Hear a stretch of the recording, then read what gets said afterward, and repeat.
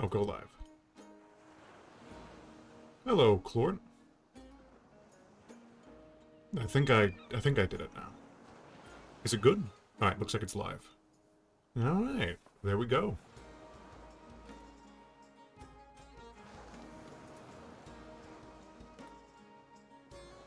Let me turn up the music on stream so I can turn it down for myself.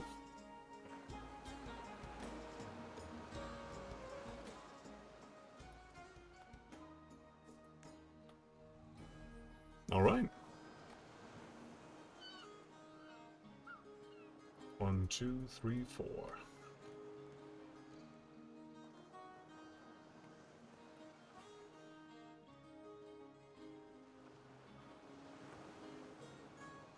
Okay, that's easy enough. Welcome in.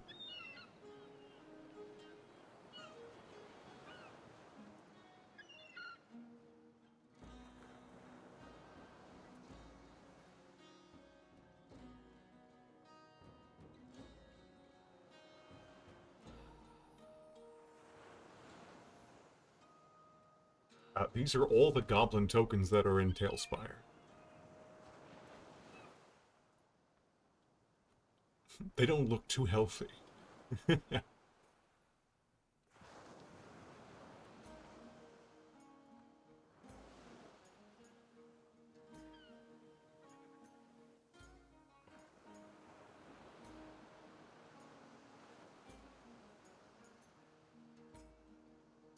Let's see.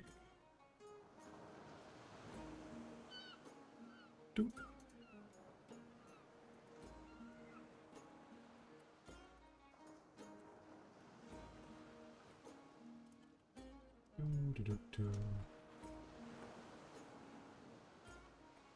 There we go. One of these days. Oh, I was just setting stuff up. I was, pinging the Discord to let everyone know we're live. One of these days I'll have a more consistent way of notifying people. So, Clort, you ready to roll stats for your character?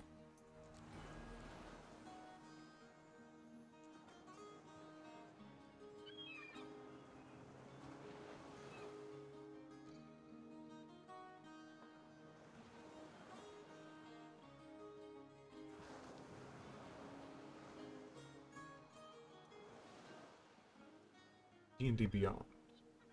Well, hold on. If you have a character sheet on D&D Beyond, then 1 second.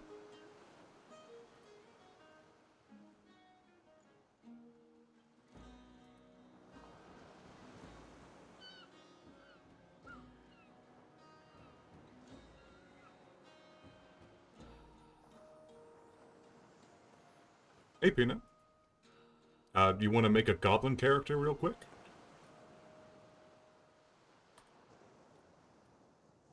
You can just type it in chat. Can I just post it here? Let's see. Yeah, I can, I think.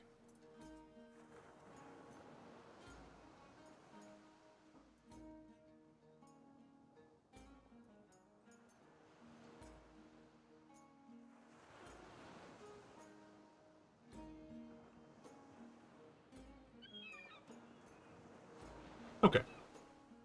Incoming Goblin. I made a D&D Beyond link to the campaign.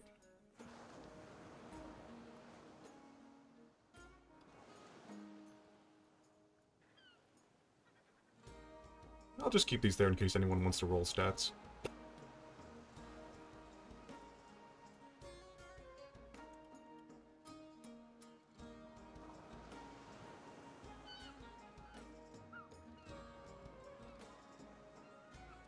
Let me know if that works, Clort. No, Peanut got it.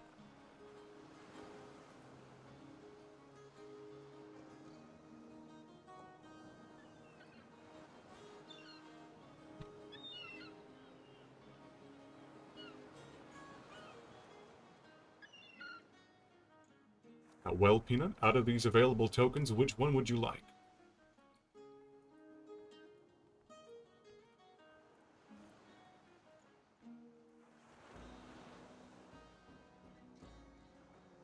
Actually, hold on. Guess I could count the mage one as well.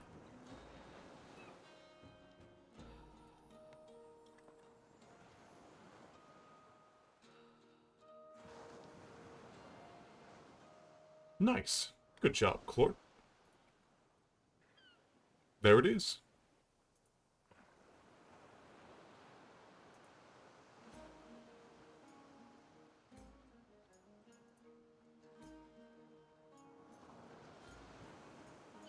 Magelin.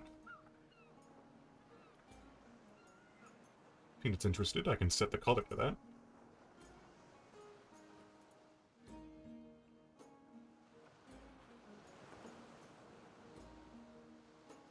A dark blue.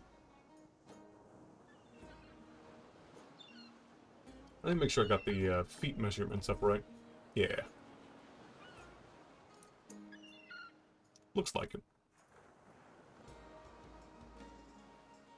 Did you do point buy, Clort?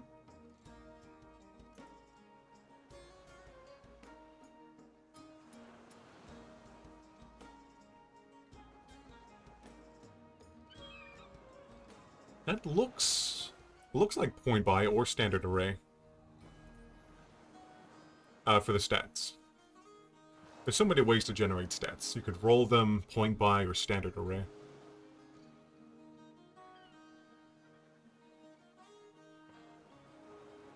Oh, okay.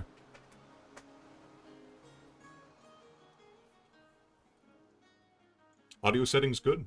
Want to make sure before I do anything else.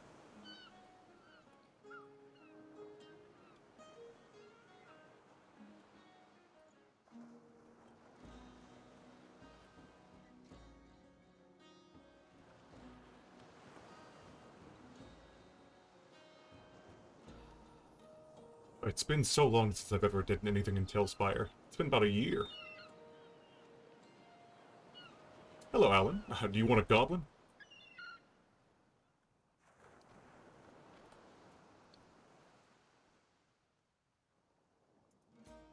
Pin message. There we go.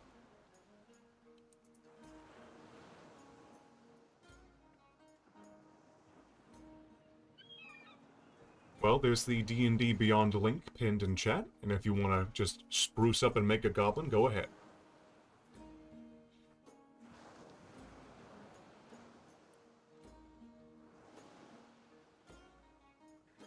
Clort, for your token, do you just want the one that has the bow?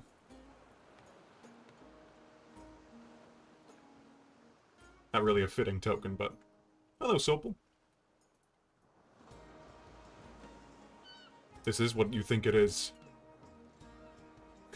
It's Tailspire. What color, Clort? Base color.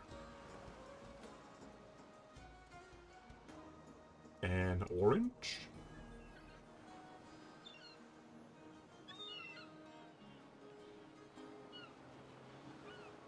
Purple? Purple. If you want to join in Sopal, I have the D&D Beyond link pinned, if you have that. Right, you can either do standard array or point buy, and it's a goblin character.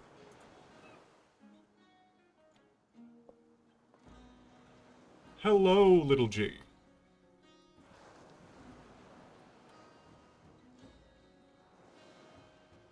You need any help?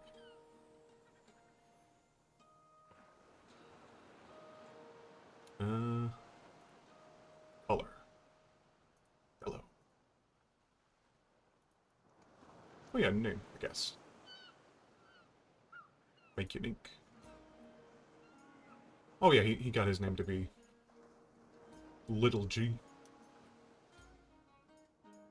Level 1. Level 1 Goblin. And you can do either Legacy Goblin or a different kind of Goblin. Doesn't matter to me.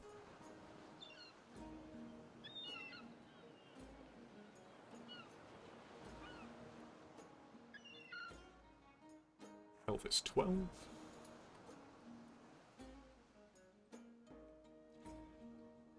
Stats. HP is 12 of 12.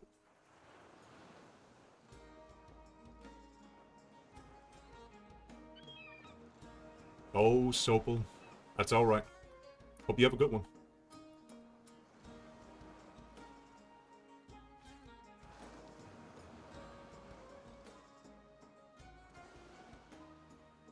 If he doesn't, I can make him a character that's unassigned on the, on D&D Beyond and just do his rolls for him. Don't worry, Sobel. If this goes well, I might do this more often. They're mostly just going to be little one-shots, if I feel like it, depending on the turnout. Also, Little G. Check it out. There he is. We'll get to that. Let's see if Peanut's made his yet.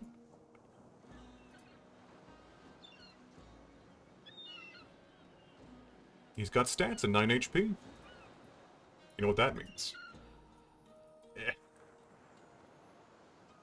I get to set his max HP.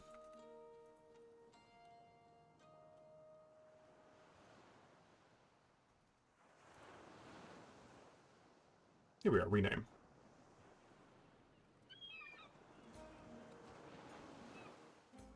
There's the rename option in GM Tools.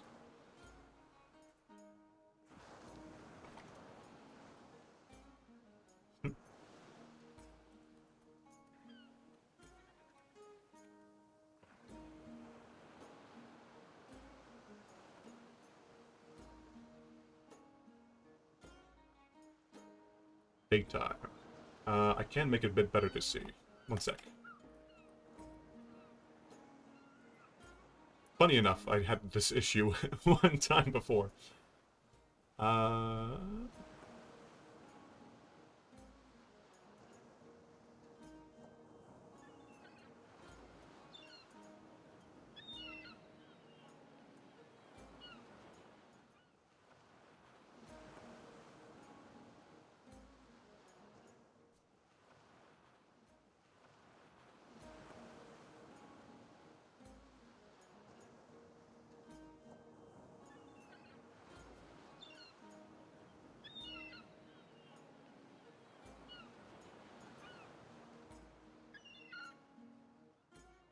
Okay, there we go. Apply to game board. Alright.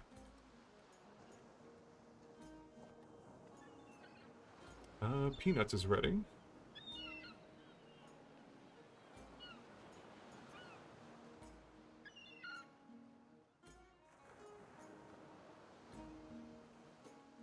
Jim, Barbarian. I'll give it to this one. GM Tools. That's Jim the Goblin. Rename it. Set. Base color. I'll do gray for owls. It's a bit too large. There we go.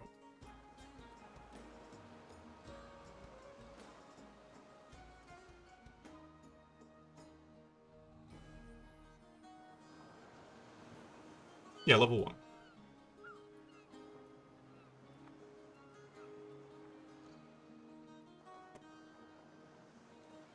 Little G was just crying help.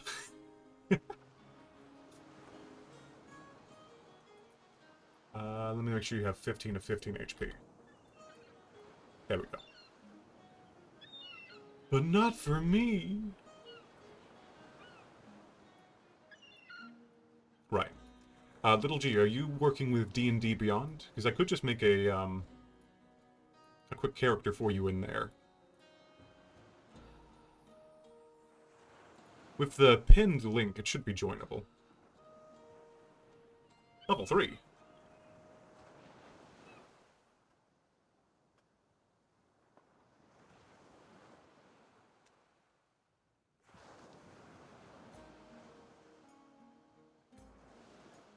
I suppose it's fine. You're a level 3 monk antagonist. Well, where's that character sheet, Little G? Oh, there's the dice. What other dice am I gonna need? Oh, I have a pinned D&D Beyond link. Everyone's got their tokens. And I suppose when we actually start, we'll be... I was level 4 and level myself down for this.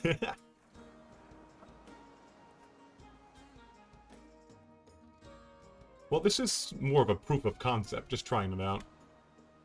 Pet Panther for this. Is there a Panther token? Let's see.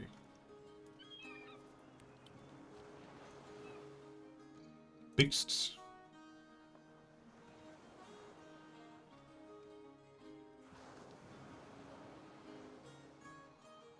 Doesn't look like there was a panther. There's a large ferret.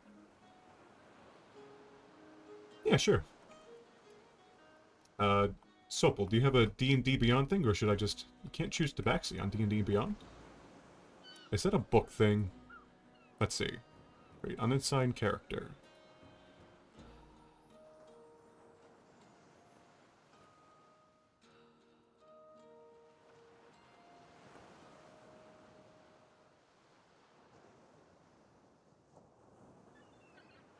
It actually should be on D&D Beyond. Tabaxi, Tabaxi. Yeah, it's right here. Volo's Guide.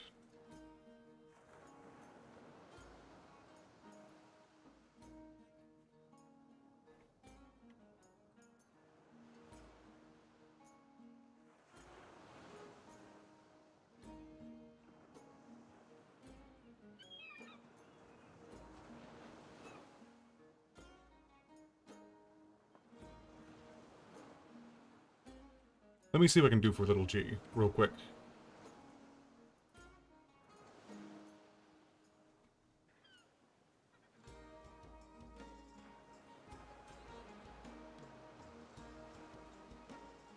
A taxi. Well, I'm making a unassigned tabaxi right now. Should be accessible. In just a moment. Are you able to join as a, unassigned character?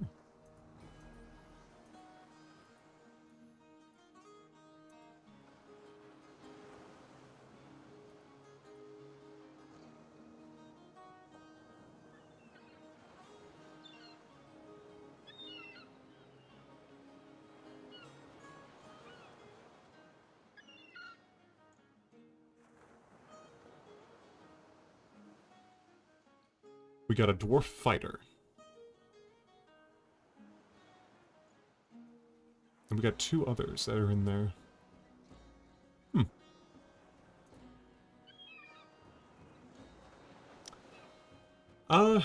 Let's just keep everyone at level 1. To not complicate things, if they're already at level 1. Plus the stuff I have right here is set up for level 1. I'm not planning on getting too fancy. Proof of concept, yo. Level 1. You hear that, little G? Yeah. Don't worry.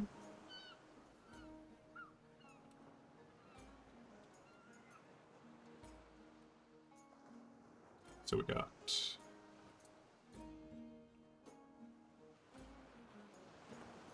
Borgin... Wix... I think I can hold... Works. Jim, Goblin Rogue. No one's picked the Goblin Rogue yet. Can't use Tabaxi.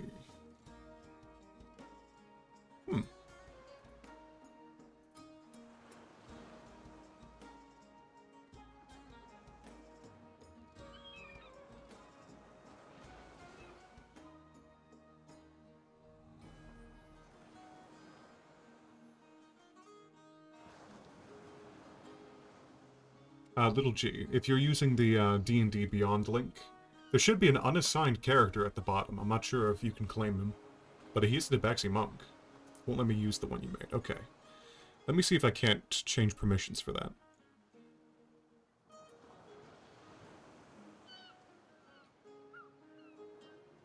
Character privacy. can view the character. Can't claim the character.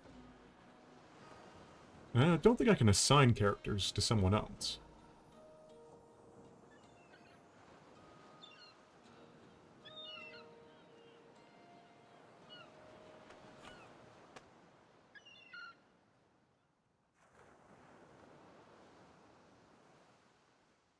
Yeah, sorry, little G. It's not like we have a... Well... Is there a better way to do this than D&D Beyond? Probably not.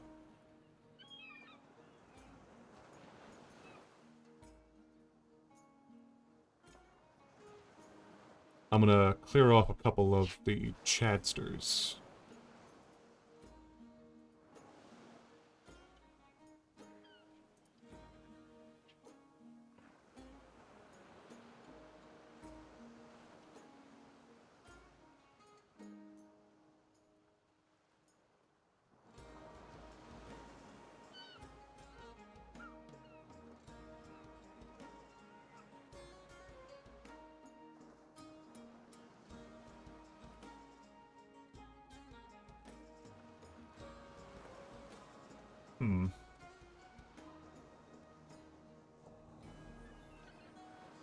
Well, in the meantime, little G, would you be alright with playing a different race? That's not a Tabaxi, but a Goblin instead? Or just make a Goblin character sheet and then just pretend it's the Tabaxi?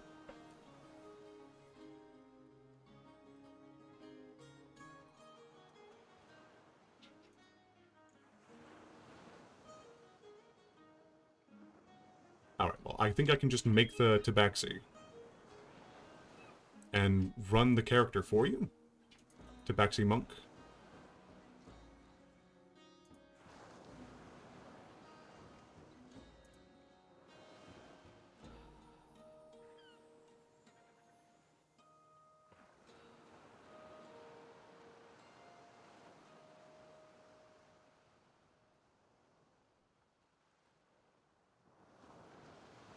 What were the ability scores?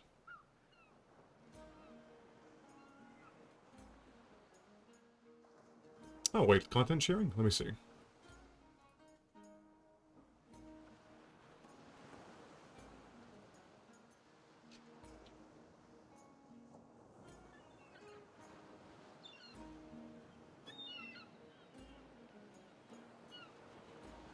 Try one more time.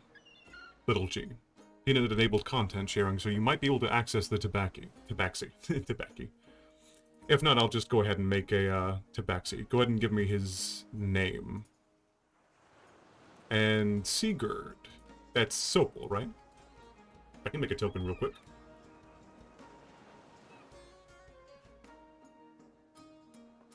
Dwarf. That looks like a dwarven fighter.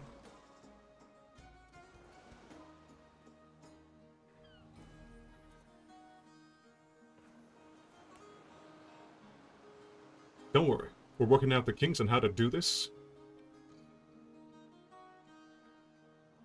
Can't even see it anymore.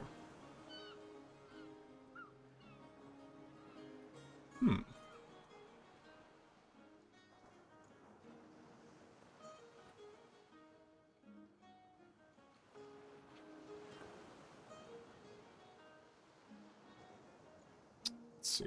GM tools. Sigurd. Rename. And color of the base.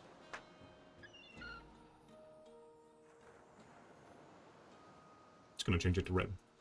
There we go. His HP was 12.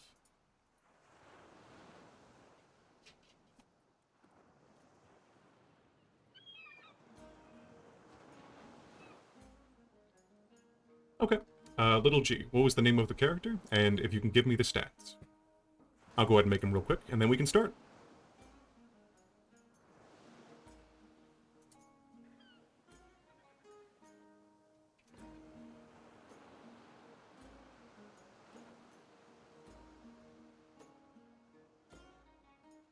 So we got Sigrid over here. Dojari, gotcha.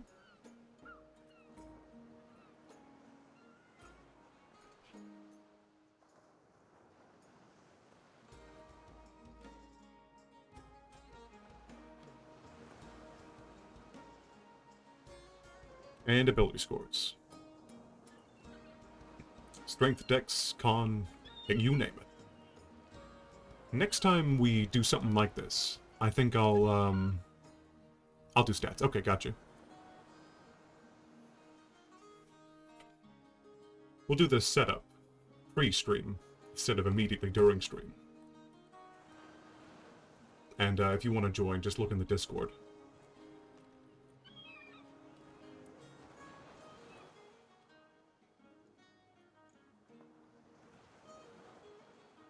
That's fine by me. 11.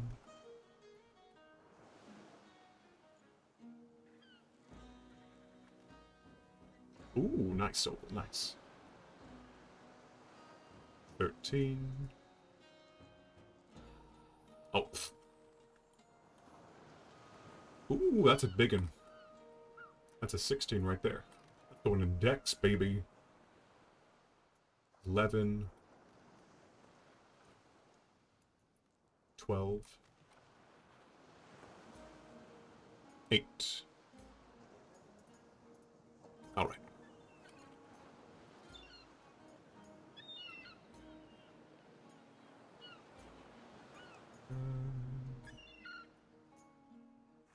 Rolled.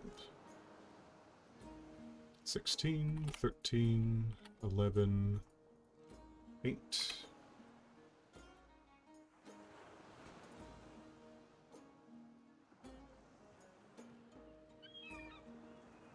A 15 and 10. All right.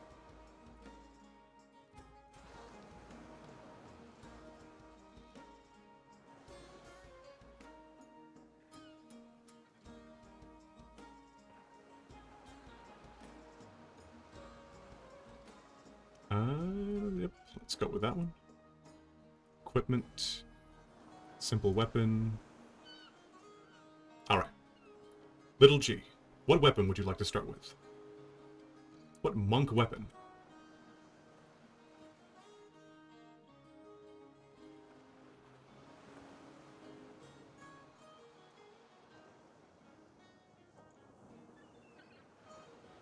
Wisdom.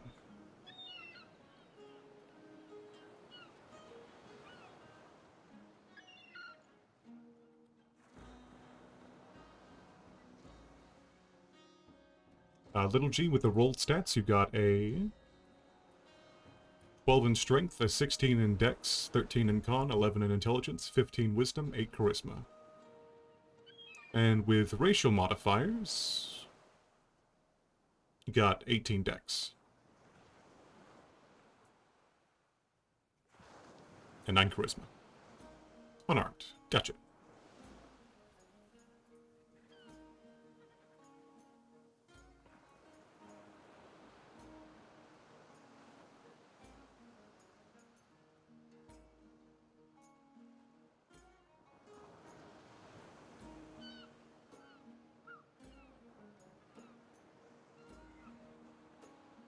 Okay, he's all set up.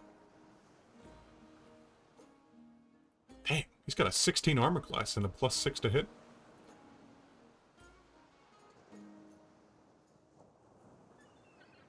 Okay, let me go ahead and grab him.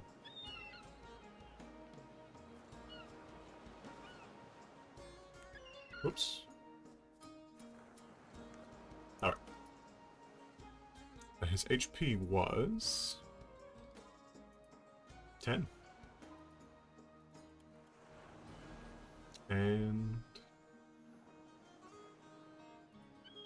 set color, rename.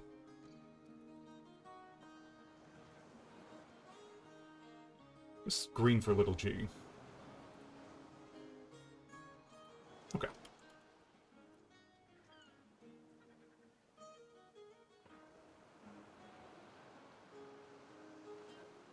(22 HP). We'll start everyone off at level 1. Unless, little G, are you really the hostile force? Because if you're on your own, you might need to be level 3. Well, 12 HP. Yeah, Chlor's at 12. Everyone else is at level 1. Well, don't worry. This is more like a testing the waters, um, first go-around of D&D. Be kind to me. This is the first time I'm streaming it. Well, one's not so bad. You got 16 AC, little G.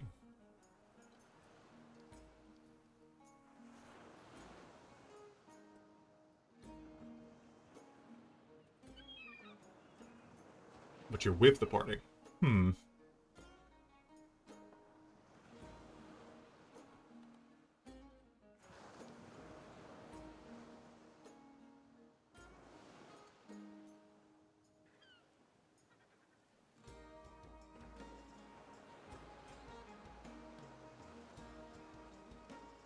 Okay.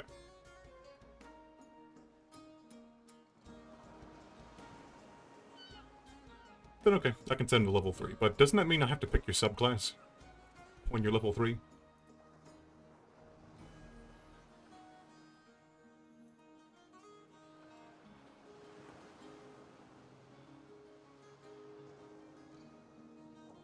We have Shadow, Mercy, Dragon, Self, Drunken Master, Elements, Kensei, Long Death, Open Hand, Sun Soul.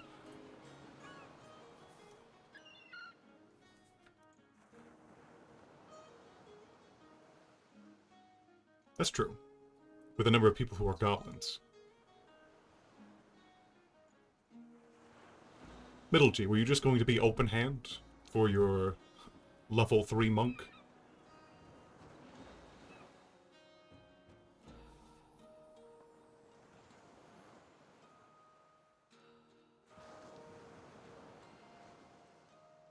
Let's see.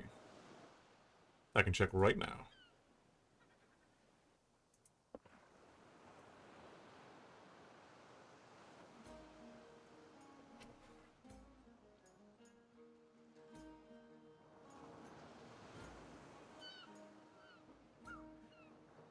Yeah, you're all good. Sopel, Sigurd is ready. Yes, open hand. Got it. Oh, that's fine. We can still squeeze you in, Sopel. The ancestors are gonna cast you out. We'll think of a reason to tie you in. Alright. Let's see. Edit. Open hand. Slap that in.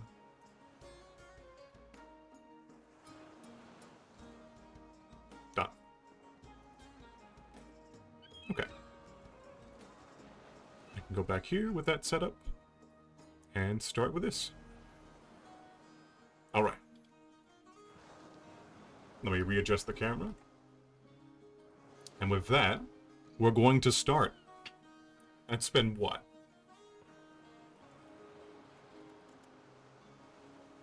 30 minutes? That's fine. So, in the beginning of the goblin race, your hands are your chosen weapon. Got it.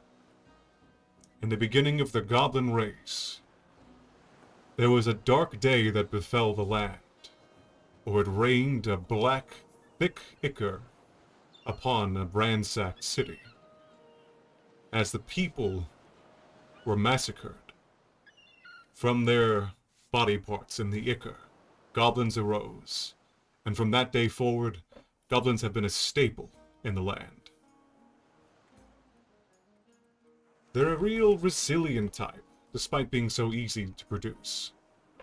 They go many different ways in many different places, setting up camps and raiding parties.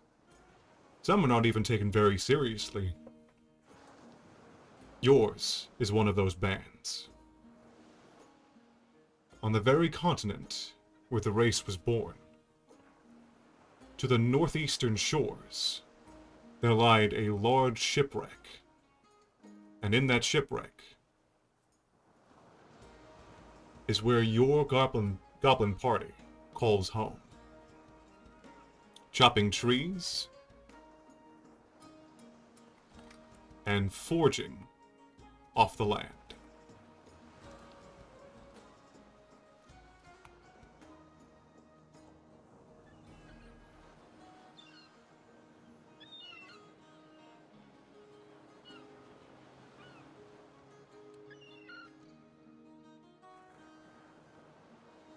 Works. You are a powerful goblin mage. You have learned the secrets of magic that many goblins have not. Jim, you were made from a woodcutter's torso, so you're sturdier than most goblins.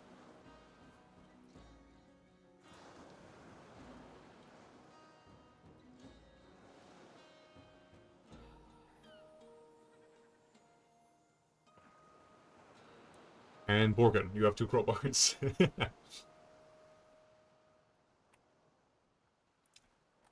To the north of your encampment, there lies a decrepit, unused shack that is currently being inhabited by a single tabaxi.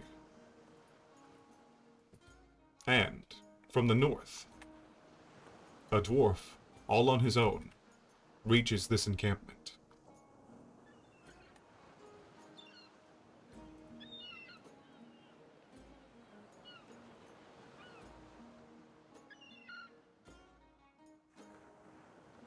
Now, the 3 of you, one of your goblin buddies, gets to the very top of the encampment. These wooden walls are things you forged with your very own hands. He climbs to the top and says, "Alright, listen up. I'm the captain for today.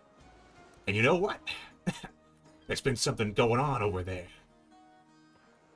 And sure enough, in your very encampment, beavers are laying waste to walls you just set up yesterday. What do the 3 of you do?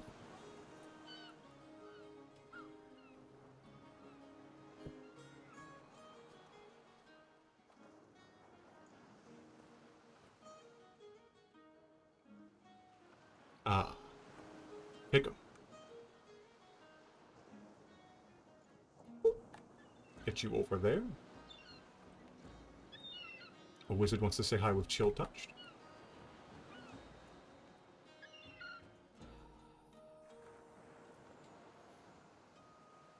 Borgen, you have a connection with many animals. You've taken care of some wounded beavers before, but these ones seem much more erratic.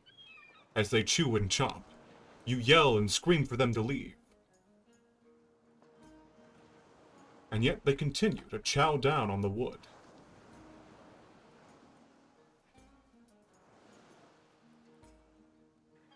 If they are left alone like this, sure enough, all of your wooden barricades are nothing but chew toys to them.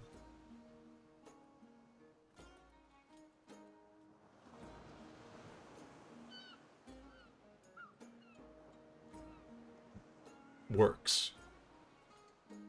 Do you attempt to eat one of them?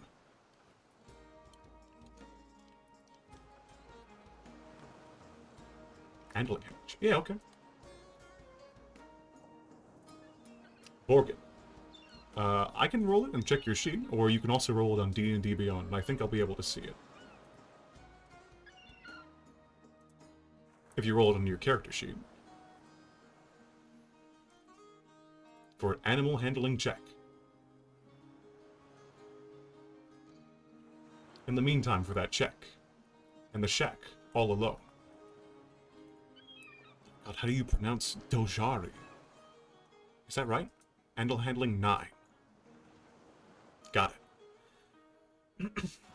Dojari. You've been resting here in this cottage. Oh god, the camera. You've been resting here in this cottage for goodness knows how long. And you feel today is the day as you emerge. We'll get back to you. With an animal handling check of 9.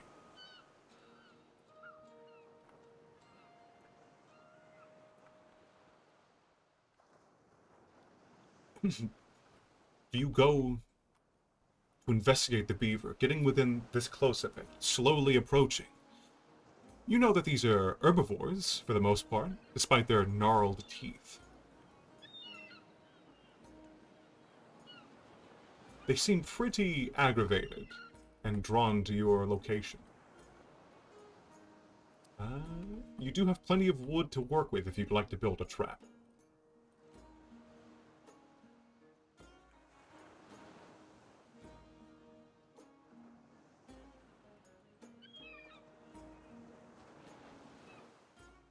Let me see if I can grab a chip. Underway. Is there traps? Wrangle him like a gator. Alright. Orchid, give me an athletics check to try and wrangle this really fat beaver. Oh, with a roll of 9 for the animal handling?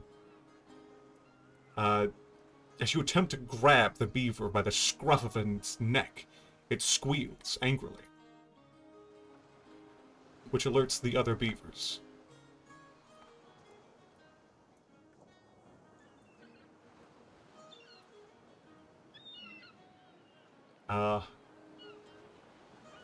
Let's enter turn-based combat mode. Wait, hold on, let me clear this. Okay.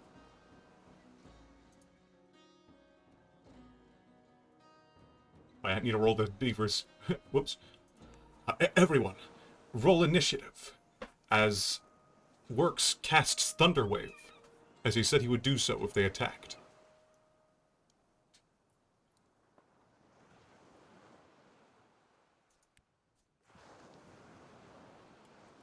Get out of here. How do I... Okay, apply turn order. And I can go to this, and then roll a d20. Got a 5. 9. 15. 19.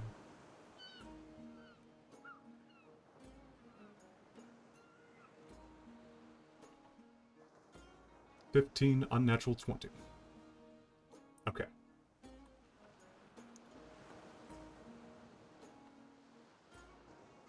Let's get you closer. In just a second, after I get these beavers on the turn order.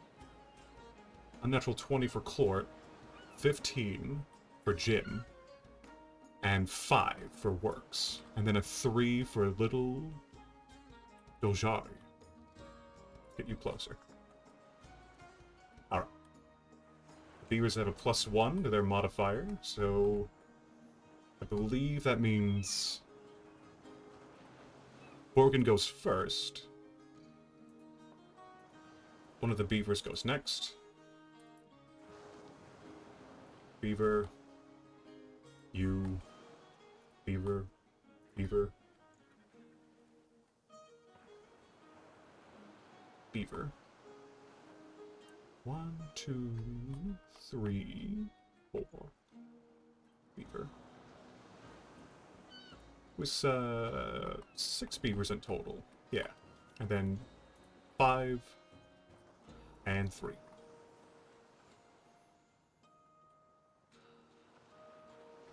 Alright.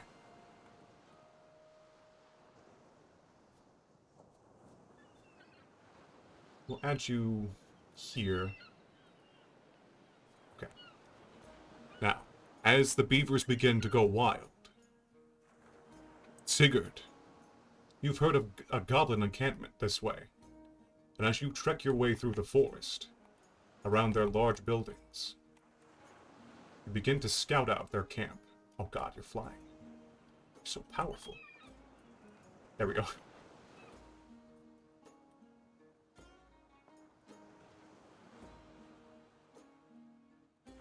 As you readied it, go ahead and roll the Thunderwave damage Works.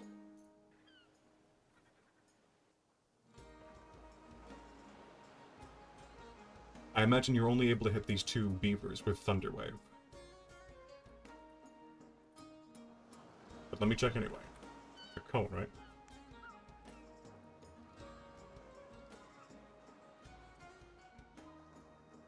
DC 13? Not yet, Clord. Peanut ready to Thunderwave, so I'm having him do that first. So here's the Thunderwave. And they need to roll Dex saves. Or is it con saves? I'm pretty sure it's con saves. Alright, let me get that d20 again.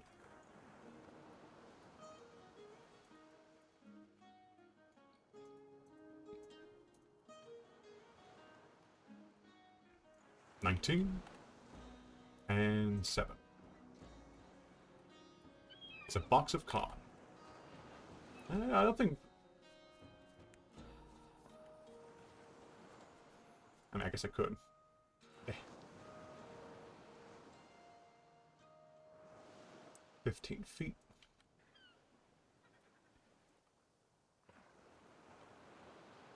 Yeah, Thunderwave. Okay. Well, that's 1 pass and 1 fail. The damage was 13, rounded down. That's 6. Not knocked back. Takes 6. And this one is knocked back.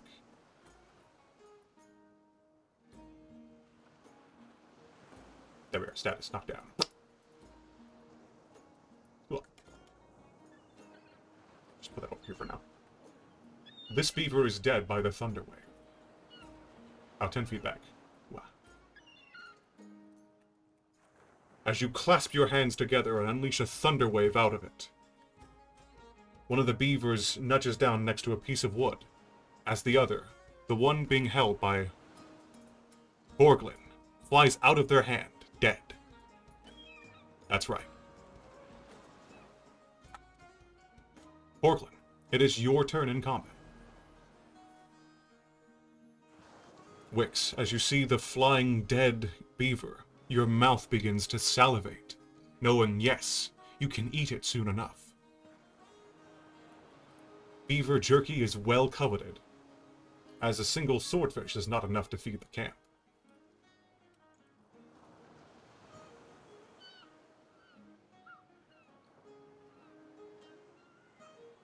It is now your turn, Borglin. Your decision is now. The beaver in front of you does not look like he's very healthy. Are you striking this one? With your short sword? Rotato.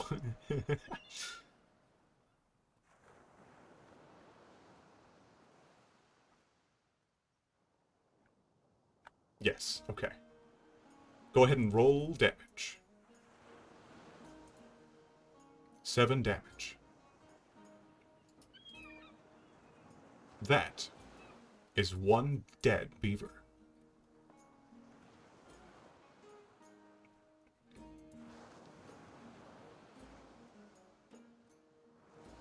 Is there anything else you'd like to do, Borglin? As you sink your short sword in the back of the beaver, it lets out a sickening crunch. I love saying sickening crunch.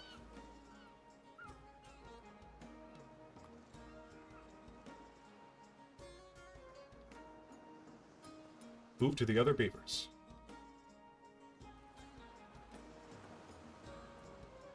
.5 feet of movement. Want to be in this general area?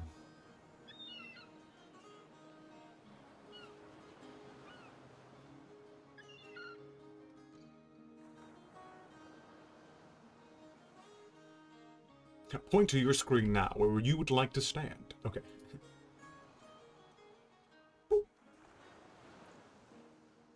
Alright.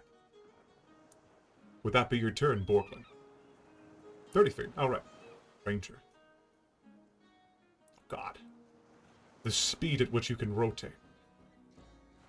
Now, did you want to move any further with 10 feet?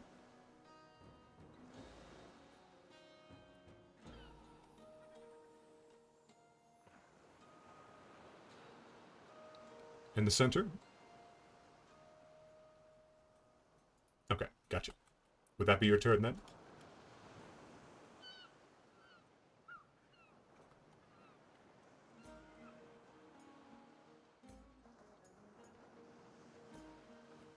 All right. Oh, God. Here we go. Oops. There we go.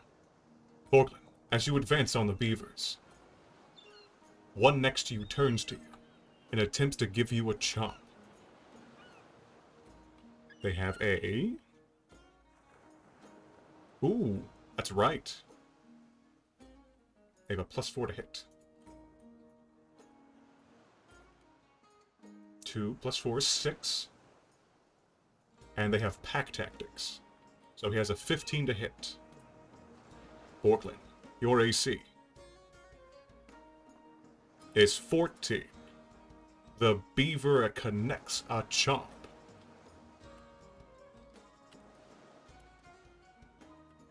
Alright, there we go. 2. With that chomp, you take 4 damage.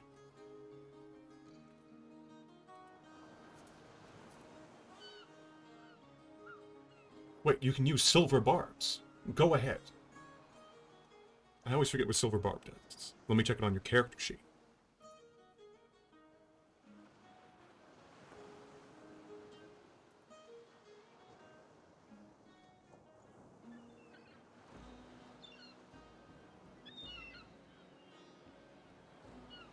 Silvery barbs. You magically distract a creature, and must re-roll the d20 and keep the lower roll.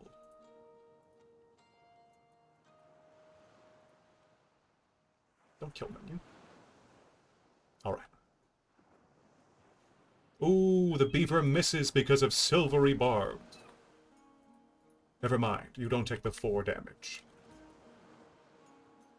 The beaver becomes distracted and misses his chomp.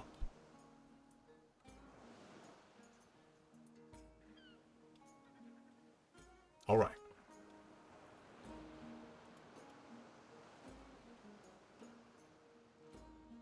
Another beaver's turn. What's their movement again? Their movement is 30 feet.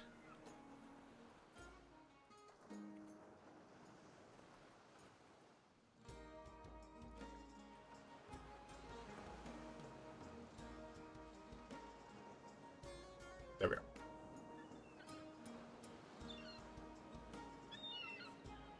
Give me the beaver. Yes. Works. The beaver's going to try and chomp you, now that he's arrived to your location. He had a 6 to hit. Ignore that natural 20. That was me putting it back down. I don't think a 6 hits you. So that's Beaver's turn. Jim, it is your turn.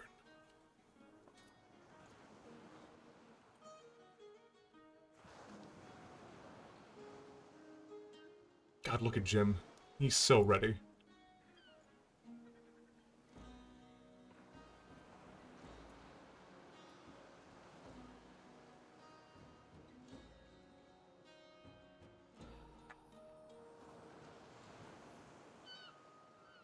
Jim, don't forget you have the power. Alright. Let me check D&D Beyond for that. Oh, goofy Jim. That wacko. 18 to hit. Oh my god. Well, that's a hit. Roll damage.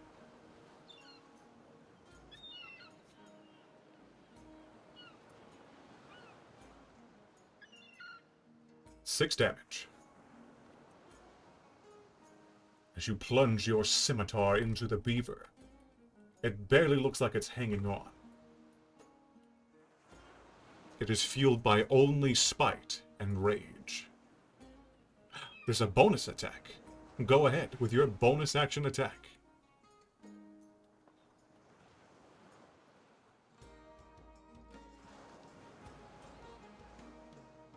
With an 8 to hit, your attack misses.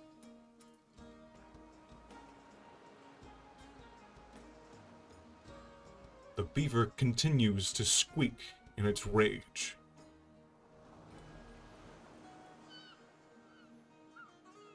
It rotates in protest. All right. Watch out. There's a beaver behind you, and he's going to try and bite you. Borgin, there's a beaver in all of us. And with pack tactics, that's a 22 to hit. Looks like he's going to chomp you. For 5 schmeckles. -5, not set you to 5. Does -5 work in Tables? Yeah, it works in Tailspire. Nice! Silvery barbs won't help you now, as the beaver chomps right into your ankle. The next beaver.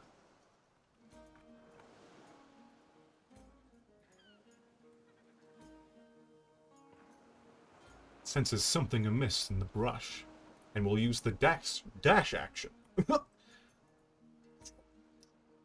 to take cover.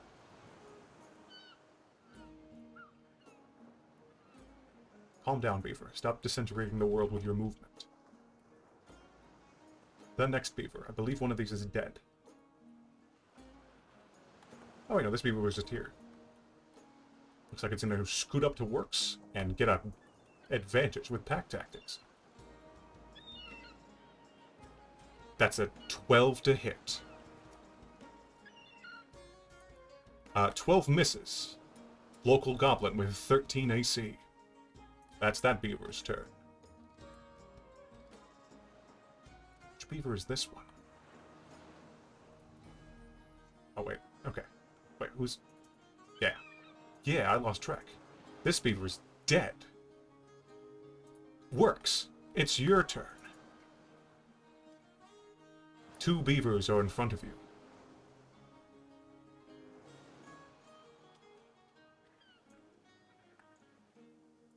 One of which has a hole inside of it.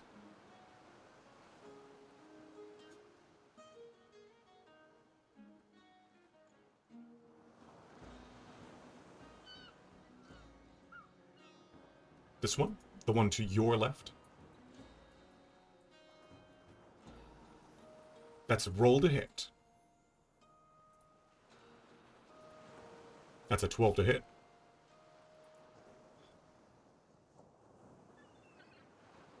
"12 meets. Go ahead and roll damage."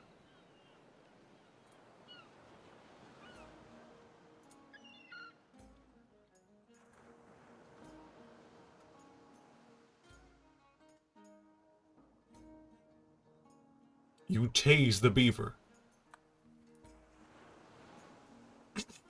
As you shock the beaver in your hands. A charred black fur surrounds it. It still breathes, but barely. Oh, Fury of the Small for a +2 damage? I'm pretty sure that, yeah, only creatures bigger. Is that right? That sounds right.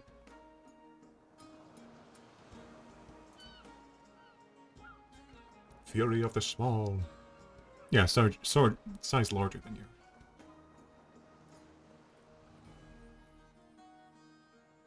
you. The beaver might be smaller than you. Bonus action, disengage. Where are you moving? With your 30 feet of movement? 30 feet away. Let me measure 30 feet real quick.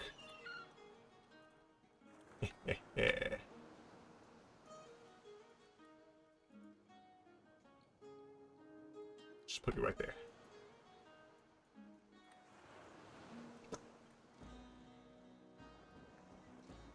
Dojari! As you walk down the road, you see that the goblins are being attacked by beavers.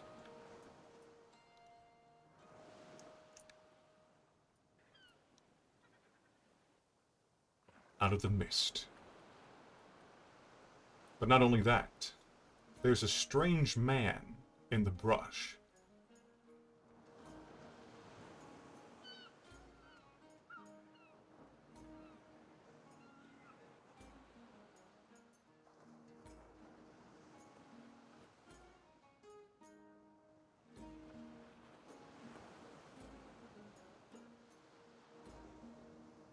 The man in the brush is an old man with a sack and shovel in his hand.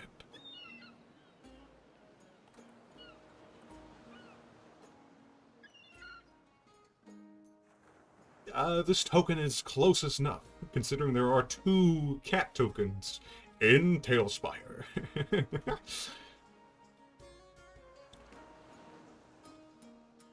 Dojari, what do you do?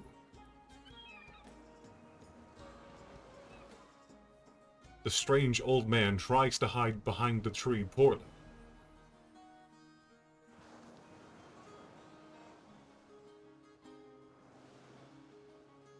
The fact that there is a cat token, yeah. They have some weird tokens here in Tailspire. Not to mention, I can actually import, custom-made tokens from Hero Forge. But it costs money every time. Tailspire is an interesting system to use with D&D. Although it does work a lot better when people are in the game rather than on a stream, I'd imagine. Still, I'm having fun at least. You give him your money. As you get up to the old man. You're giving me this? Your money? You know I'm a looter, right? He opens up his sack, and in it is a bunch of baubles and jewels. Well, go ahead. Put the money in there. Yeah. I wouldn't mind that, Court. It would be a lot easier, honestly. Yeah.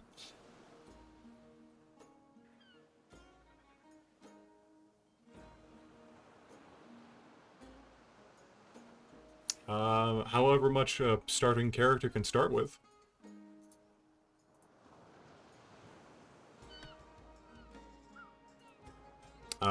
Dojari puts 15 gold pieces into the man's rucksack.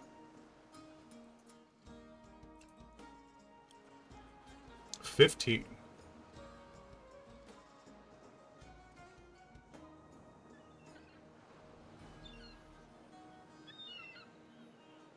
Well, I'm out of here.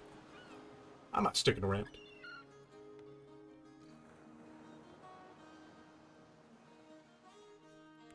I believe that was about 25 feet of movement to get up to that old man and give him your money. What else do you do, Dojari?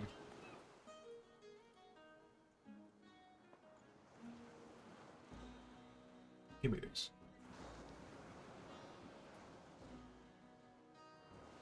I don't have so many D20s. Let me do a little bit of cleanup.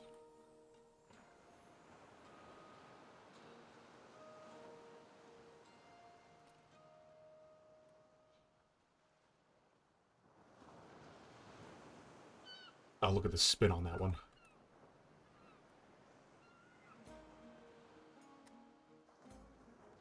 Yeah, I'm just gonna leave that right there.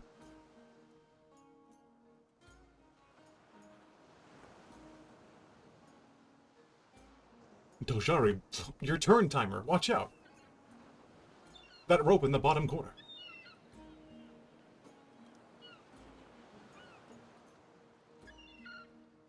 If you do good, good will come to you. Huh? Do good.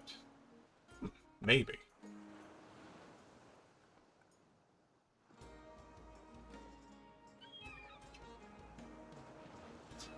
Out of here. Got my rucksack full of money. Alright.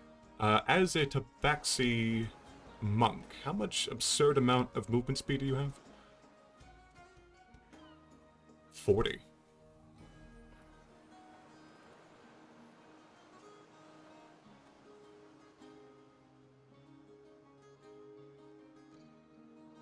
Alright.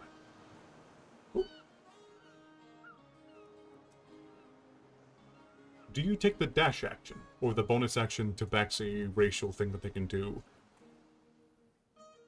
Step of the Wind? Oh yeah, you're gonna do Step of the Wind. What's the other thing that they have? Feline Agility. Double your speed until the end of the turn. Ooh. Okay. Feline Agility used. With a double movement speed, you move another 40 feet.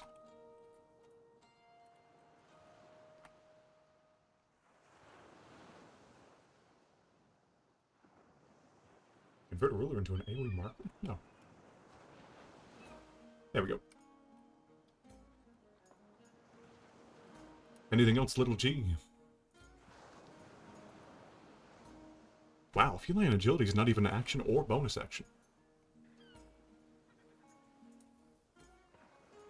Dojari.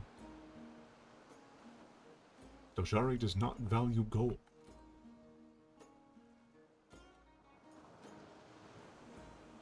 And the beavers are about to catch them hands.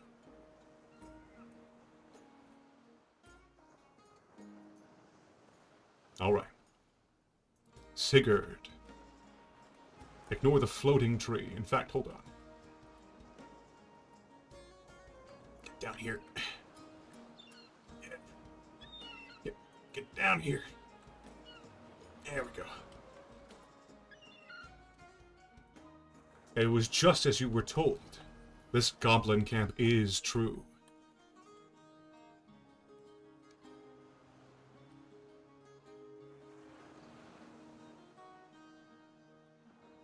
You've never actually seen goblins before, since they are a relatively new race to the land.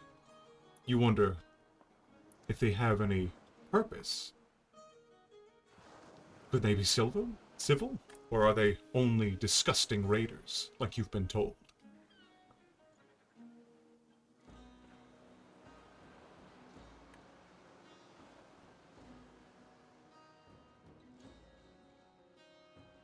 Spin.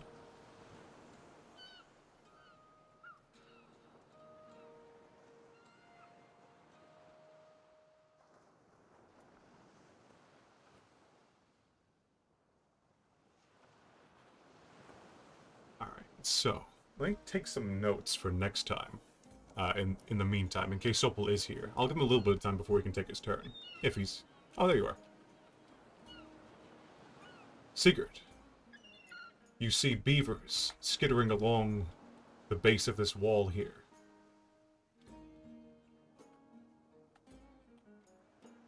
You notice a Tabaxi monk rush from the brush towards them.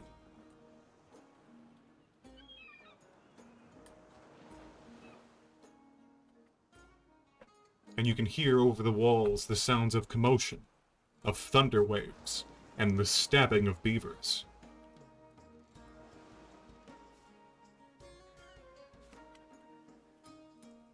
This music, hold on. I'm gonna switch the music.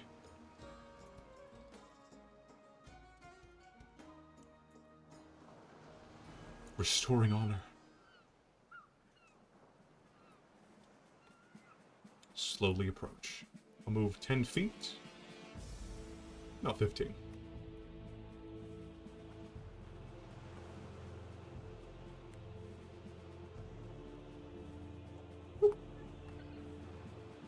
You're about 60 feet away from a beaver.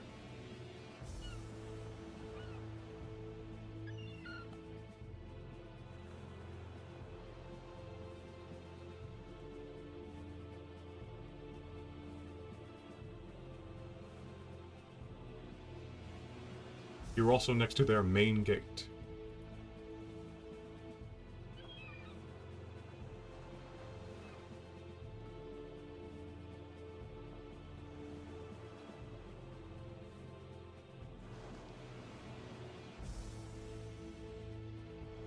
Do you do anything else, Sopel, with your crossbow drawn?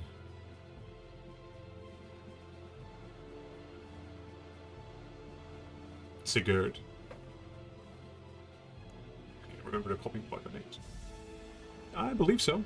Let me check the distance for the crossbow.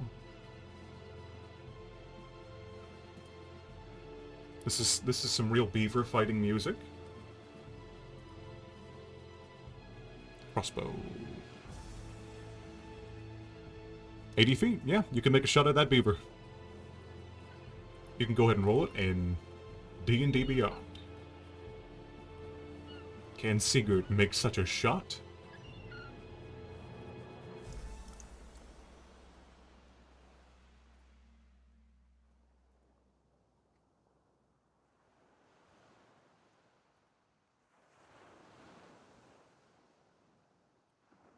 What a viewable watching experience. I do not regret anything.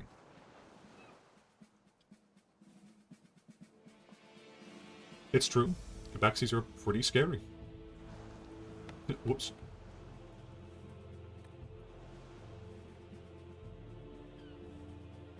Oh yeah, there's a beaver right here. I completely forgot about this one. Ooh, the roll was a 6. Your arrow lands in a nearby piece of wood as the beaver turns its way to you.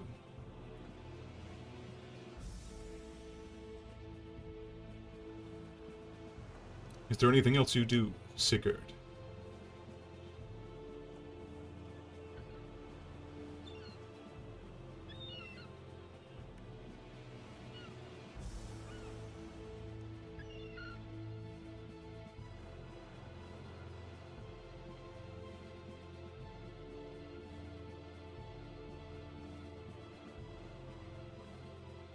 Changing to greatsword. Yeah, I'll go ahead and consider that your item interaction for the round. You now hold your greatsword instead of your crossbow.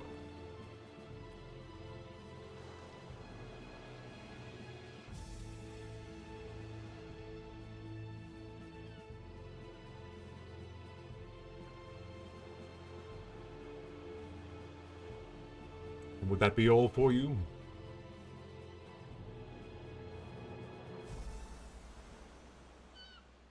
Beaver rotate.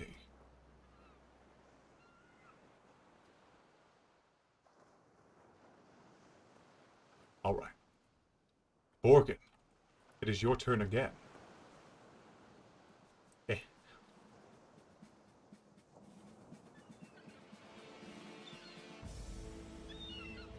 One round of combat. How long did that take? Alright, I'm mentally taking notes of what I want to do next time. Alive beavers. Alive beaver check. This one. This one. These two. And this one by this tree. Of the alive beavers, these two look rather weak.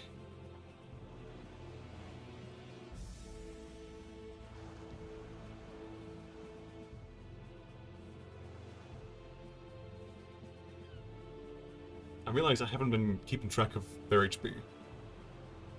Short sword. Let's see that roll. An 8. Fortunately, that does not hit the beaver.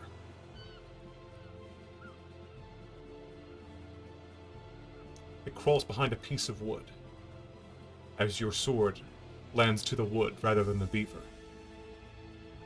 Dual wielding. Go ahead. Make another attack with your bonus action.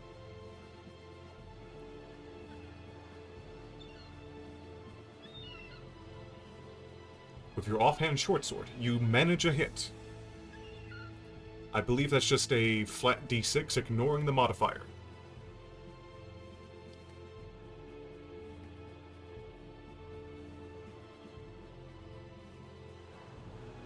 You may go ahead and roll your damage.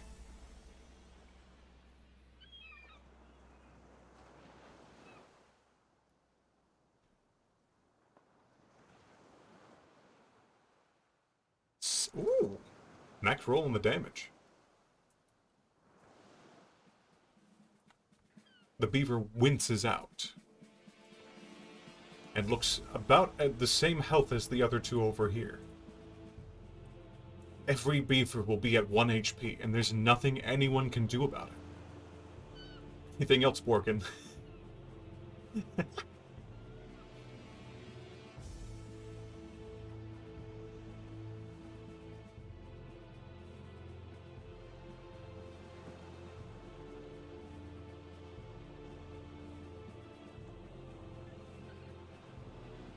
You can run, yes. I would say the beavers are... this one being reduced to 1 HP, and this one being distracted by the arrow. You can do so without needing to disengage. They won't opportunity you. They won't have Sentinel. They won't crit you.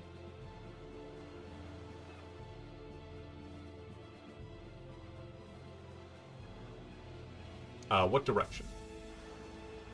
Towards camp? Out of camp?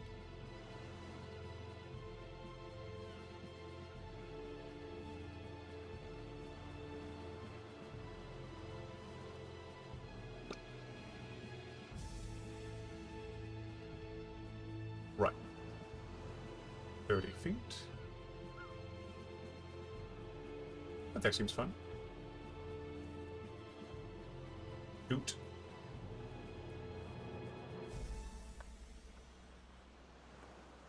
All right. Beaver number 1 will scoot up to Barb Man and try to take a chomp.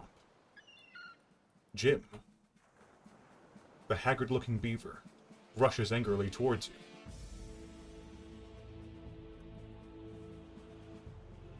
And got a 20 to hit.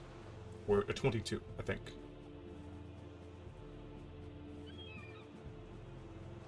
The beaver chomps Jim for 5 damage.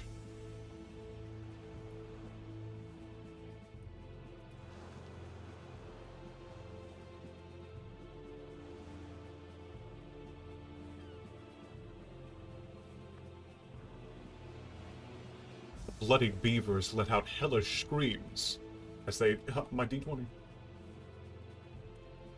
lay into Jim and his ankles. Ooh, that's a 6.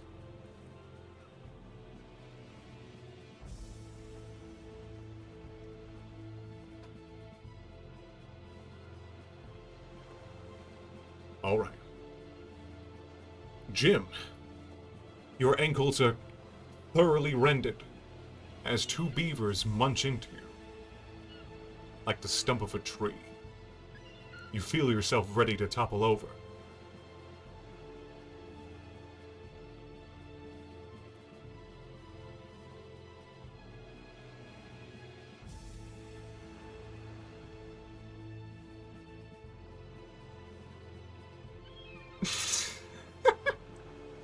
The very real result where level 1 goblins just get eaten by beavers.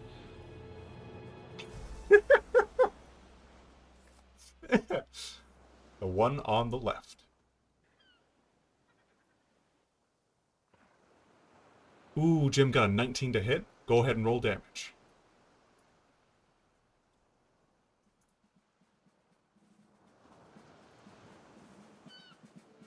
These beavers were on a mission from God to kill these goblins.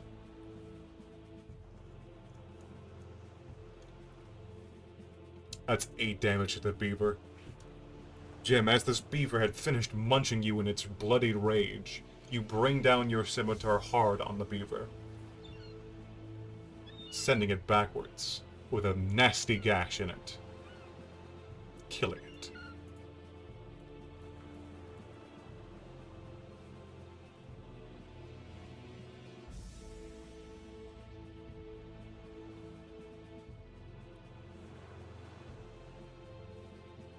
What else do you do, Jim?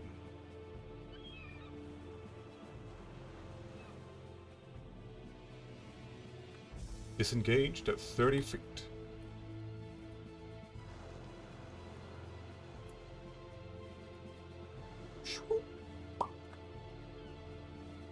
Beaver City.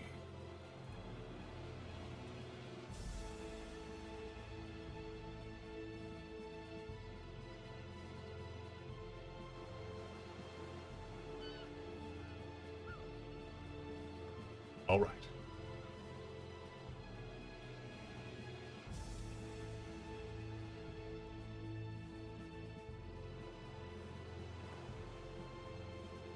Sigurd, the beaver whose attention you caught with your missed shot, rushes angrily your direction in a full sprint, using its main action to dash, crawling on all fours your direction. It arrives to you, practically hissing.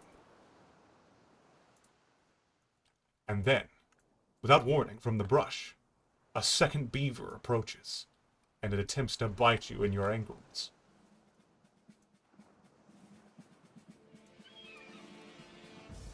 11 plus 4? Wait.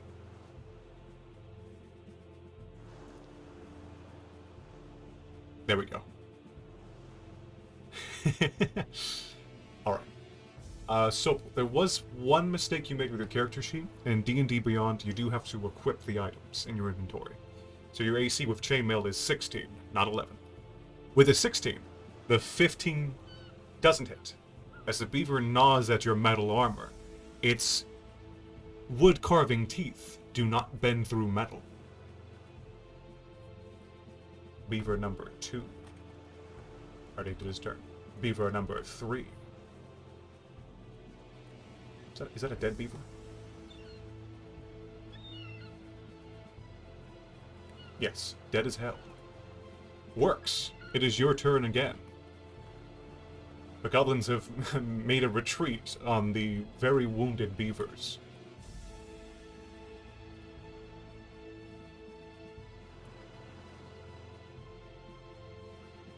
They're bloodied and charred, but they gnash their teeth in anger.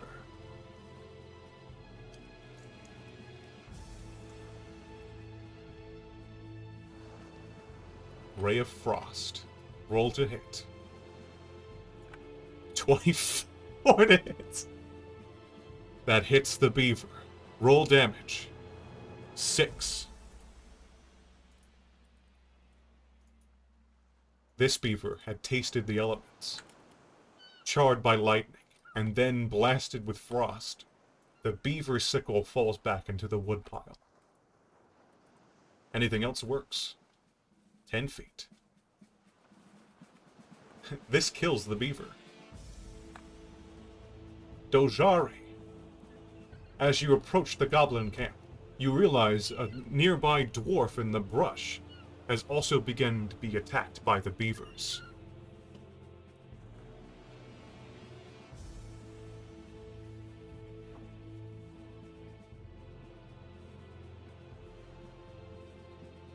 Over the wall of the encampment, you hear the cries of beavers begin to die out. On the outside wall, you see 2 very angry. You watch?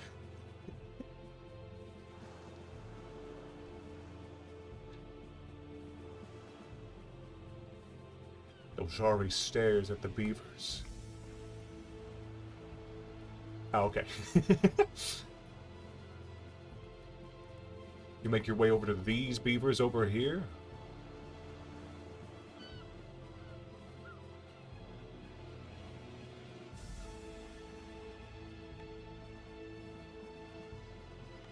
How much movement is that? That looks like 40, right? Yeah, about 40.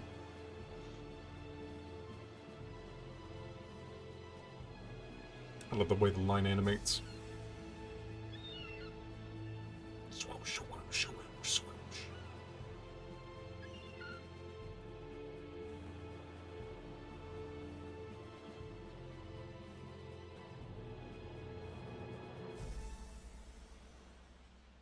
Roll intimidation on the beavers. You got it.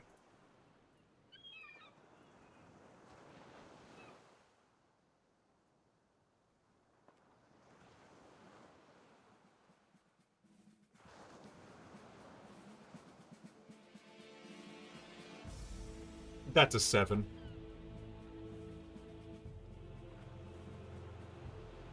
Dojari, as you arrive at the beavers, you begin to point at them and tell them how small and stupid they are. They understood English. They might have their feelings hurt.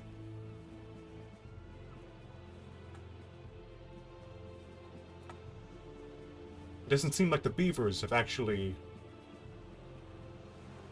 begun to fear you, but you do have their attention.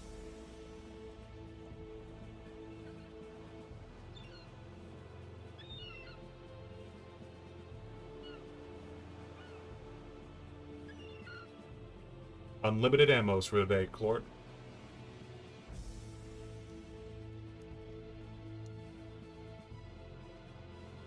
All arrows are free.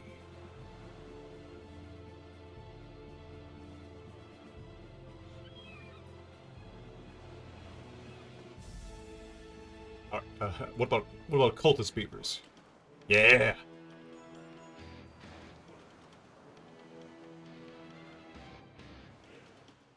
Evil beavers.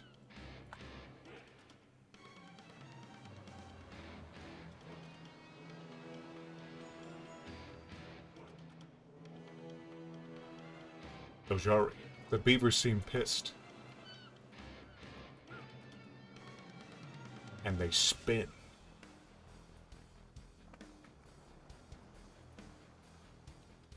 I'm not sure if your turn was over yet. But I will mess with this cool gate in the meantime.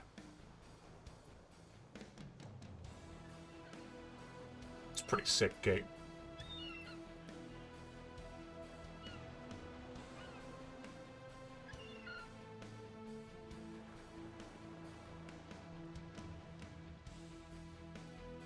Alright.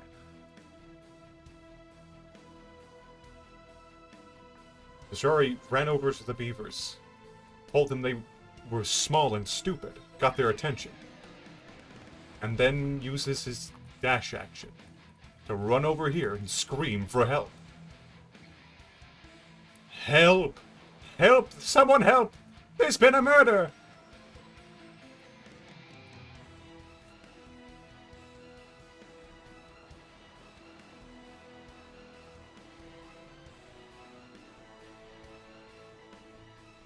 This is some very intense beaver music. No wonder Dojari's scared. Sigurd. The beavers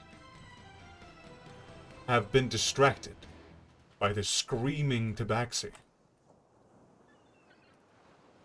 They're so distracted, in fact, if you were to attack them, you would do so with advantage.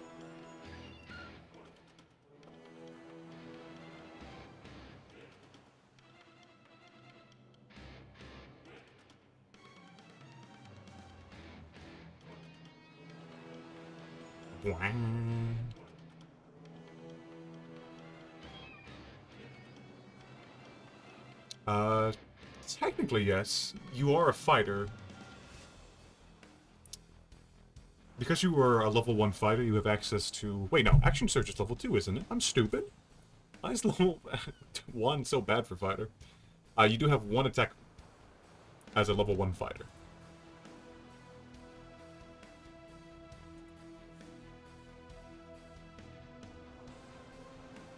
Ah, okay. It's Action Surge at level 2, but Second Wind you have at level 1. Right. I believe he has a two-handed weapon, so no dual wielder.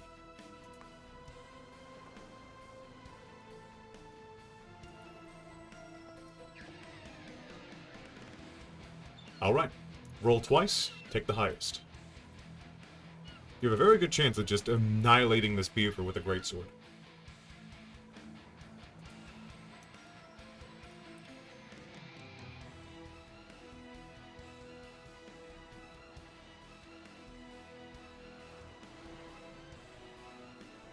Oh wait, you're rolling damage twice. You need to roll the, to hit. The one that's the, +6. You roll that one twice and then keep the highest. I will treat the damage as a... well, if you landed. That's a 21 to hit. Alright, that hits. In one singular blow, the beaver is sliced completely in half.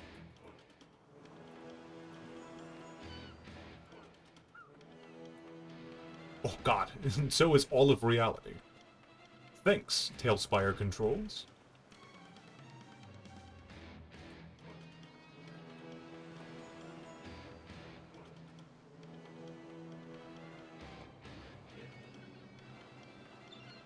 The sliced up beaver is dead at your feet.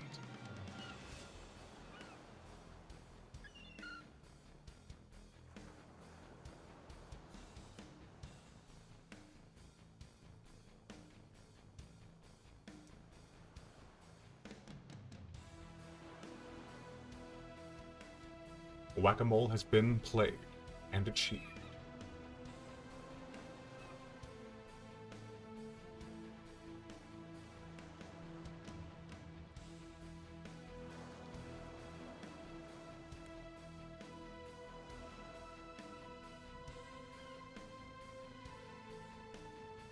Alright.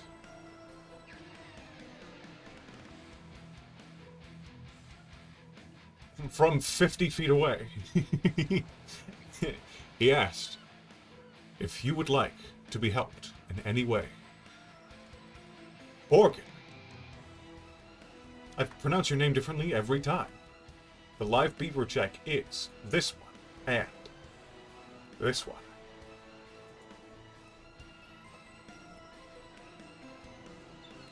Some really intense music.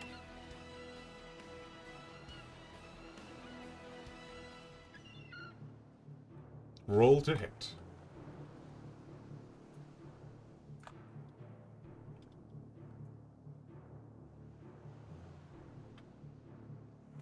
A 7 does not hit the beaver.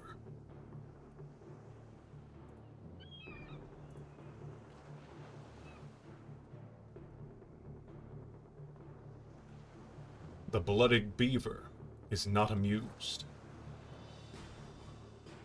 You can see its intent to go in for the kill.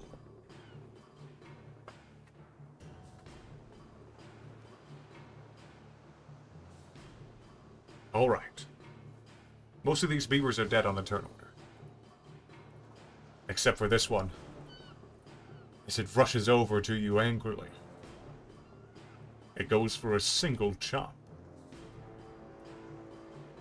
And with a 17, plus 4, it lands. Never mind. What else do you do on your turn before this beaver can bite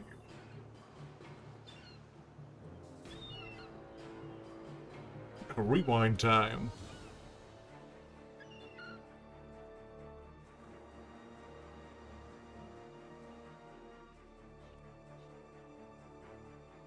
Run.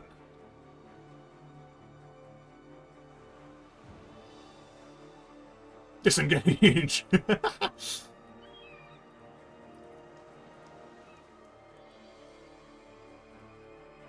There we go.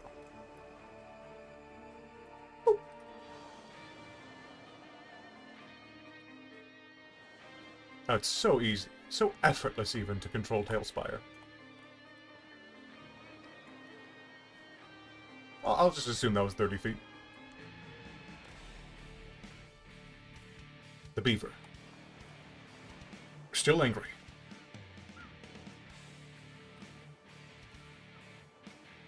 Has enough movement to rush over to Jim over here. And will attempt to make a chop. I'll just do another roll. With a 5. Resurrected to death? The beaver has a fever. The beaver misses its attack. Jim, it's your turn. The beaver had rushed over to you, but bit nothing, as blood got in its eyes. Why is I only got 4 HP.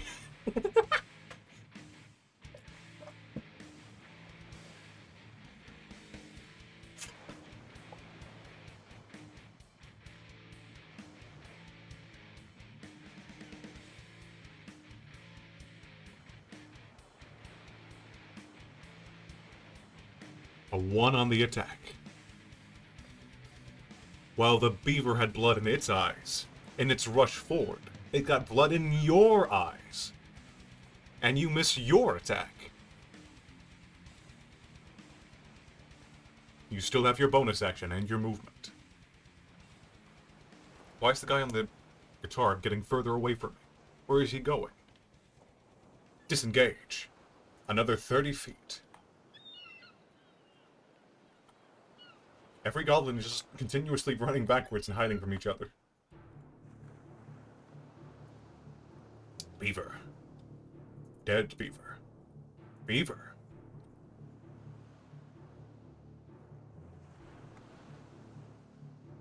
Sigurd, the beaver next to you, is still angry at the tabaxi that insulted it, and blind rage fills it as it tries to rush over, as it is running away from you.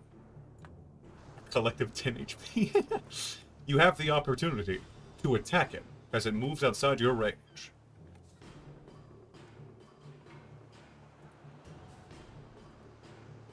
Sigurd, you may roll to attack the beaver as it runs.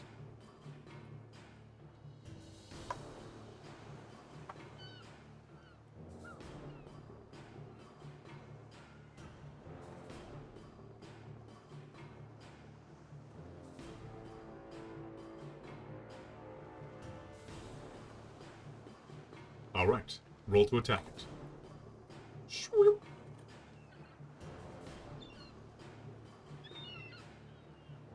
It's true.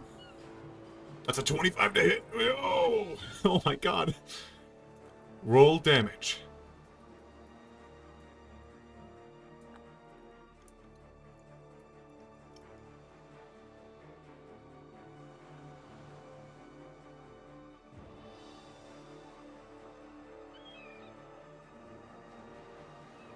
That's exactly its HP.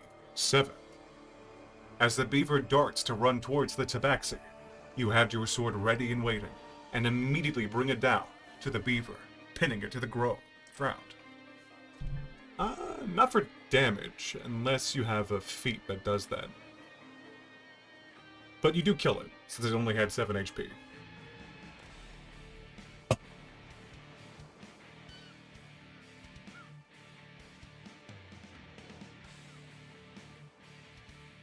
Dead. Oh, you have great weapon fighting. Oh, right, your fighting style. There it is. Yeah, you can re-roll that. Let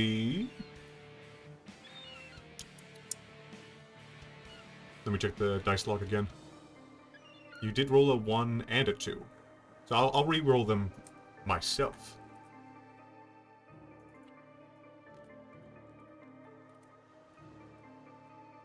Instead of 7 damage, you dealt 13 damage to the beaver.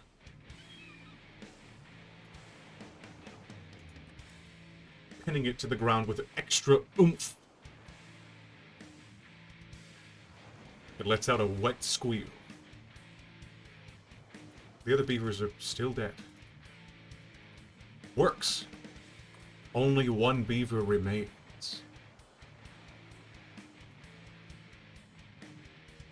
This single beaver has made both.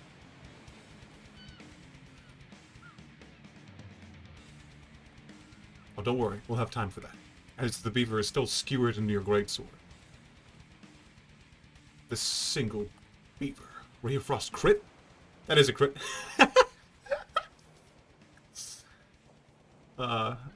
For 6 damage. This single beaver that made both of your goblin compatriots flee is blasted with an immense ray of frost that freezes it to the ground. That is combat, as all the beavers have been killed.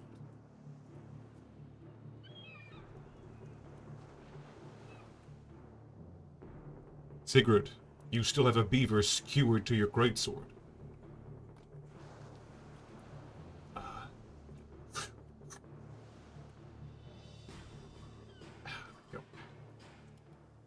Orkin immediately rushes to a nearby bed and begins napping.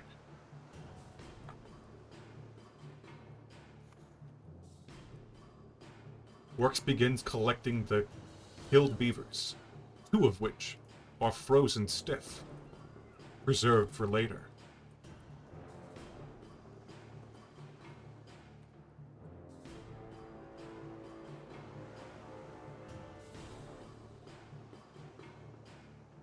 Alright, hold on.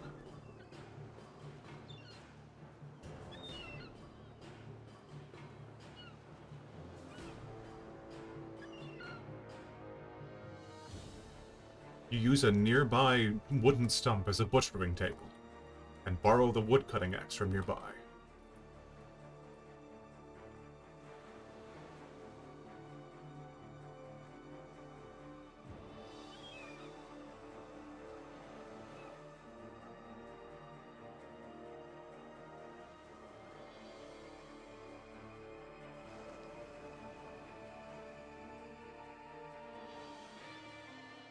Okay. Everyone can take a short rest as an hour passes.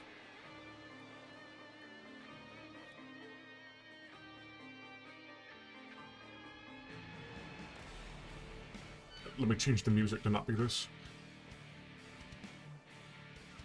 Celebration.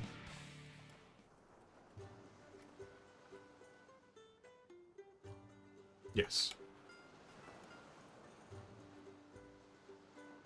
Sigurd, what do you do for this hour? No, you're not just standing there. You have a skewered beaver, and what you do next is up to you for this hour.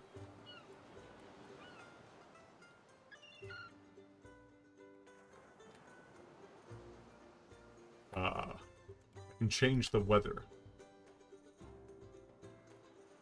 to reflect that an hour passes. There we go.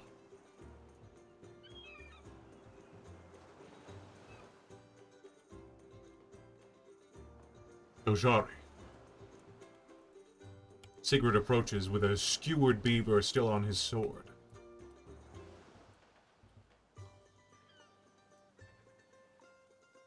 Dojari, I will roll you a perception check.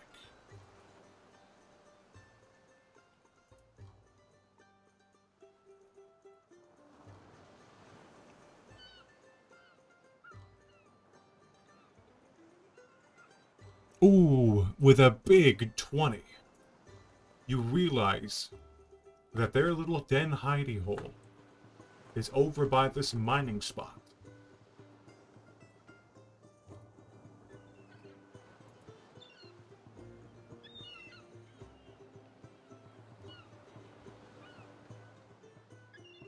As you notice, the dwarf comes up to you.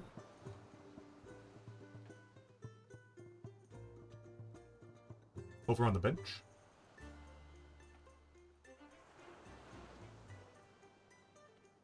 There's a bench? I mean, over here.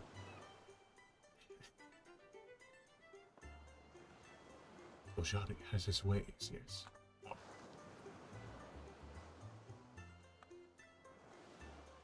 There we go.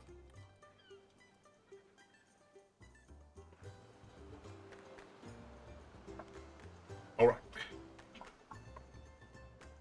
In the camp, beavers are butchered.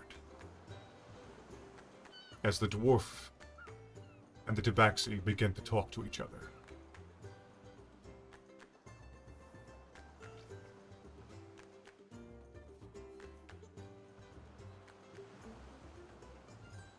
Does Dojari know these goblins? Why did Dojari come towards this goblin camp on his own volition?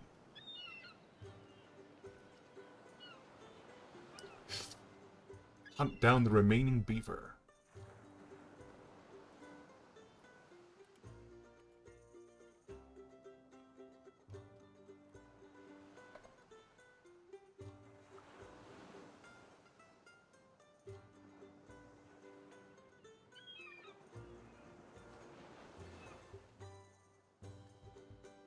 Or domesticate them.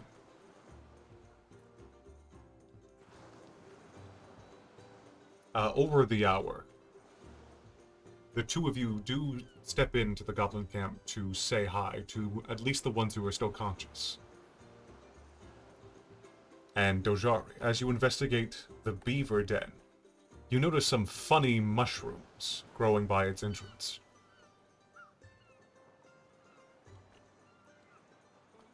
Alright, let's go ahead and have him look at beavers, and have you go to the goblin camp and present your skewered beaver.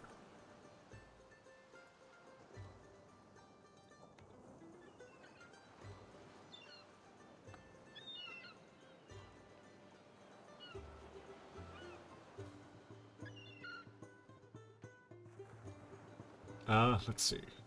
Dojari, roll me I'll roll you. Yeah. They had too many mushrooms.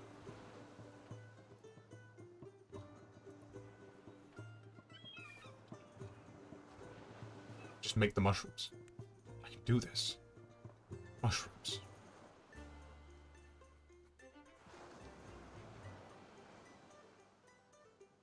Oh, yeah, it's in nature, isn't it? Yeah. Look. Mushroom.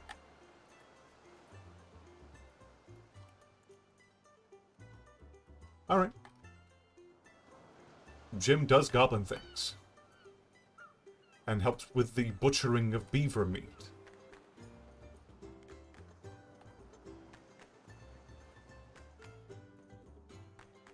You collect the mushrooms.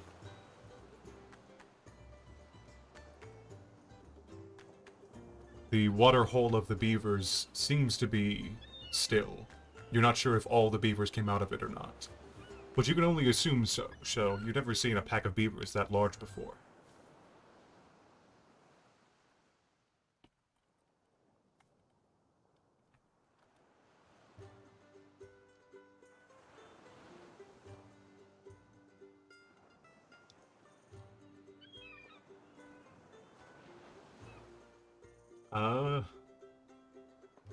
Just call them brown cats.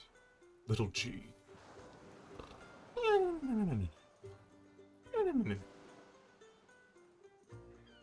The goblins and the dwarf bond over their shared love of beaver carving.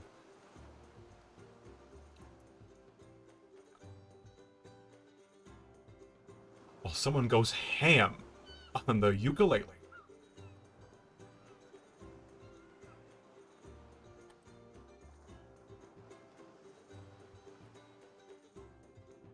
Jim.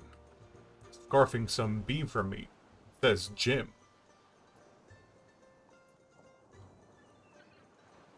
And Wix, since he's present, can reply. Did I even get his name right? I did. Works.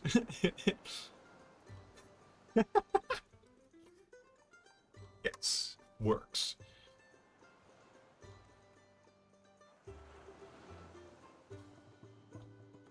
Yeah, we can go ahead and make it like that. Like the effects of rage.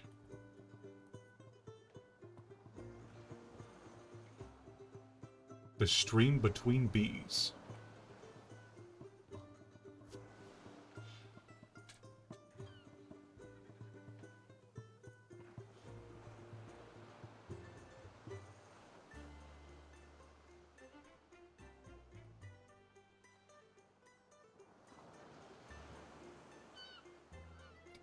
In total, there was 6 beavers.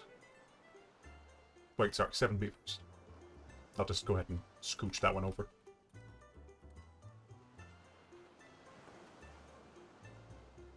With shared rations, everyone can add 2 rations to their inventory. Clort, you may now wake up as an hour has passed.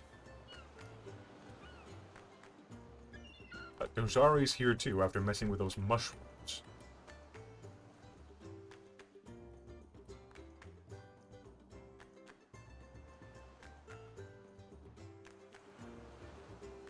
Swoosh.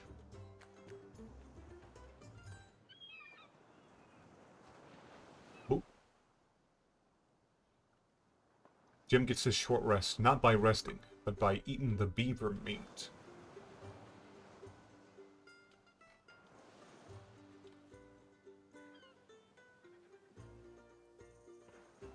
For the sake of simplicity, don't worry about hit dice. If you got injured, just like fully heal from a short rest.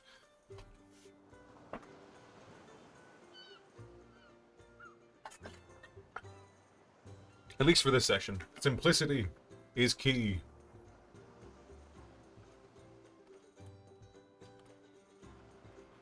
The invigorating beaver meat is the source of the healing.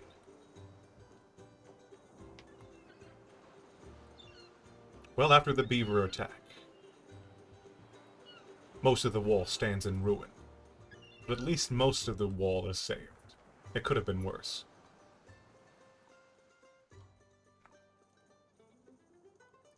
Boss Goblin of the Day is over here. Lozari begins to mention an idea to the rest of the people here. Yes, indeed. Figured. These wooden walls are nothing to the beautiful craftsmanship of the dwarves. Your stonework is 10 times as good as these simple wooden logs tied together. This wouldn't even withstand a single trebuchet.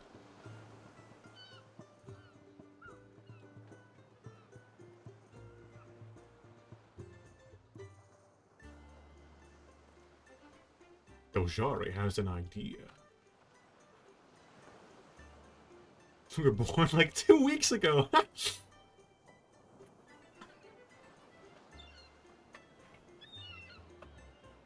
Keeps out things that don't eat wood.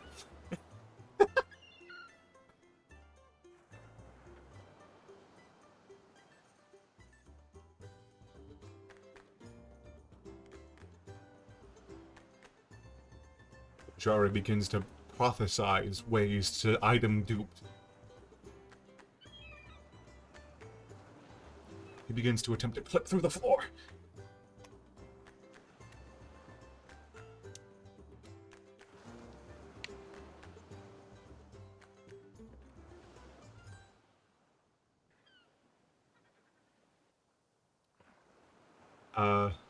Hold on, let me roll a d10, a severity die, to see if you can read.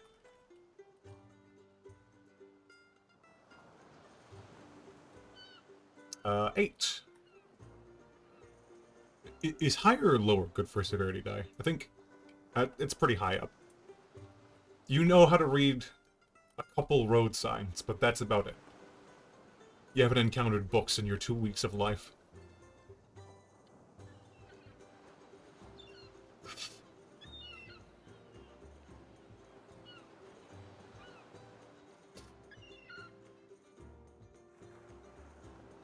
You know enough to get by in this world, at the very least.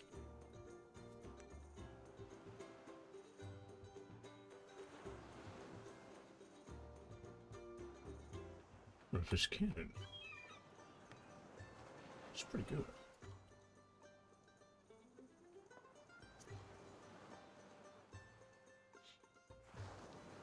As the party continues to talk about beavers, a sound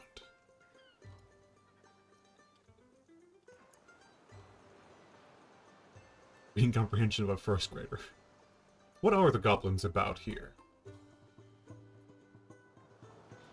As it stands, they're just trying to survive.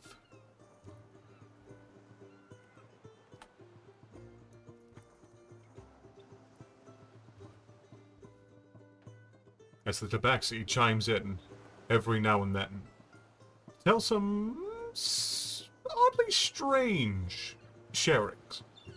Old as time itself, item duplication, vampire sister.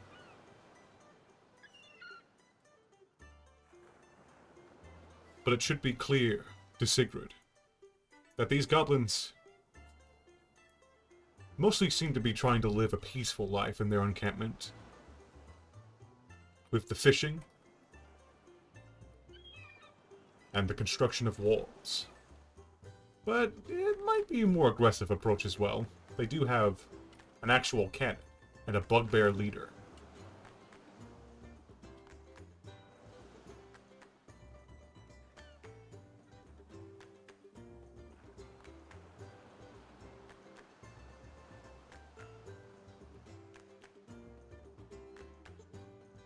Only that of fish. I don't know that guy.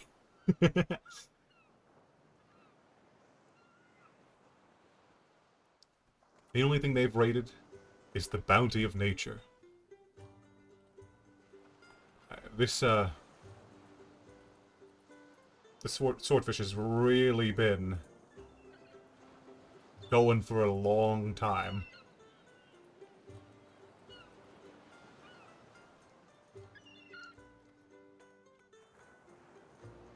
Let's talk business. He gets closer to the goblins. He clears the wooden stump of beaver meat.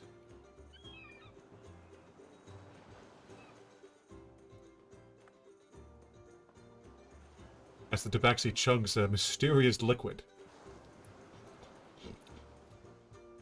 You're not sure if it's what he said it was. But he does drink something.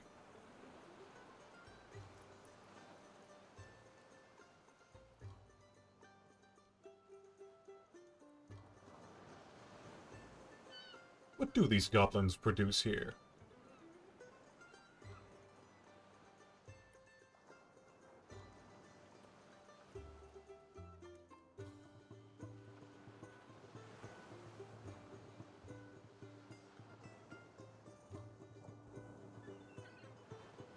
That's right. These goblins fish, and then they cook the fish. Very methodically and patiently.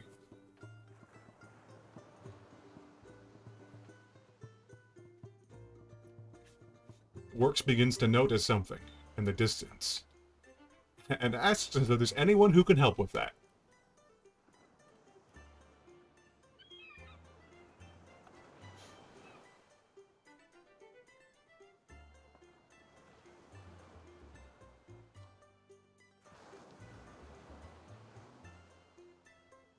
Guys, you're not gonna believe this, but someone wasn't watching the swordfish cook for like an hour and a half.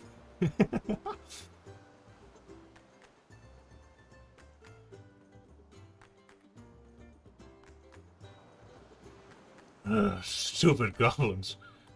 The hobgoblin rushes to get a bucket. Oh god. He's gone.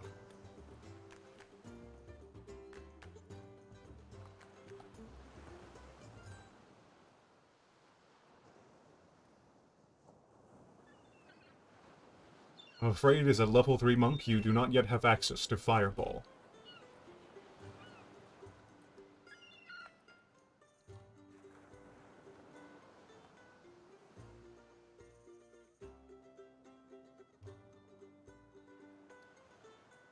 As Borgin rushes to fill up their 4-pint water bottle to put out some fire.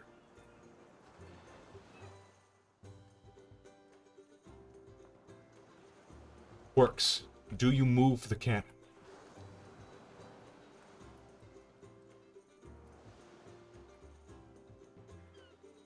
A single unit of fire becomes extinguished.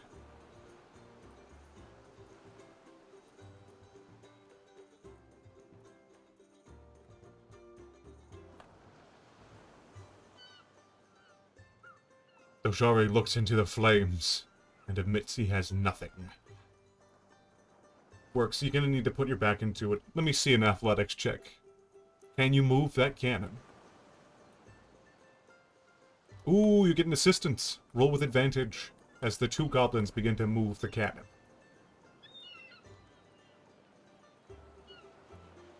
Guys, wait. I know we're stupid, but this doesn't seem like a good idea.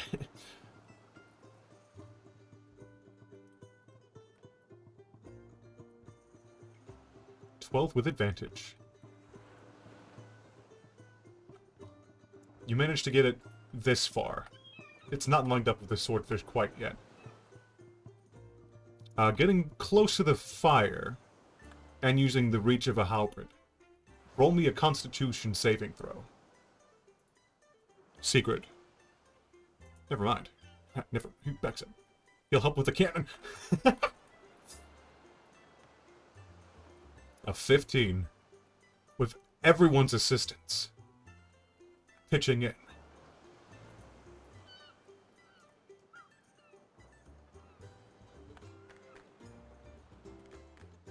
The cannon is positioned.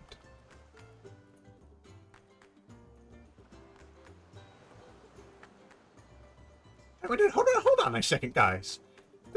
We've only got so many cannonballs.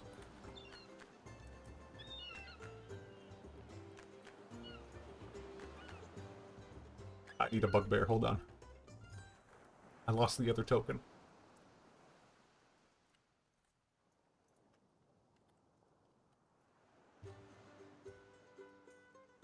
There we go.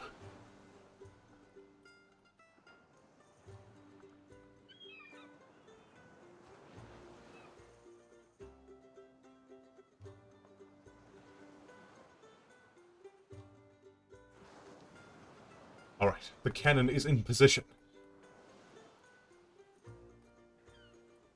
As Borglin extinguishes yet another unit of fire.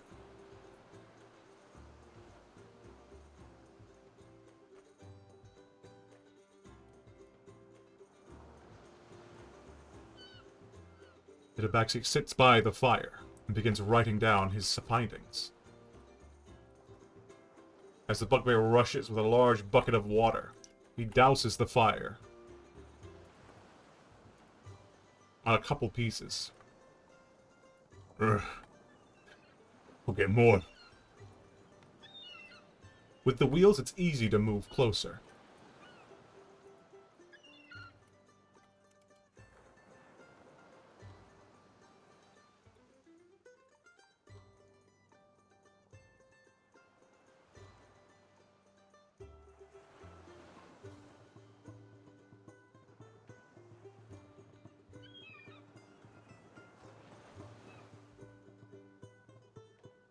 The swordfish begins to sweat. Another unit of fire is extinguished. And sure enough, the bugbear returns with another large bucket of water.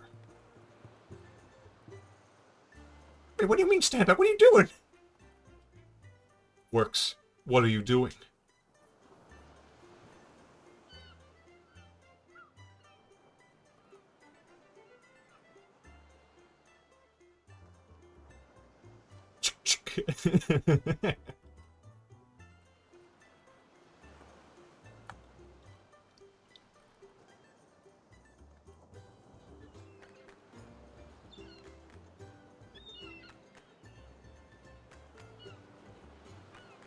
Yes. Roll me an intelligence check.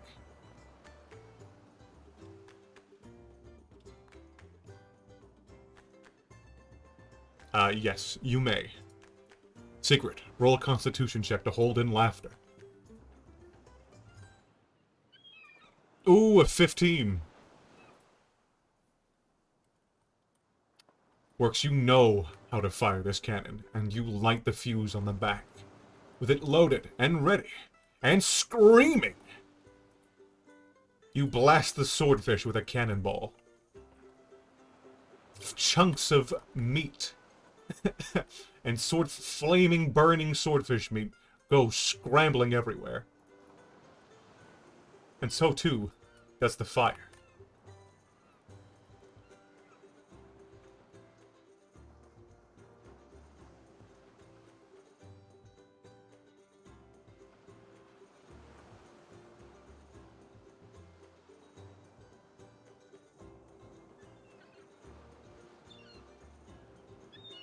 Climb up here to watch better. Bruh!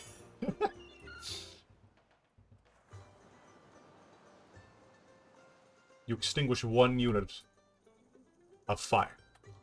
And then another. And then the cave... Not cave. The bugbear extinguishes some more. And with time, and with it being a more spread out fire, pieces of wood are singed and charred black. But with everyone's help, and legitimately finding ways to put out the fire, it goes out.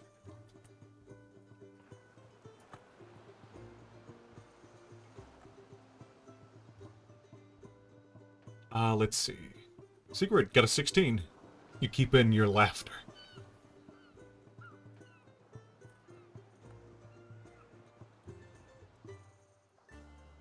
And it's blown back. Well, you see, Clort, when everyone stopped moving the cannon, and then, like, 6 people were putting out the fire instead of 2, then it begins to get actually extinguished. Do it flip? Let's see. I want to see that acrobatics check.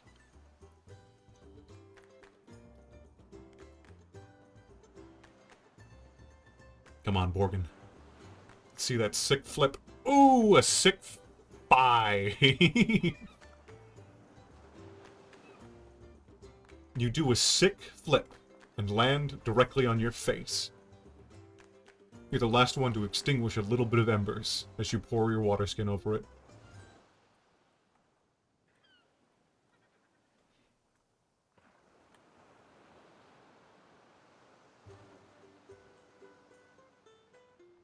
Works.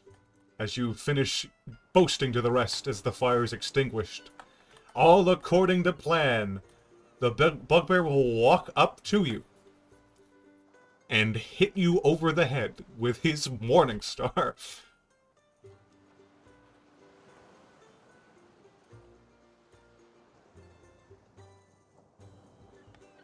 Stupid goblins! Ugh. You cast shield? Okay, let me see if he hits.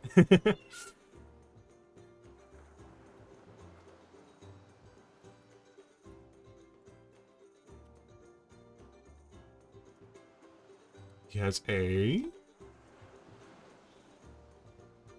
plus 4 to hit.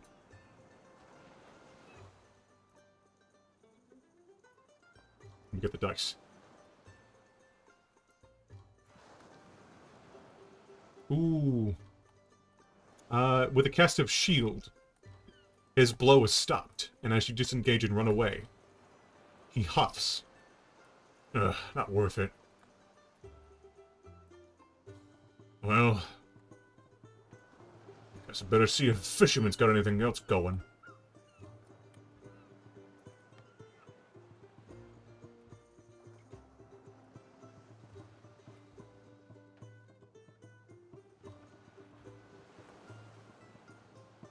Wait a minute.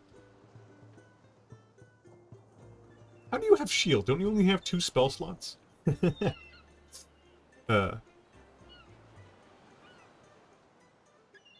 You walk to the nearest empty house.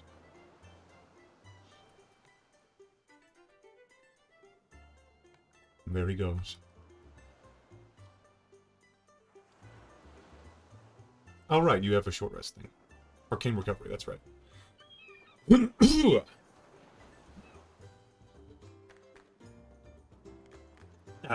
listen to the bugbear because he's bigger and scarier than us. Wait, authority's bad? Why did anyone tell me?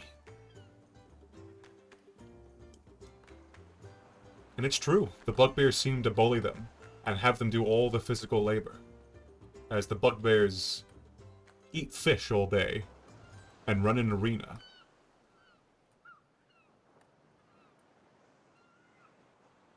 They make the goblins build the walls.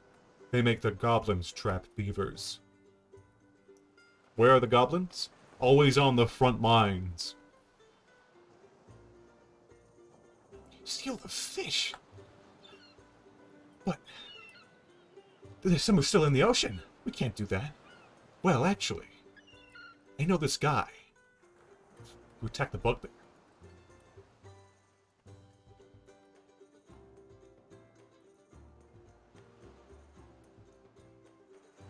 We'll get to that. No attack yet. You angrily approach the bugbear, and the sounds of a scuffle begin over the walls. The little goblin says he knows a guy who's nearby, fishing up like crazy. He'd be a great guy to steal from.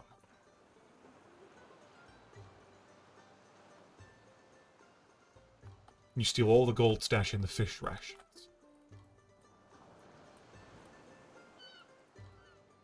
Yoink.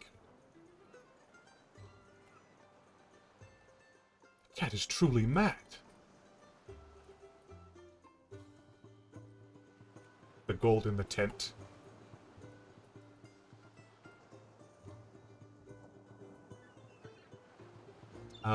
With the scuffle that's happening over the walls. No.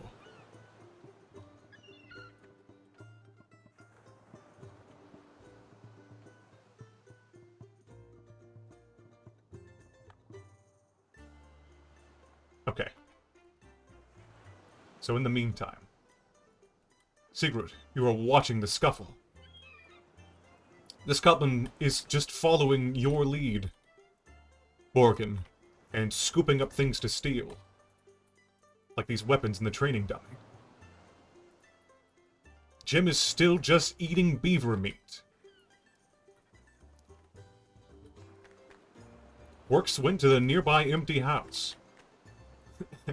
And he closes the door. Alright. Roll initiative, Dojari.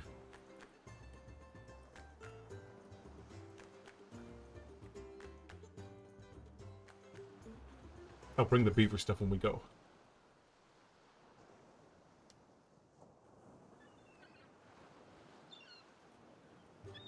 Wait, I need to roll your initiative. You don't have access to your character sheet. 16. Oh, yeah. That's fine by me. Turn-based combat mode. Remove the list. Alright, and then I need to roll all of these guys. First one. Second one. Third one. Fourth one. Fifth one. And sixth one. Okay, so that's like 2 ahead of you.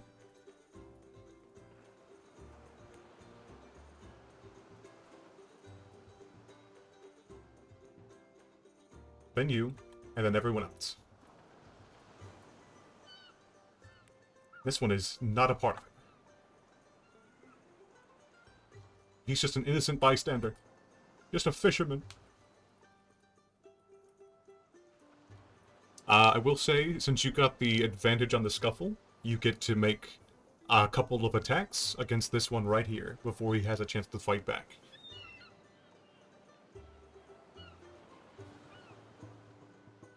I'll go ahead and roll those attacks for you.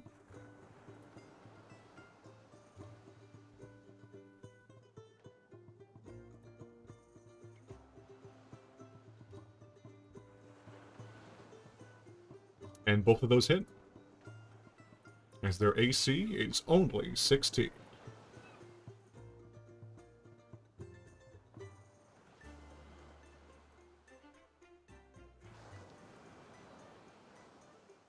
In total, you deal level 3 until I got my gold. Alright. 12 damage.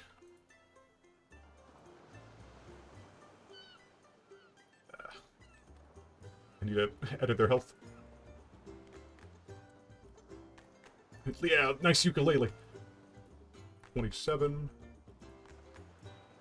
27. Minus 12. Right.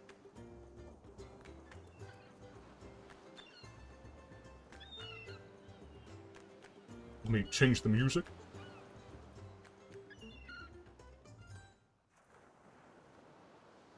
Ambushed.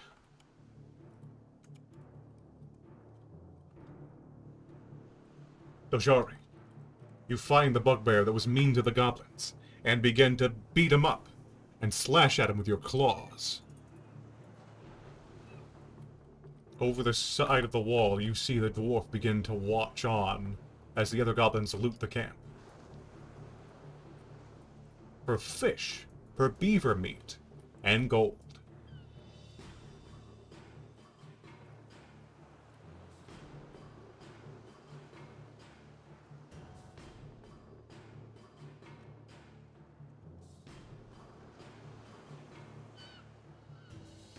Bugbears begin to surround you.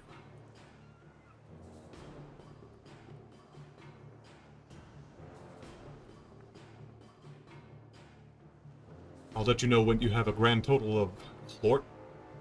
The money. Sure. Get out of the house. Get out of the house. He's trapped in there.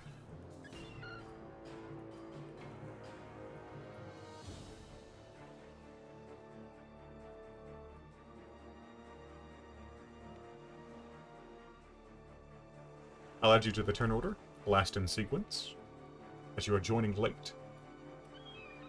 How do I do that again? Right here. Okay. Dojari, one of the crossbowmen, tries to shoot you.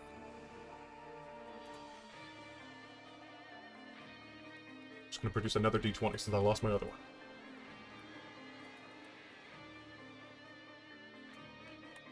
I think that was an 8. I'm just gonna roll with it. Yeah, 2. Their ranged attack is only a +4, which means he misses his attack. Dojari, you are being surrounded by bugbears.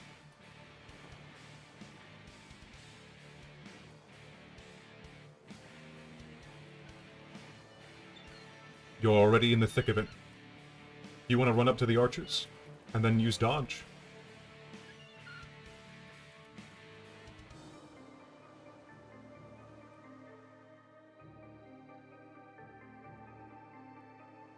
I was just trying to fish.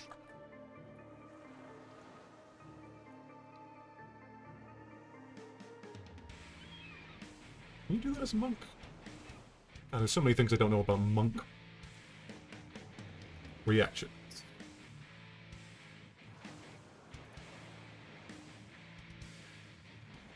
Oh yeah, he's got deflect projectiles.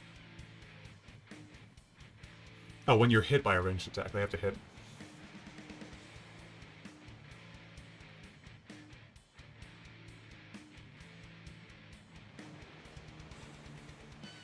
Dojari is surrounded.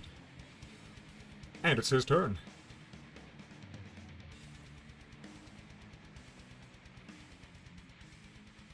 Run the bugbears. These ones over here by the archers? I'd assume that's what you mean.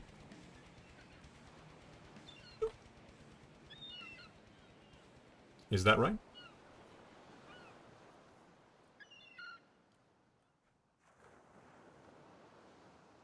Wrong. Around. Oh, run around the bugbears. Okay. Then you take the dodge action.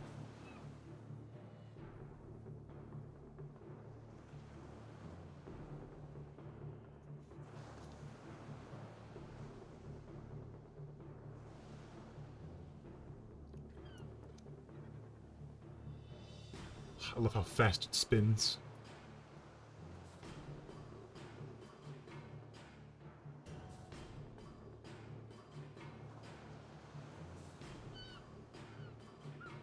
You join it. Let me add you to it.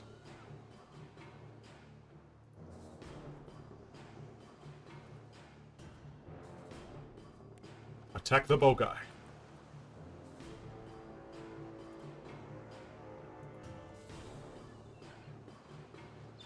Ooh, a 19 to hit. 25 to hit. That hits. That's 5 slashing damage with your claws. Do you do anything special with your attack, Mr. Monk?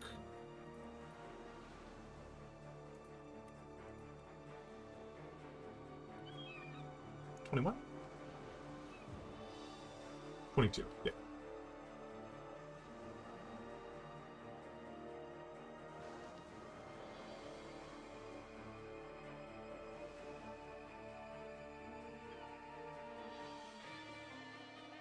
Roll to do a backflip. Improvised backflip. I'll roll acrobatics.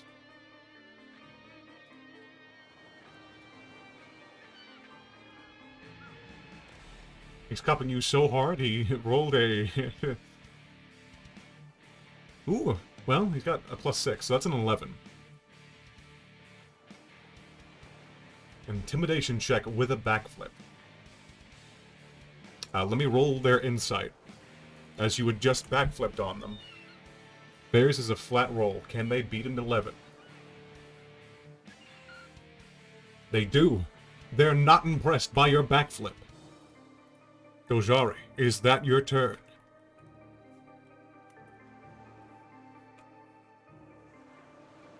I've seen people backflip before. You're nothing special.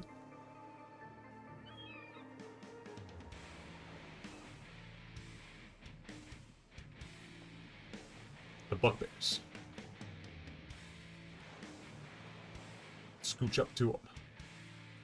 We'll teach this guy a lesson. A 13 does not hit. I don't think he has the movement.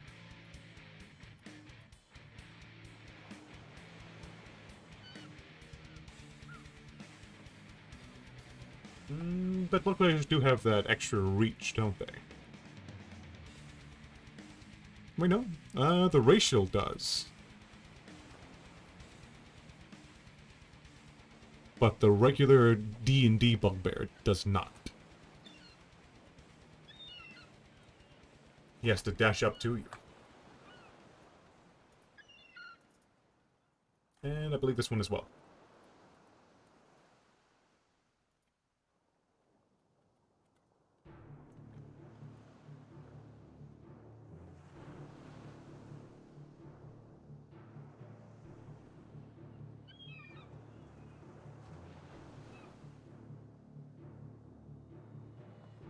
This one switches to his hand axe and tries to attack you. He actually hits. He's going to be attacking you with a hand axe, so that is a d6. Oh, wait, no. Yeah, hand axe is a d6, right? Right. I forget. Yeah, it's a d6. Alright, and because they're bugbears, they attack with another weapon. Another damage dice. 7. Plus their 2. You take 9 slashing damage.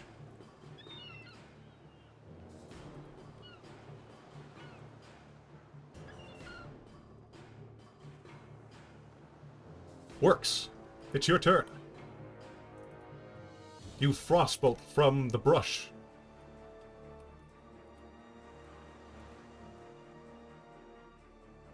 I don't know the range on frostbolt.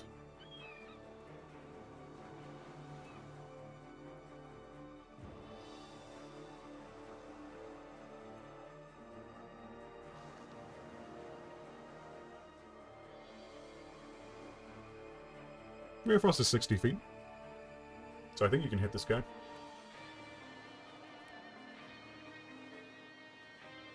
Yeah, I'll just say you can. Yes, you can. Go ahead and roll with advantage. And this won't be your attack on your turn. This is you getting into combat. You can take your turn immediately after.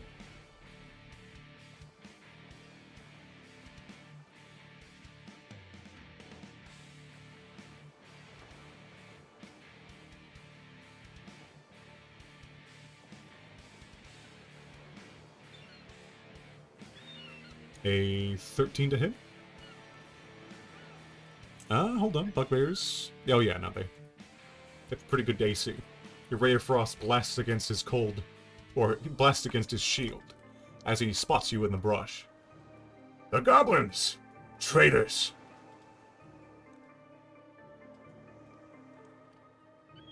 I will say you get to have your turn now, though.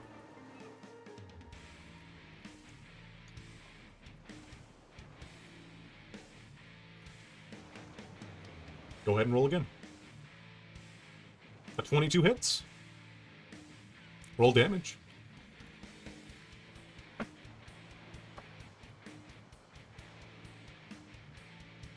With 5 frost damage.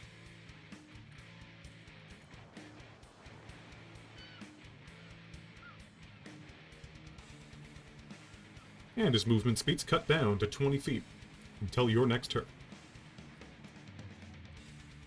Anything else you'd like to do works.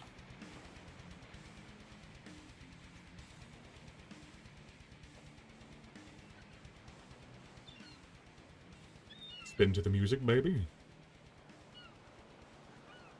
Try to hide in the forest. Roll a stealth check.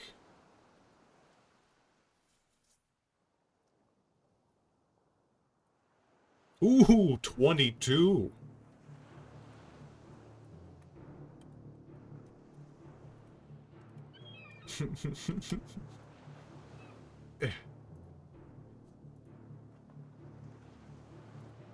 Good job, works. You found a nearby bush to hide in.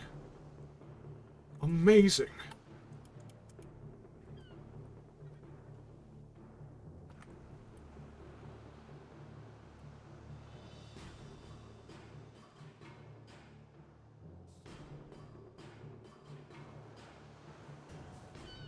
Alright. Secret, it is your turn. The bugbears are fighting the tabaxi. He's taking on 6 of them at once.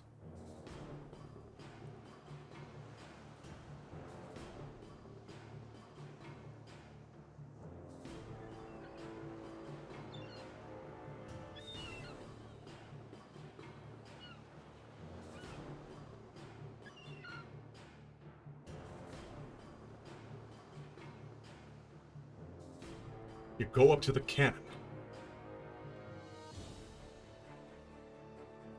Oh, welcome back. Jim.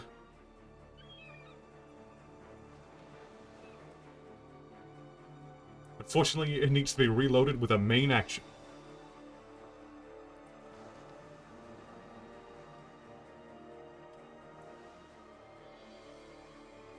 As it was fired previously, but not reloaded.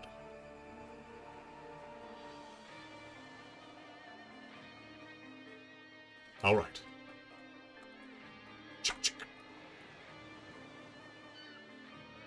A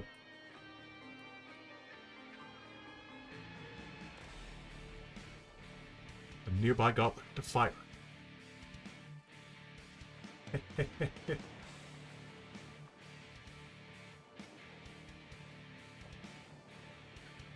Let's see. Let me go to the turn order. Yeah, there we are. Add Goblin Rogue. Jim. Alright. Goblin Rogue. Rushes up. I mean, that was pretty fun last time. I don't see why not.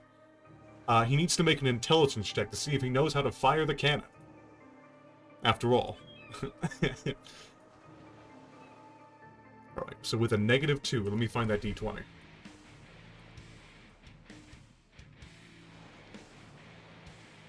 Ooh, we got a 14. You've seen it being fired just moments ago, and he lets loose another cannon blast. This one chips the walkway up top and goes soaring over, landing over here. I'll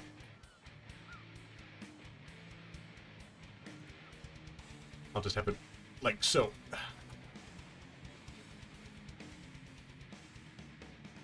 It blasts and knocks down this rope ladder.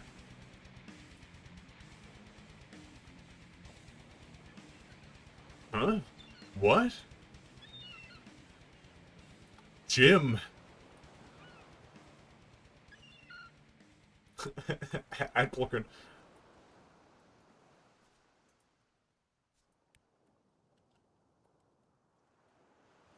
Jim, you wake up from your nap. A second cannon blast. The bugbears are trying to kill the tabaxi. How much money?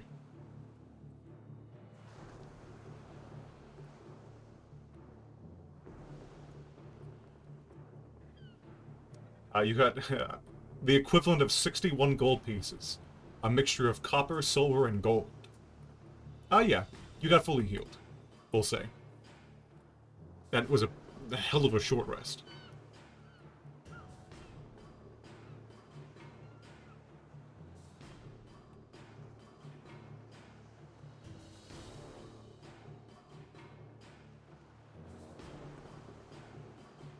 You awake with a start, Jim.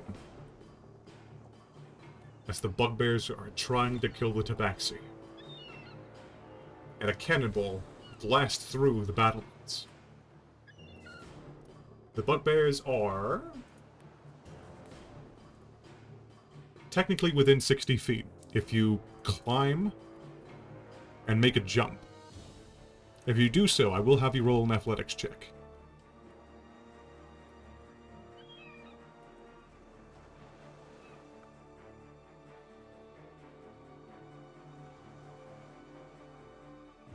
Alright. Go ahead and roll your athletics check to see if you can clear this gap and make your way over to the bugbears. Come on, Jim.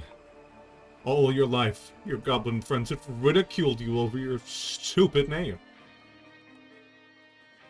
You got a 15. But they won't call you stupid any longer as you land your way in the reeds. You have another 10 feet of movement.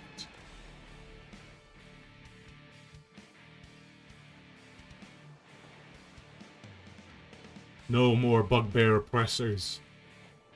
From now on, Jim lives for himself. Ooh, the rage. That's a raging Jim right there.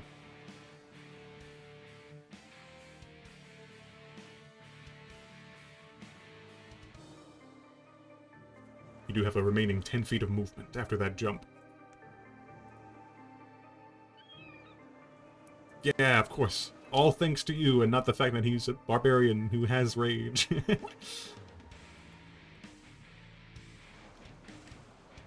As you scream in the brush. You can. The bugbear turns. Huh?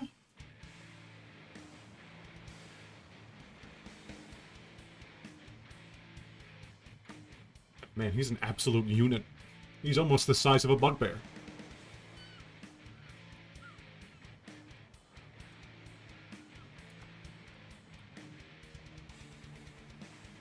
That's true. You did attack the bugbears in the first place.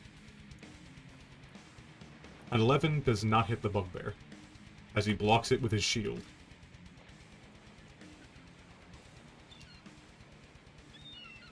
What a little guy. Is the little guy mad? Get back to your place and start building those walls. Alright. Borgin. It's your turn. Your friends are engaging the bugbears. You've looted so much money.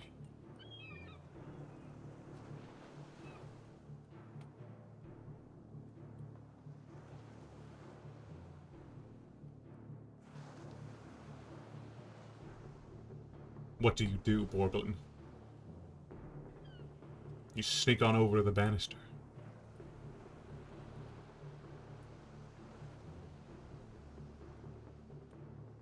I'm a little stupid. What the hell is a banister? You mean the battleman? Like over here?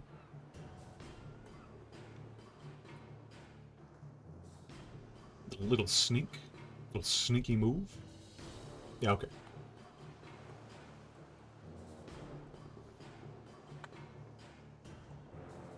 They don't see you.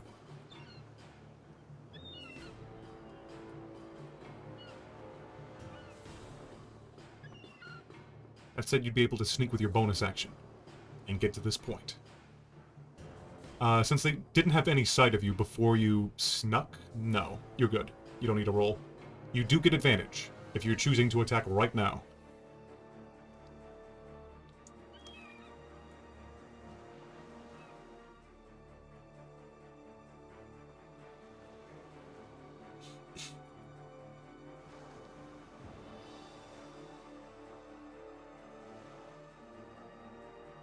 Then go ahead and shoot with your bow. Which one of these is your target? The one closest to Jim, or one of the bugbears near the Khajiit? A 12. Unfortunately does not hit. These bugbears are rather sturdy. Wait, you rolled once. You have advantage, so roll again.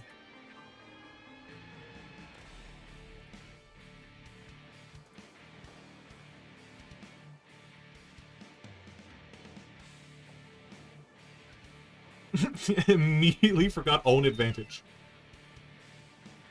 Look at another 12!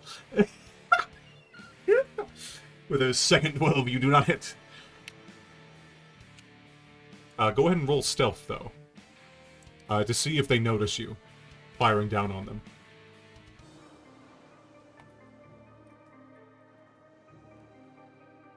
I'll go ahead and roll their perception.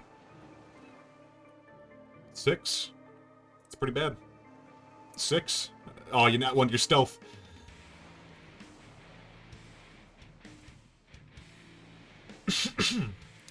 As you reposition your foot on the broken battlements, chunks of wood fall off and make a ton of noise. Your location is revealed to the bugbears. Of course, it's on that one. Well, Borgin, that's just the way this goes sometimes. Is that your turn? Life's hard being a level 1 goblin.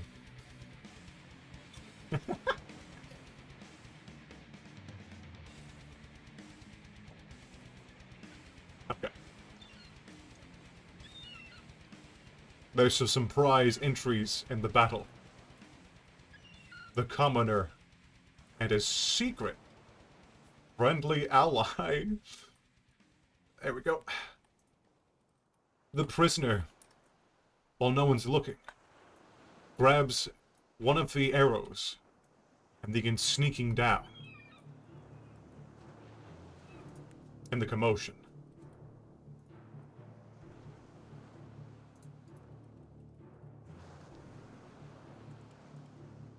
And will hide underneath this. And then, after that cannon shot, bubbles and bubbles emerge in the river nearby, and emerging from the water. Oh god. Is a giant crab.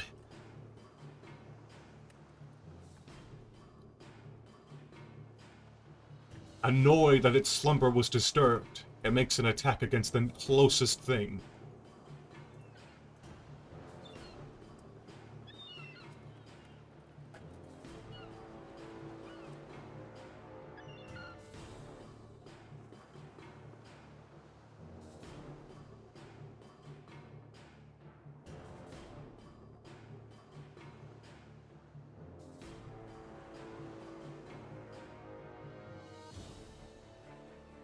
Oh, net 20! That is a 2d6.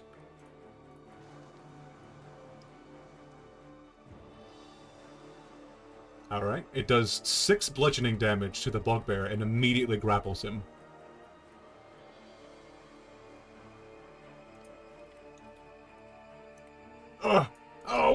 What's happening? What? The crab with grappled movement will go back into the water, submerging the bugbear.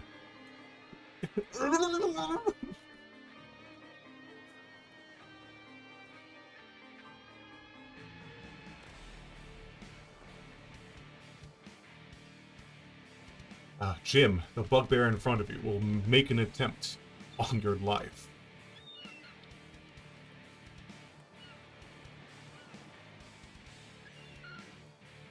Let's see. 10 does not hit you, does it? Jim's AC is, in fact, more than 10. He swings and misses. Huh? That should be easy to kill. Bugbear will switch to his hand axe and make an attempt on Doshari.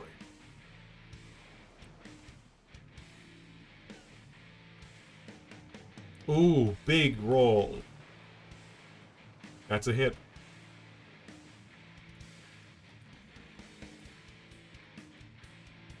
Except those 2, that's 9. Doshari, you're hit for another 9 slashing damage. Your HP's not 10, hold on. Let me go back to your character sheet, where I have your health tracked. Alright. 9 damage. Alright. And let me appropriately set your HP. 21. Alright, Yoshari! After 2 slashes of these brutal hand axes from these bugbears, you're at 3 HP, and it is your turn. Oh, another one hit you on a different turn. So this one hit you last turn cycle, and this one just hit you now. So with those 2 attacks, you're at 3, from what I'm tracking. Since he is the monk, Doshari, he started at level 3.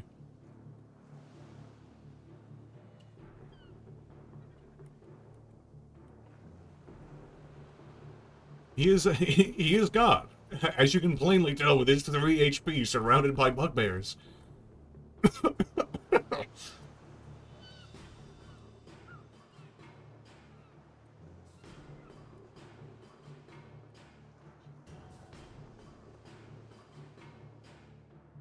Doshari claims to be God, while bleeding out of his every orifice.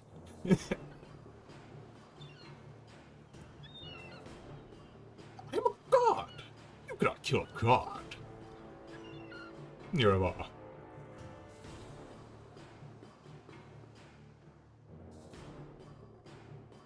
Doshari, you're being told to run You're being faced down with multiple bugbears.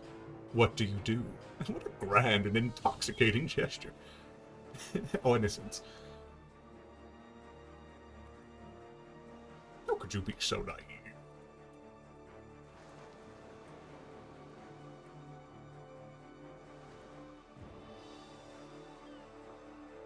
What does Shari do? He runs through the gap. I imagine he disengages. Probably. To the end of the bridge.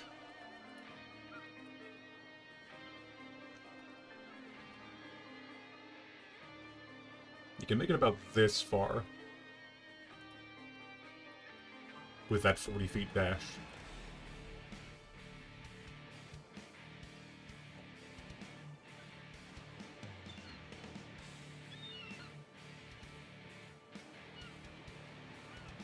Do you use your main action or one of your funny monk things? Okay. Attack first, then do the dash.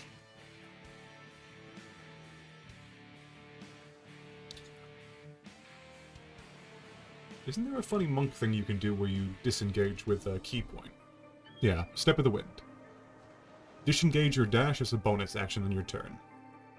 And your jump distance is doubled for the turn. Ooh, check that out. Right. So attack first.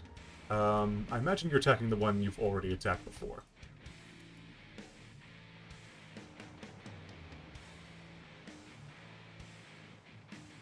Let me go ahead and roll your attack.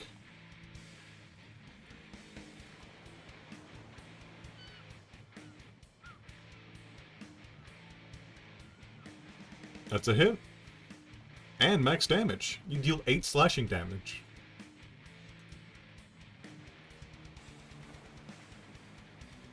I imagine key point? Disengage? Let me check your key points. Boop.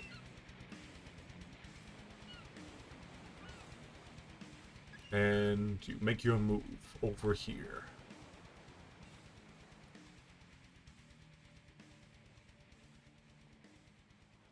Not with his bonus action, if he uses it, which is what I'm assuming he's doing.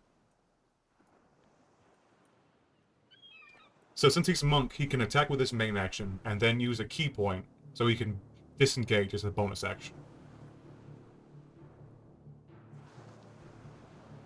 That way they don't get to opportunity him.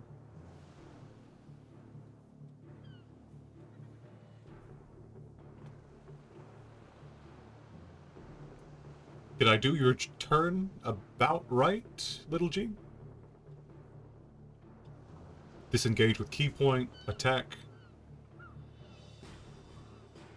Unless I'm missing something.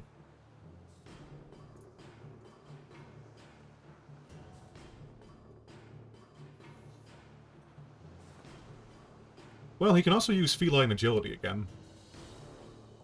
I didn't realize it recharges basically all the time. So in which case, if he uses his feline agility again, he can make it all the way over here.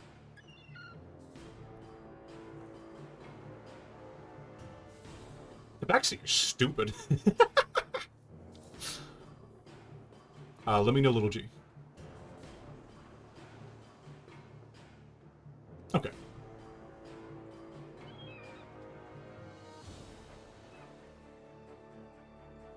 To be alive. Still be alive. Yes, he needs to call himself a god, so his confidence is boosted. Okay. So if he uses his bonus action, disengage, his main action attack, and his feline agility again to dash over here, then that is his turn. This bugbear, realizing the cat's no longer behind him, will make his way over to Jim. Damn goblins.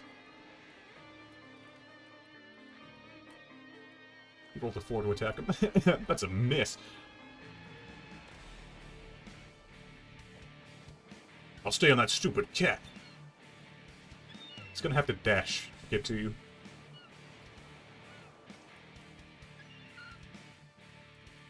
With his main action, he stares you down. You're going nowhere.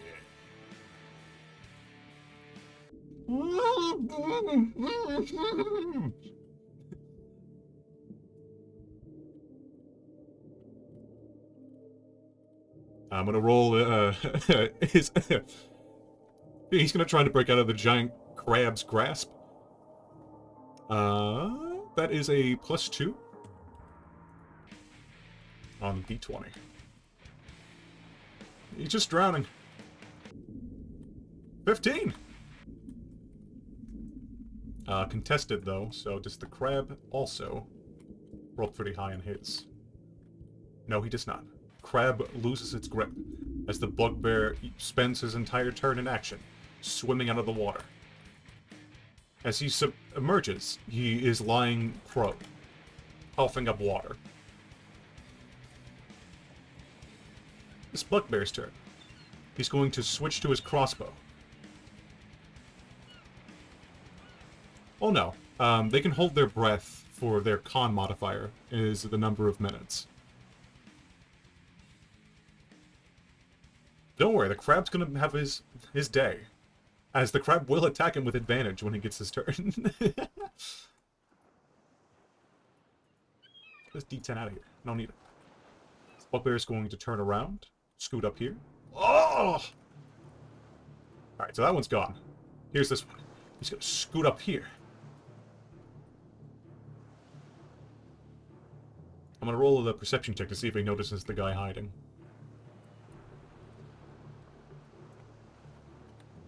He does not. He's going to attempt to shoot the tabaxi with his crossbow.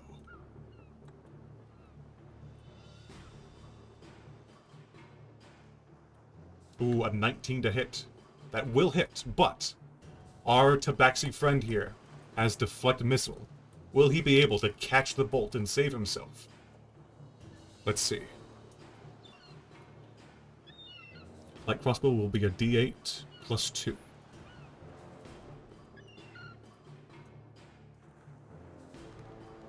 It went somewhere. Oh, the full 8. That's 10! The full 10 damage crossbow bolt. This is bad for Dojari.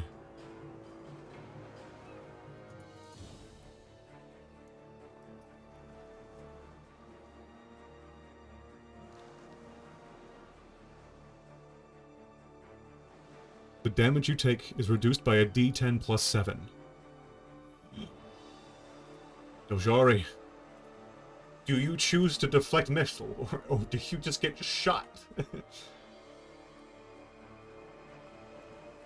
Well, disengage means that he can run and not get attacked on his own turn.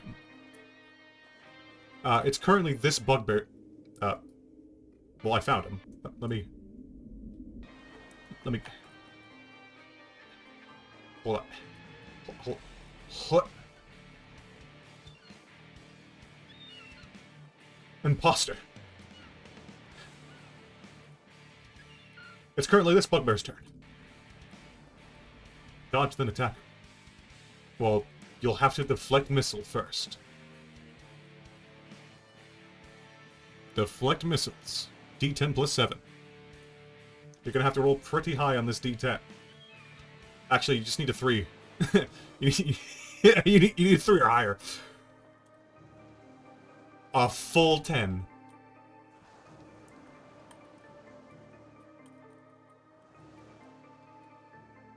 Per the rules of deflect missiles. Let me use that key point.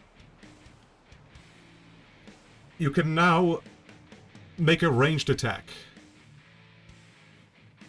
with that projectile.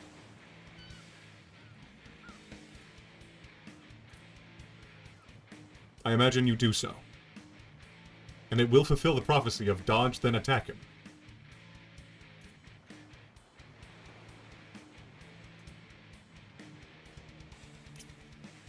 Fortunately, as you catch it and throw it back his direction, it loses all of its velocity, as a 9 does not hit the bugbear. But it does pelt him in the face, only annoyingly. I'm afraid you're out of reactions, little G.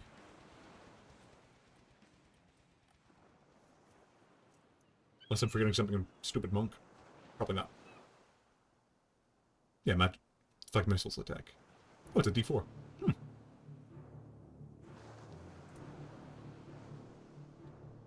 Well, the important part is, you did not get shot. Works! It's your turn. In the brush. There you are. Hiding away.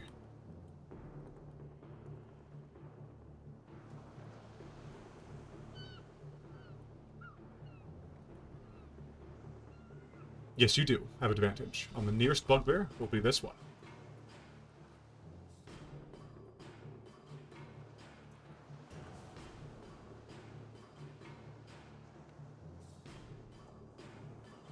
Guerrilla warfare.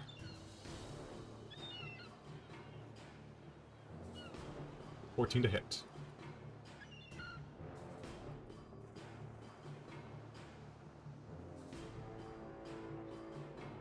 He was shooting you, little G. You can't punch him. 14, unfortunately, does not hit.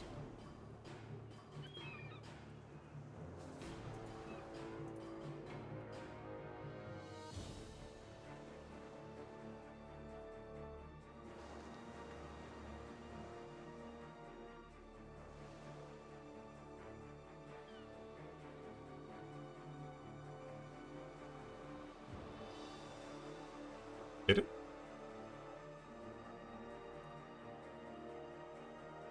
You hide again!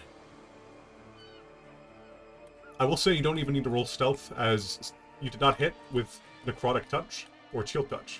So just go back in your bush. Sigurd! The cannon was fired. A crab was summoned. The bugbear's distracted. Ooh, a 22 on that stealth. You know what you deserve from that.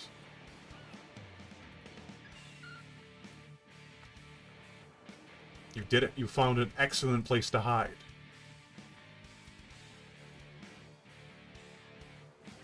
You're doing so well. Works.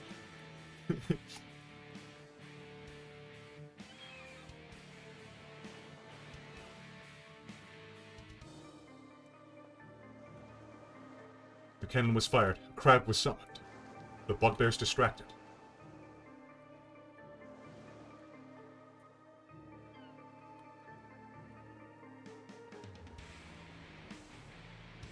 Fireball.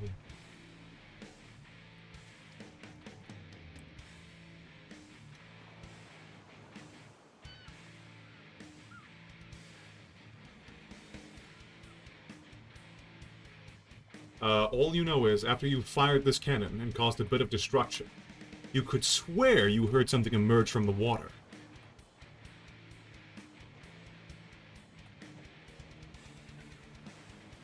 Scrolls? You could.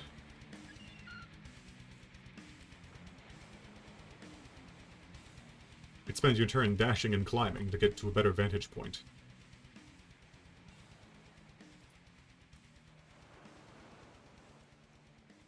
This plank over here?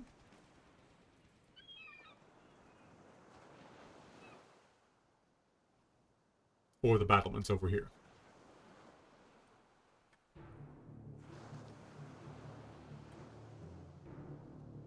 Okay, I'll assume it's this plank here.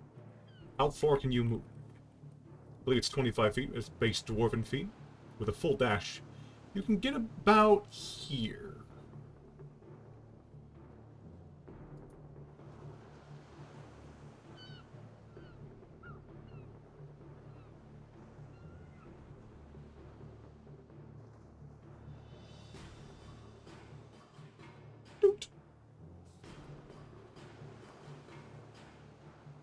With your next turn, you should be able to move and then shoot, with a better vantage point. Little dwarven legs, and their 25 feet of movement. Oh, okay. I'll just say you were able to climb that with your dash. Is there anything else, Sigurd? Or maybe you meant more like this. There you go.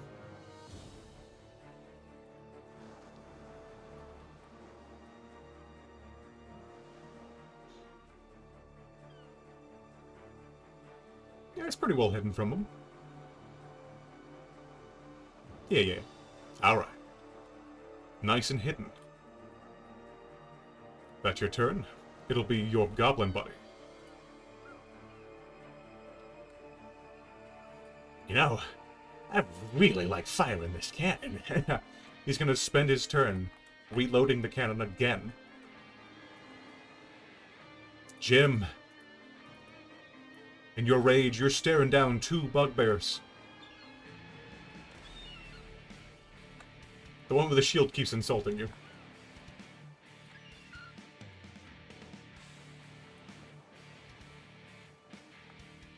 You let a goblin fire a cannon once, and he's never looking back. He needs that next high, that next hit of cannon.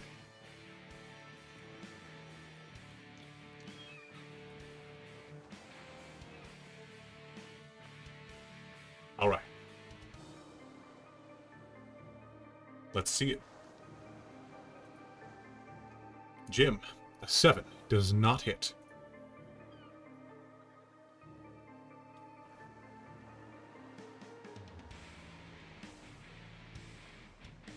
But I believe you have a bonus action attack, do you not? Alright.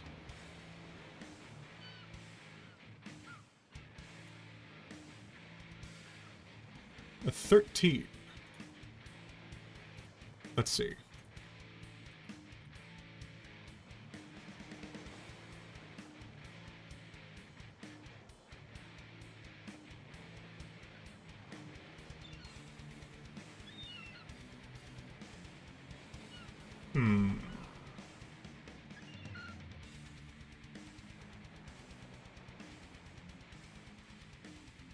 They have hide and +2 dex. Wait, hide and +2 dex. Yeah, okay now. The ones with shields have 16, and the ones without shields have 14. So that's a miss.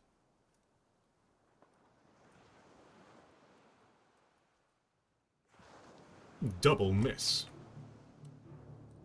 Jim, you swing in rage, and you're fully spooking both of these fellows.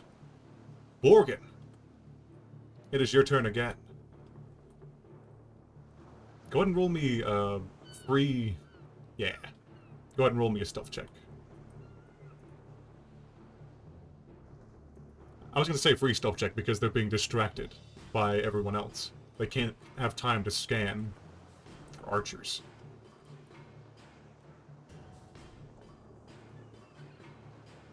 Was that another nat 1? Once again, as you crouch down, you kick more wood.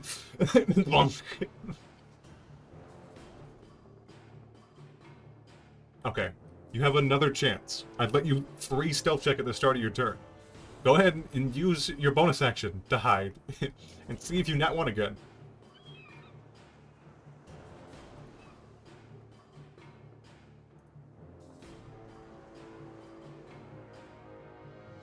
Basically, stealth check with advantage.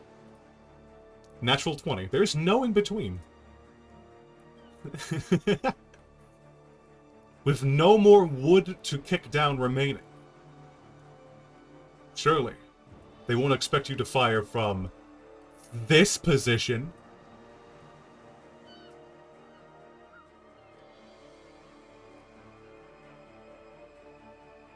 You are hidden and have advantage on your next attack.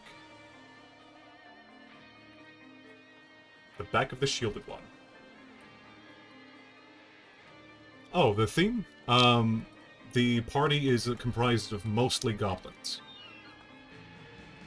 And right now they're fighting their captive bugbears. I'll go ahead and give it to you. He's got normal armor. He doesn't benefit from the shield if he can't see you shoot him. So roll with advantage and treat his AC like it's 14.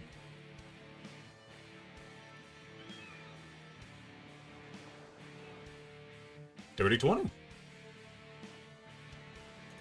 You land a hit.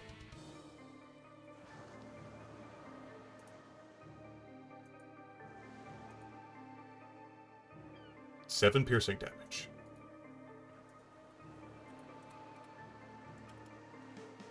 Oh! Wait! I knew there was someone up there! Anything else, Borglin? I put a G in, an L in there that didn't belong? Oh yeah, Fury of the Small! That's right. And that's another 2. The large oppressors are feeling the pain.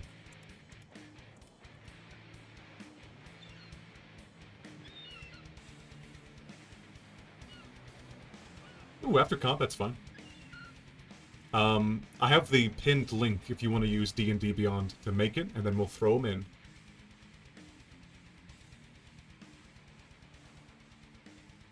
Is that all you got, Borglin? The 9 piercing damage on that oppressive bugbear. Alright. The commoner.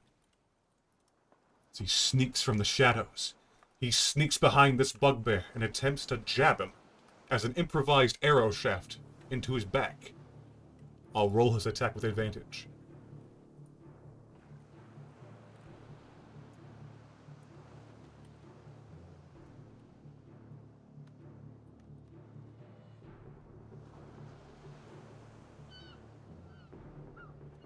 Commoners don't really have a good modifier. They're not great at anything. So an 11 does not hit this bugbear. And the bugbear begins to notice. Giant crab resurfaces from the water. And will now attack this bugbear with advantage.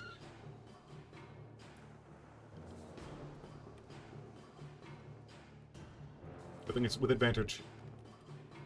Oh my god! Oh no!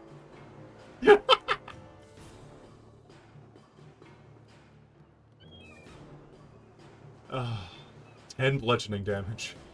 Oh, he's dead.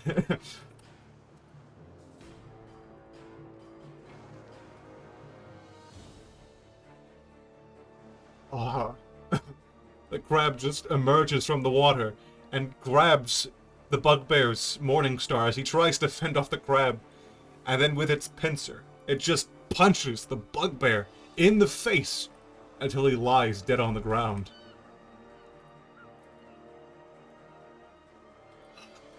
Fucking crab. Ugh. Jim, he leaves your area of opportunity. Do you attack him?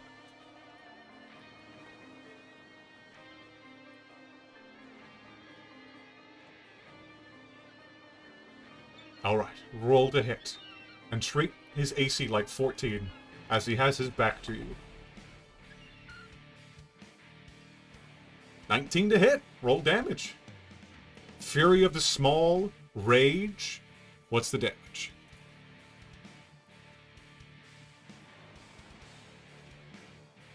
15! 15 slashing damage! Oh! He's dead!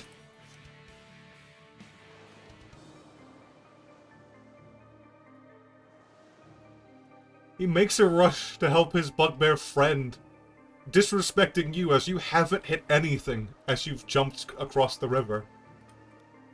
You slash him in his back, and he tumbles forward dead on the ground. What? Little goblin shit! Ugh. Oh god. Teleported again. He's in the ocean. Yeah, he got launched. I'm just gonna create a copy. Good old Tailspire Jank.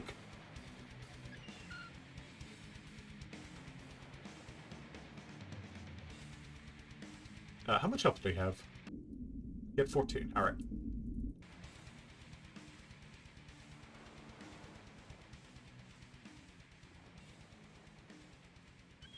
That's not important. Jim, he's going to shoot you. Or try to, anyway. That looks like a hit. That's a D8 plus 2.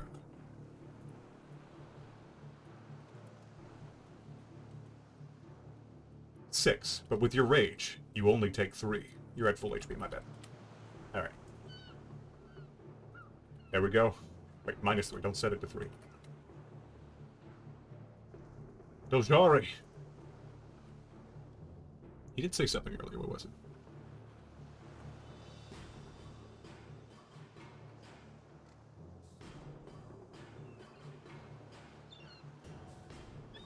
Where is it?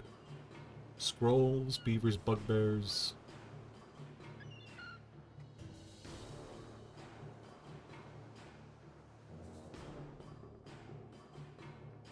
Wang, wang. Wang, wang. Wang, wang. Wang, wang. Wang, wang. We'll attack the guy below me. Then run to the plank. Okay. I found his message. I'm going to go ahead and roll.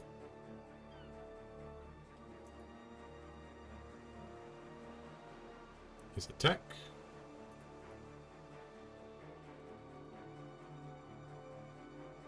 Is a 15 to hit. Unfortunately, that does not hit the one with the shield.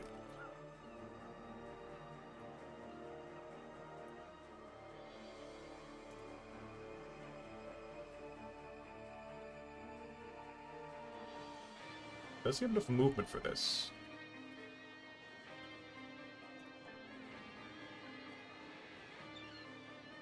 He sure does. I will say he's not really within melee range yet. So I'll say he's able to attack and then run. I know that makes no sense, technically, but the man's at 3 HP and he's on his last key point. I'll give it to him. You know, I'll let him have it.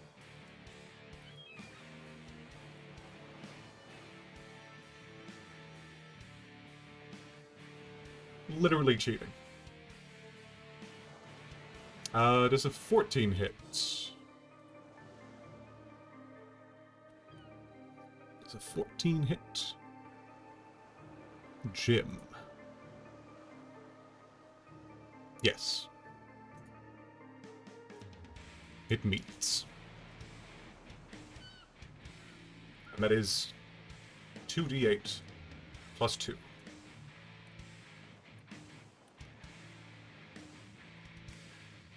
5 piercing damage from that Morning Star. Through rage.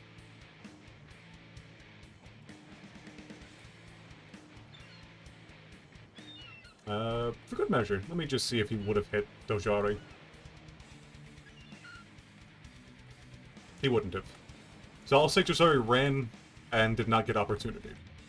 However, he will make a move to attack Dojari now.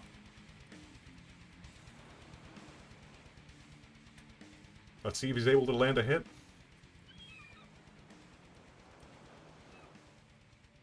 Let's see if I can ever not run out of d20s. There we go. He misses Dojari yet again.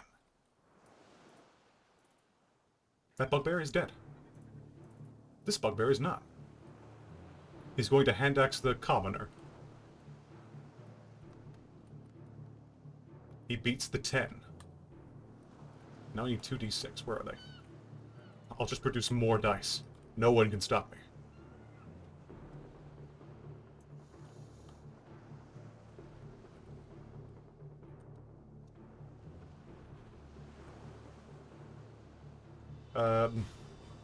Yeah.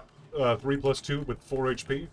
The commoner gets an axe in his head and is killed. Works!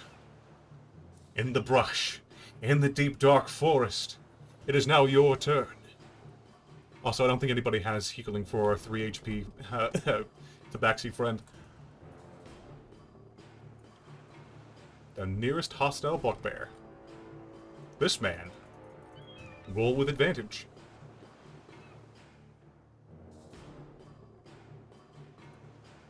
He really shouldn't have done that, no. But he's got 16 AC, so he's basically semi-invincible. 24 to hit, that lands. Roll damage. 8 necrotic. Is that with Fury of Small?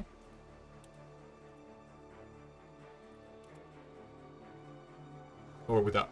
Let me check.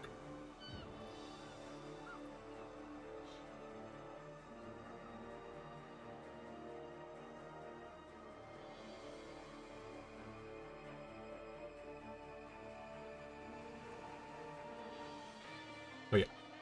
10.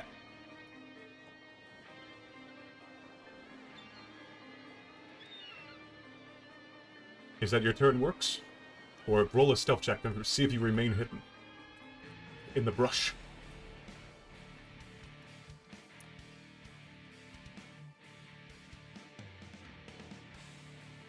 Alright, hide again. A 17. Very nice. Let's see if they're able to perceive you. With a 2, they are not. Into the brush you go.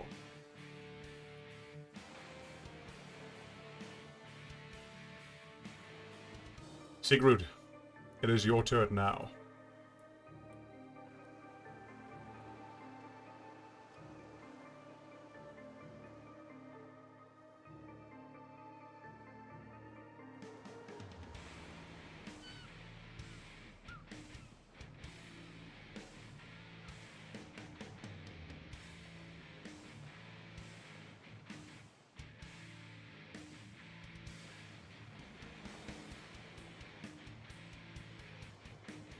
As you hide behind the battlements, you hear the sounds of crab. Alright. With a little bit of climbing, you're able to get up here.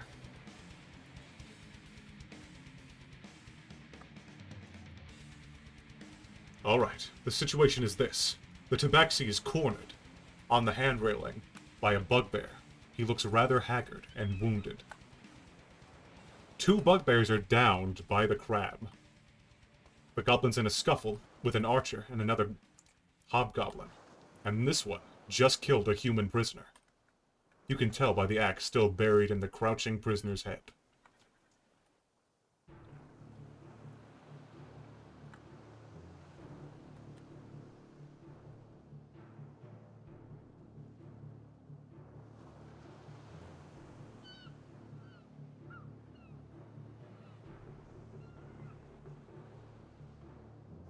You can see, yeah. You can see all of it. On the prisoner themselves. Don't worry. Oh yes. He is beaten, bloody, in rags, and you can tell by where he was and where he is now. They were keeping him hostage, and almost using him like target practice among the targets here. He's got treated arrow wounds on his body, but a hand axe in his head.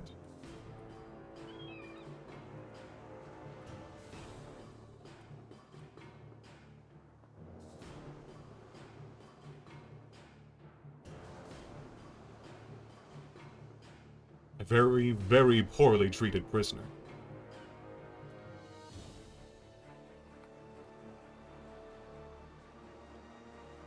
Alright. Go ahead and roll to hit with advantage, as you stealth your way in. He doesn't see your shot coming. Yeah, this one. Go ahead and roll to hit. With advantage. Now let me double check and make sure. Let's see. That's one roll. Go ahead and roll again. Ooh. Fortunately, the 8 does not hit. But go ahead and roll a stealth check to see if the bugbear notices your missed shot. You got disadvantage in stealth, my friend, with your chainmail. So roll stealth twice, and we have to take the lower roll. It'll be hilarious if you pass this stealth check, and the ranger failed theirs twice. Ooh! The hobgoblin nat one his perception.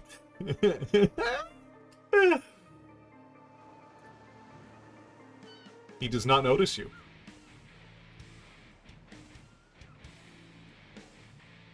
As he is plucking the axe out of the head of the prisoner.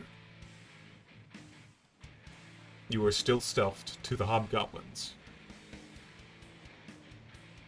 Is there anything else you have on your turn? Or would that be all?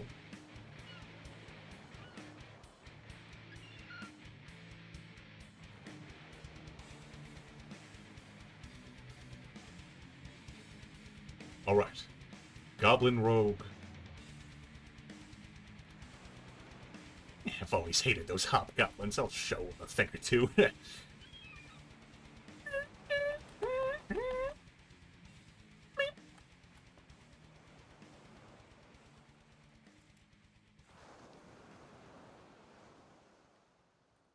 And that is his turn.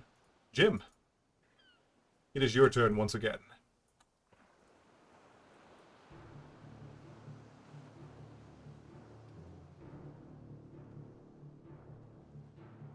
Oh yeah, I saw. You'll be added this combat. Or after this combat, rather.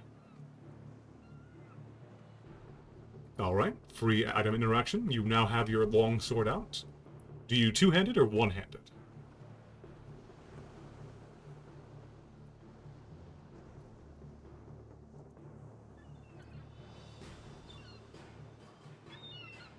It's a goblin rogue. Perfect. Alright.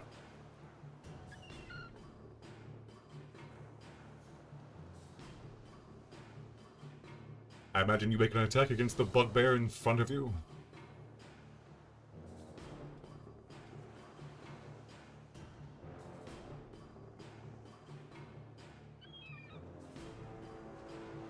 Seven to hit. Unfortunately does not land.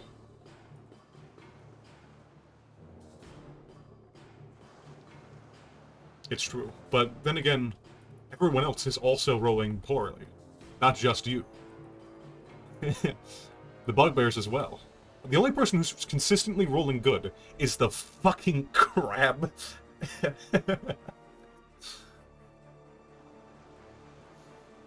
With 2 natural 20s. The dice taketh away.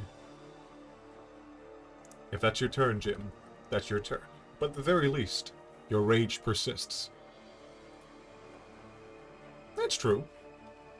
You're rolling pretty good, and your AC 16, so you're just good. Alright, Borgin. Hide first.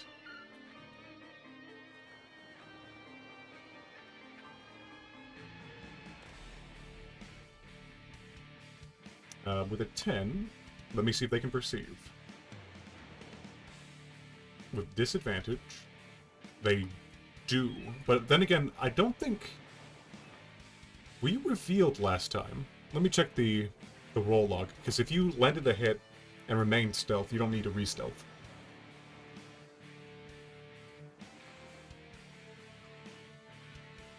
Let's see. Back on your last turn.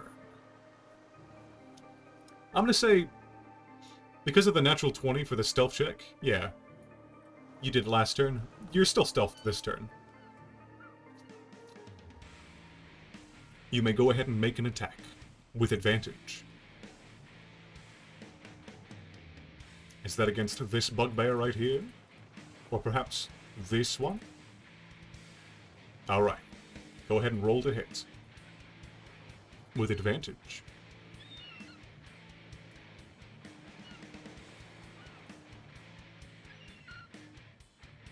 Ooh, meaty 24. Roll your damage. Fury of the Small.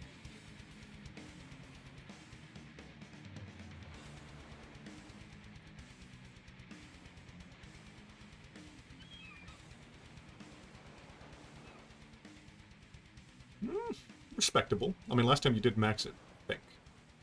but this time, 6 piercing damage. Alright, now go ahead and roll stealth to see if you remain hidden after shooting this bugbear. I'm gonna change up the music. I feel like we've had this one for a while. Goblin attack, yeah! A 9. Does he see you? Ooh! He doesn't! They only have a +1.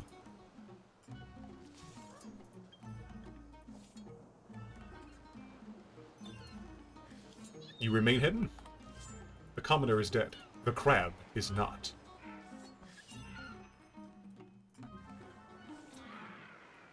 Skitter, skitter, skitter.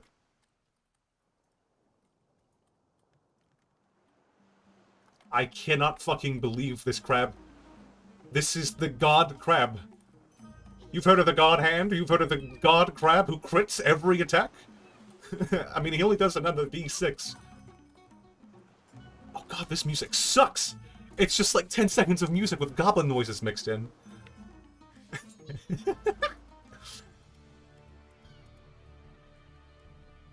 How much damage was that? It was like 6 bludgeoning, and he's grappled?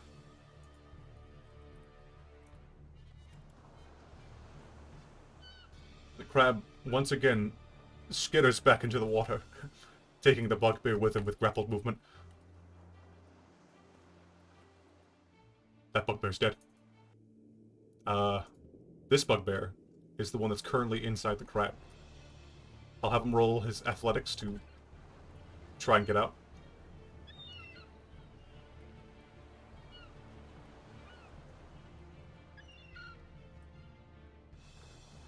Alright. That's a 9. +2. He does not get out of the crab's grasp. He is still underwater. Bubbles billowing up into the river. Dojari, it's your turn. You're staring down this bugbear in your face. He's missed his attacks twice on you.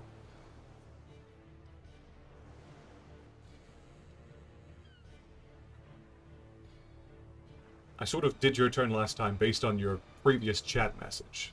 So I make sure I don't want to miss your turn this time. You blow him a kiss. Go ahead and roll. I'm gonna roll you a charisma check.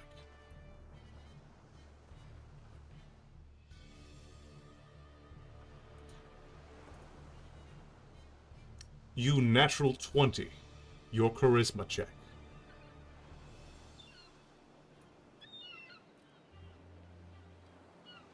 Can love truly bloom on the battlefield?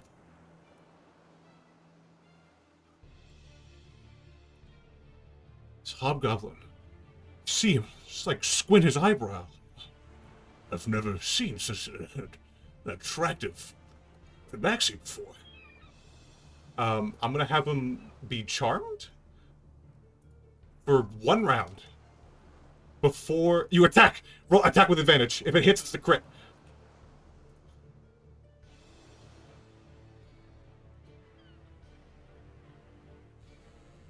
An 18 hits. That's a critical strike.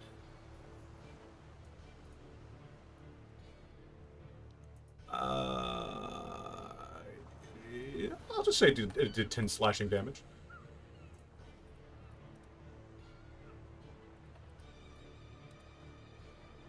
After you blow him a kiss, you slash at his face.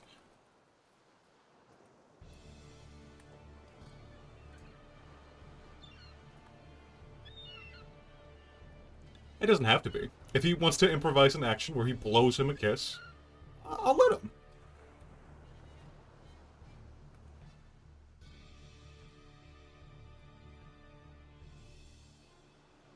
Is there anything else you can do on your turn, Dojari?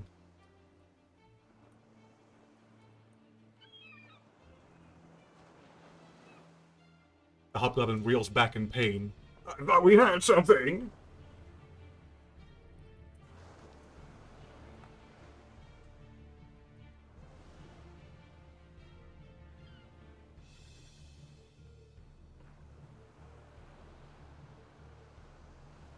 Sometimes Sopal, if it's just stupid enough, you don't have to use an action on it. I'll consider blowing a kiss as a free item interaction. After all, he is unarmed. Why not?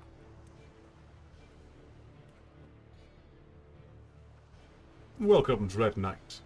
This combat is looking like it's almost over. I believe Dojari's turn is over after attacking in that way.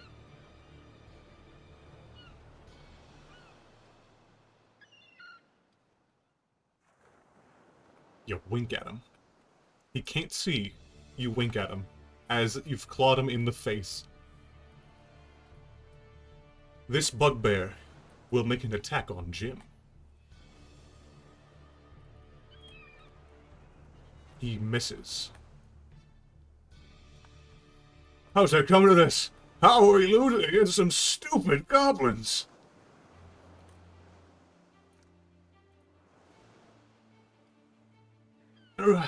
That does it. Long live the king. He's going to make an attack.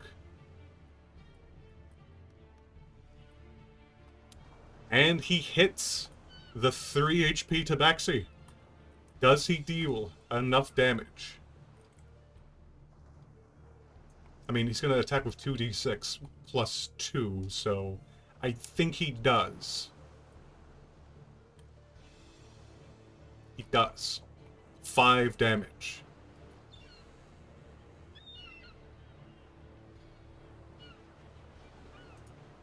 Ugh. As he looks back at you with tears in his eyes that you've betrayed him, he sinks his short sword into your leg and pulls you down. He is now in the dying state.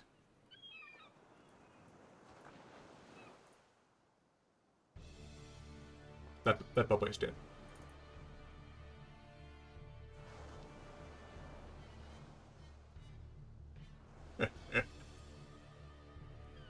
Well, looky what we got here. While he's down, he's going to bring down his weapon on the monk. But can he land this attack, as he still has 16 HP even while unconscious? Or 16 AC. He lands his attack. Dojari fails 2 death saves. As this hobgoblin walks over to Dojari and sinks his hand axe into Dojari's unconscious body. Works. You bush creep.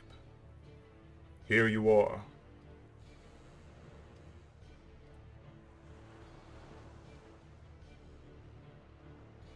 Your turn in the brush.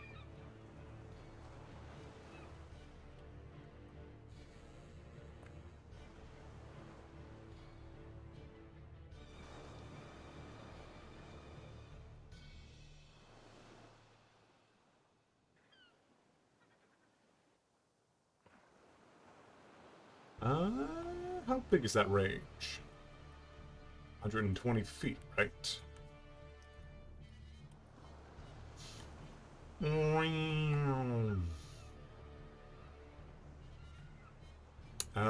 If you move forward some, yes, but which one?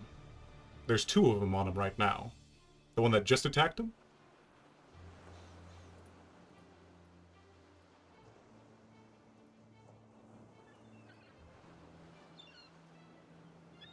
So this one's full HP, Jesus.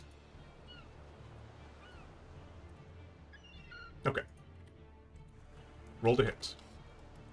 With advantage.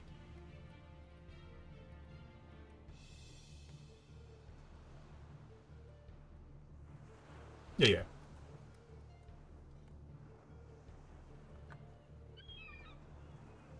It's going to take a miracle to save Dojari. 16 to hit, that hits. Roll damage.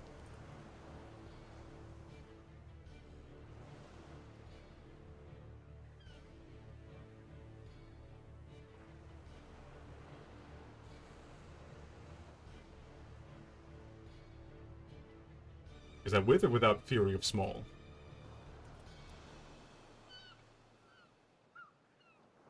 Okay.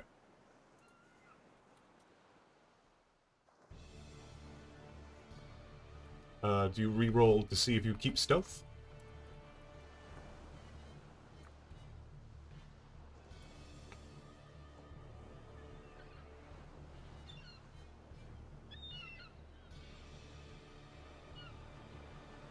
A 15. Let's see if he notices you.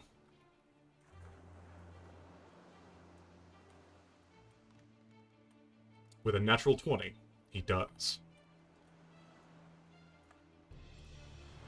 Wait a minute. I saw a weird magic casting one in the bush there. Take away his bushes.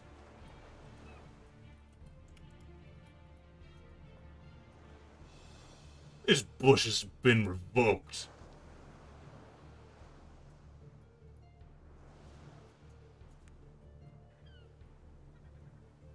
You do so. From 120 feet away, with his natural 20, he can see. You flip him off. Yeah, roll intimidation check to see how well you can provoke him. How much does he let this get to him?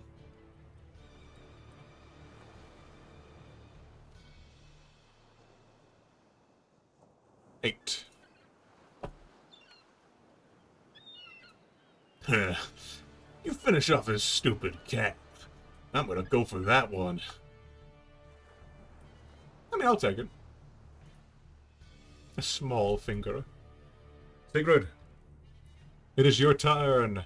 You just saw the cat fall.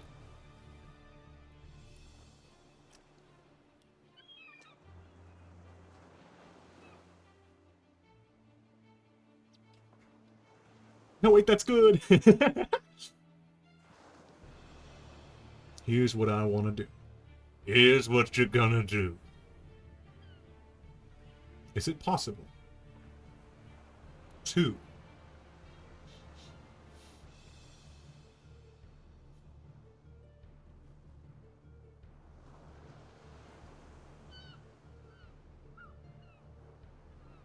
You can.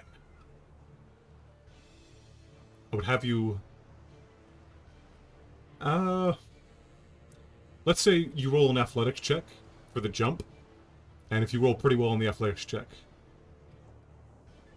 you can do Swordman.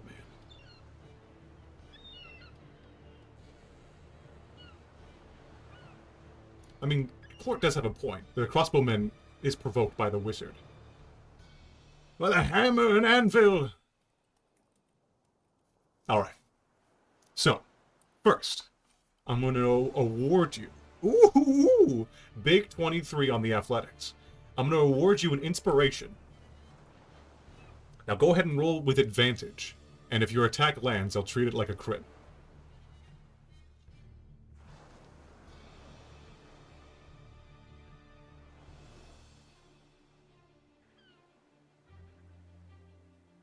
So roll twice, and keep the highest.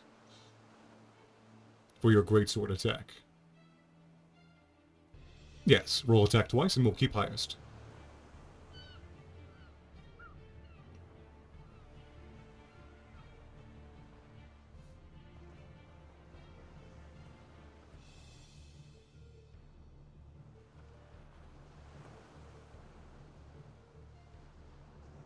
Come on, baby.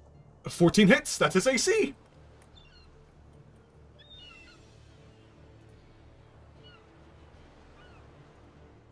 The 14 hits.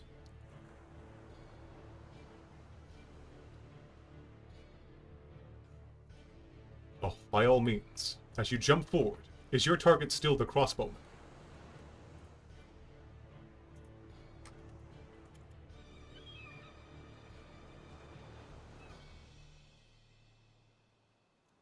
For a crit, yeah, go ahead and roll damage twice, but I'm only going to be using one of your damage modifiers, since a crit is double damage dice. Crits work on D&D Beyond, but you have to legit roll the 20 on your roll to hit.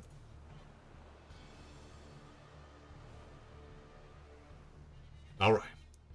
Don't worry, Verg. You'll be added shortly after this combat.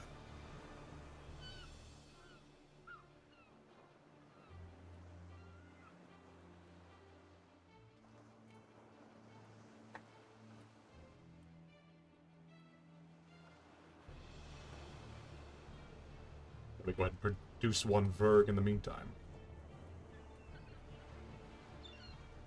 Alright. Rerolling 1 and 2s. Go ahead and roll one more time, and I'll replace the 1 and 2 with it. So a 5 plus 3 plus 4, 12. And then let's see those rerolls.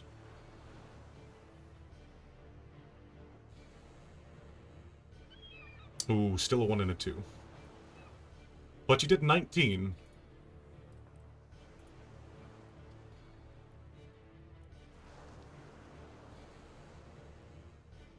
Alright, so. Sigurd, I'll let you metagame just a little bit. The 19 damage kills Swordman, but does not kill Crossbowman. The choice is yours. In the meantime, I'm gonna make a Verg. No, stop that. You can always reroll 1s and 2s, is that right? Not just once?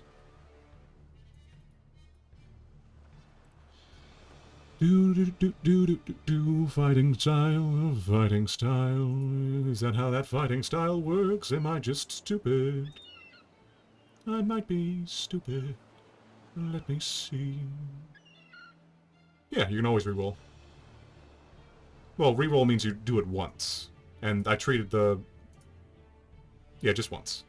It's just once. That's what it means by the reroll. Sorry. Alright.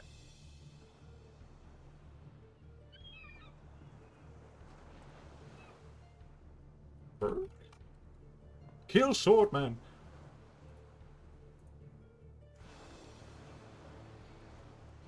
Okay.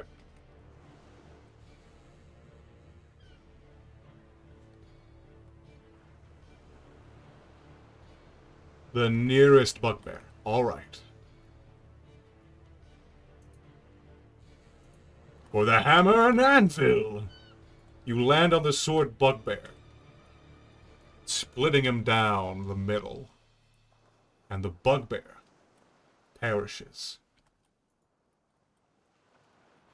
I'm gonna roll a stealth check. Okay.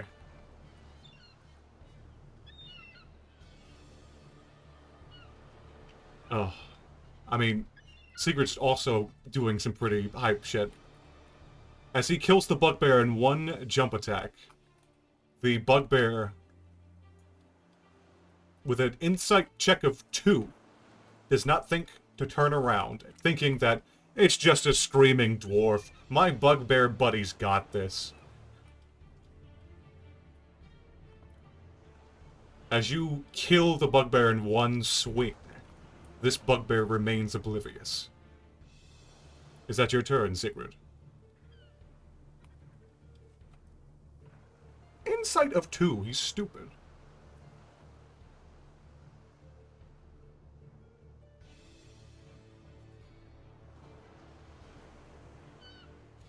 If that's your turn, I will need to go on break. BRB screen. And then I'll return and finish this combat.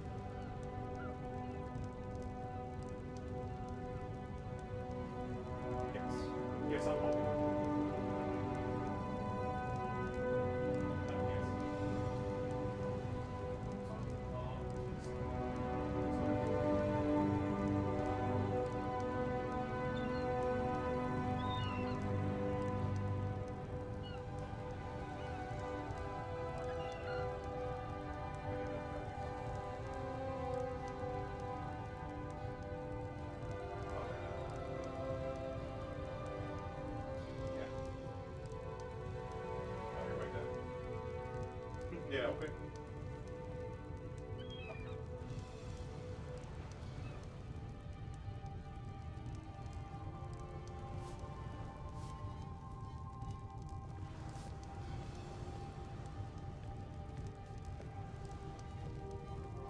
Okay, catch. Love you. Bye-bye.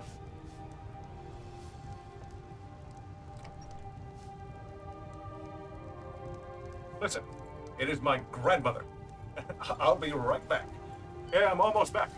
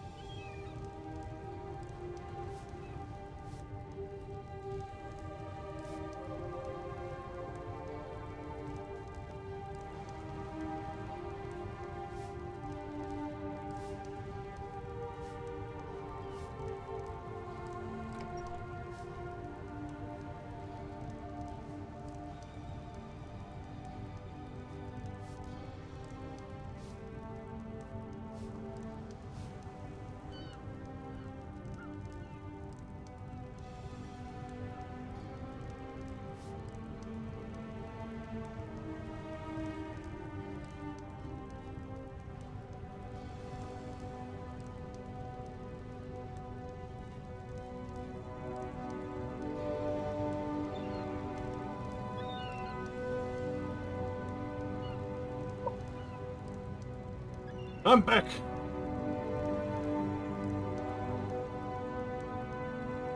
Finally.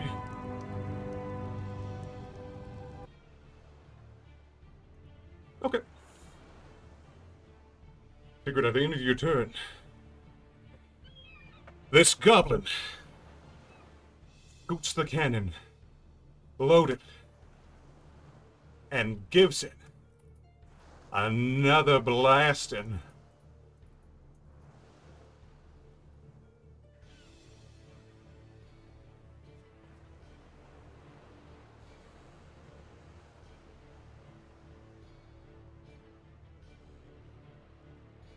Jim, I need you to make a dexterity saving throw.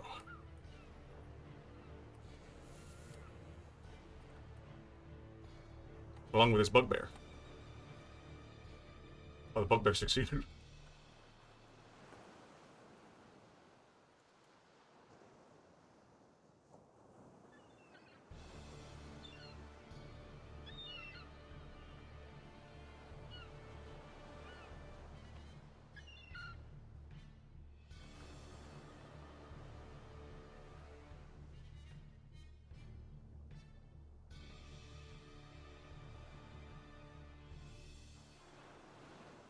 Phew.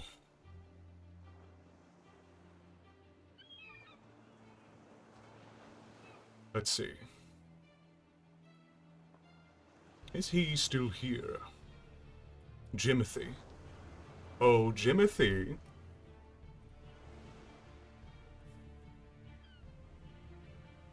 I could just roll his deck save in his stead.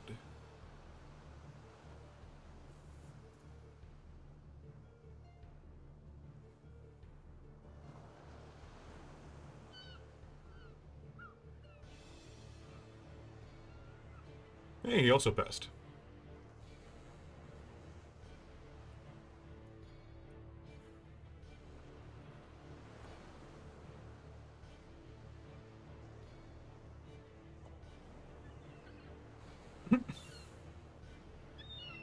Alright.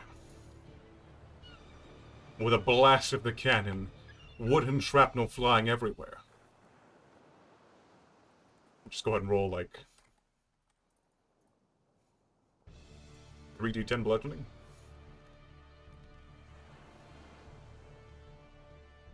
27, half as much on a success for the both of you. So that would be rounded down to 13.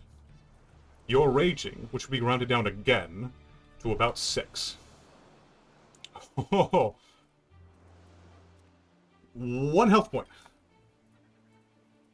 This bugbear, however, is dead. Killed by the blast.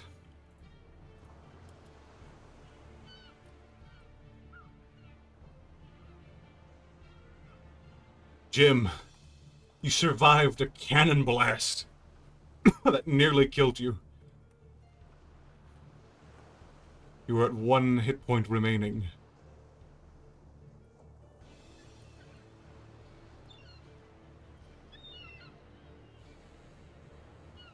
Now, Verg is with 2 R's.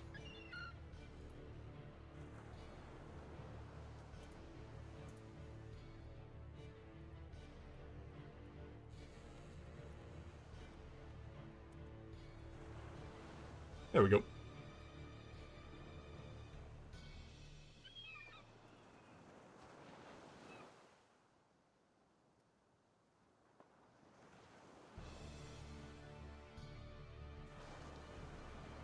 Only 1 living bugbear remains. Well, there's another living bugbear, but he's currently submerged underwater by a giant crab.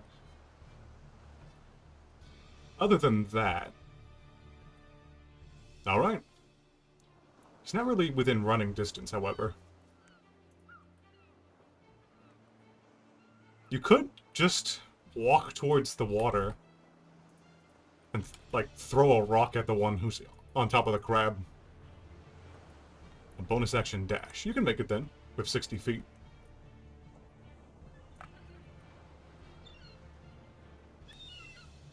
Roll to attack.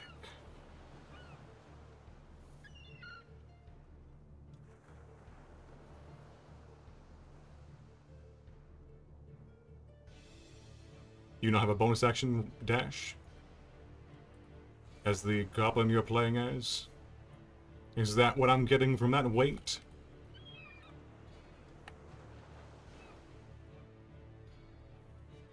You did take damage, go into the dying state, and then be attacked while dying with... You're currently at 2 death fails.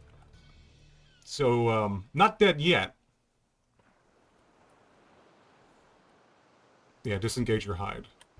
Well, you could just go over here to the edge of the water and throw something at the one being held by the crab. Oh yeah, a javelin.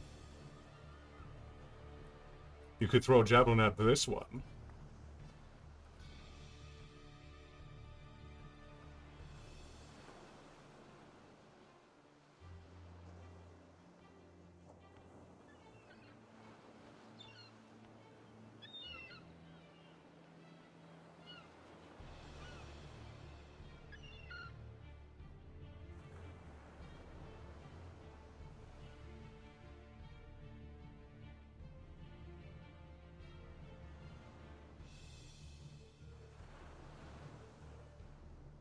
Okay.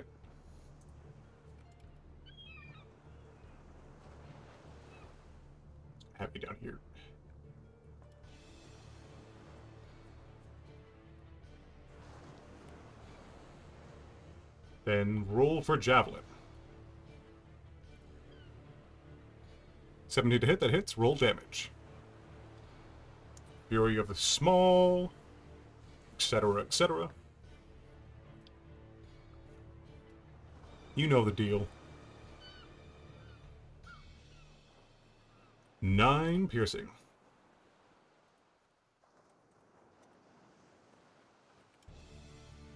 Oh, plus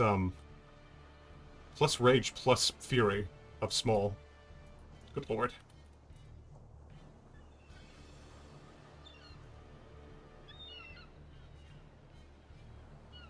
Alright. Would that be your turn? Javeling this bugbear in the chest.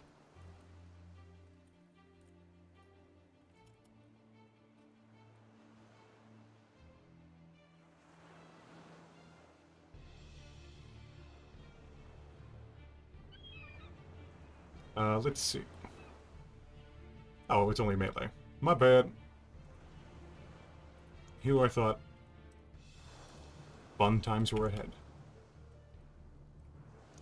Borg. Let's see.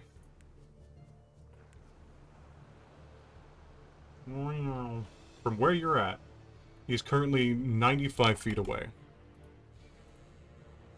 And the range on your bow has an effective range of 80. If you get 10 feet closer, you can attack him with advantage. Otherwise, you would attack him with disadvantage. But with stealth, it would be a flat roll.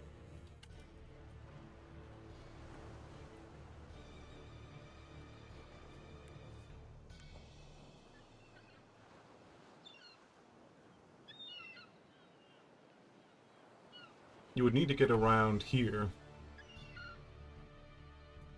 Okay. Roll with advantage as you make your way to the what's left of the battlement.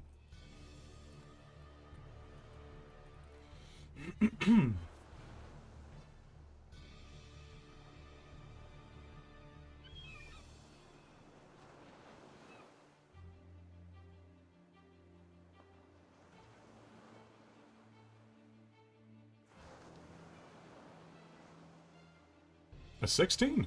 Roll damage.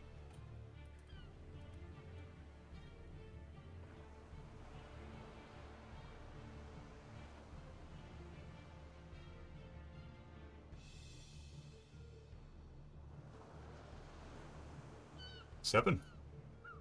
All right.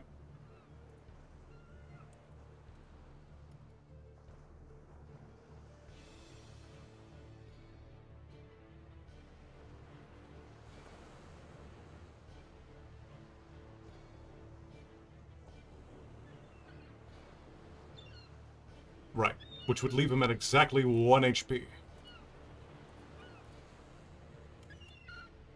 Is there anything else, Borgin?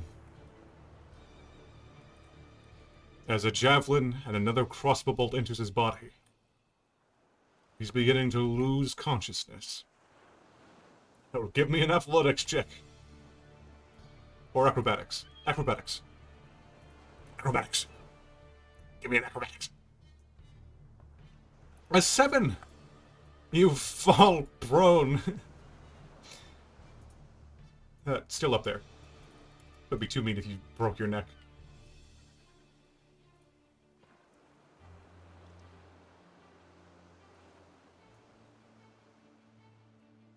Well, on the bright side, you're well concealed. Commoner is dead. Giant Crab will make an attack on the one he's holding down there with advantage. Ah. He does not hit him. However, Ferg, the sneaky rogue goblin that's been here the whole time, takes a shot out of the dark. Because I saw him do a roll. I'm just gonna take his 20 to hit.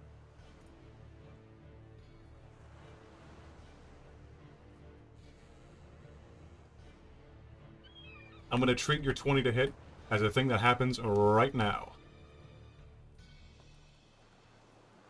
I believe you're shooting with a hand crossbow, right? Was it a hand crossbow?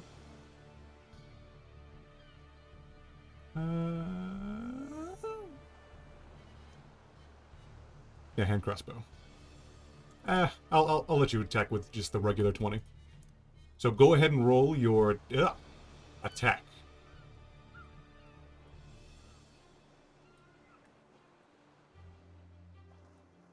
With sneak attack damage.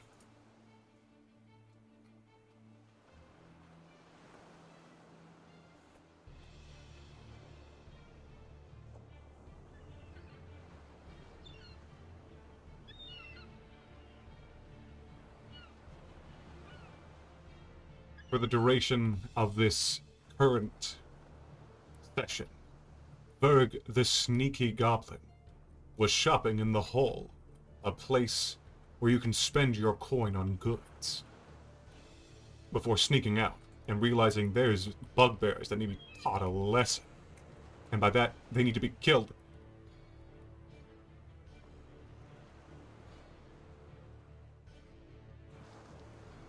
Oh, did you not have a hand crossbow you were shooting with?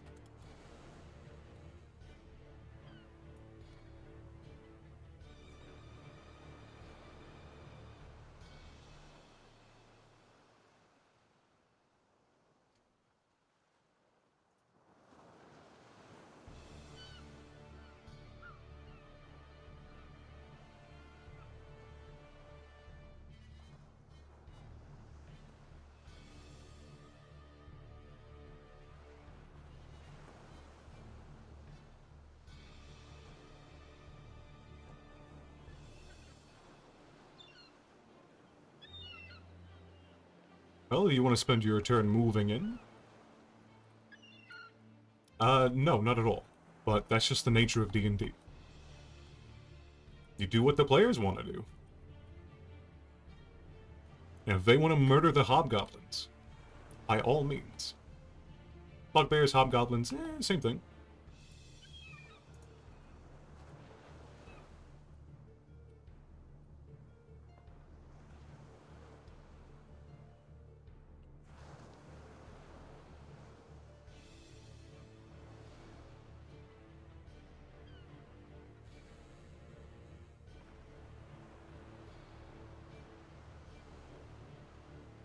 So, Verg, on your turn, did you have a ranged attack to make, or are you moving in to try and attack with a dagger and short sword? Okay. You can use your dash action to get 30 feet closer, or 60 feet closer. Or get around here and try to throw a dagger.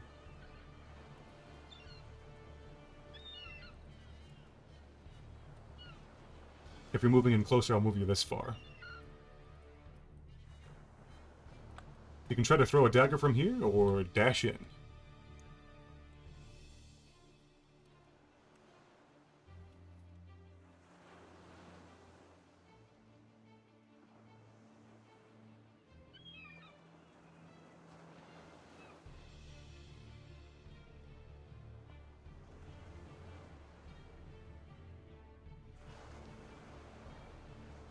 Okay.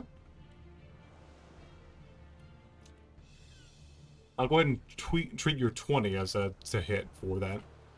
So go ahead and roll your damage for the dagger. Because I'm pretty sure you still have the same to hit. Yeah, the +5.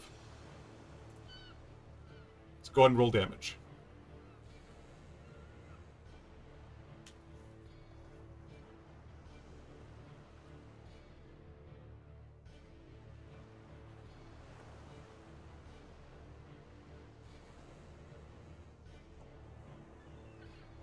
All right.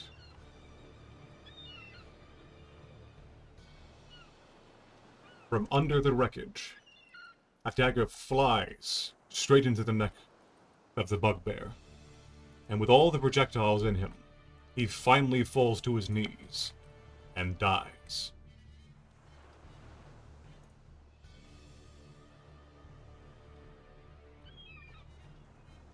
With the last bugbear currently trapped underwater with the giant crab, I'm going to say that ends combat.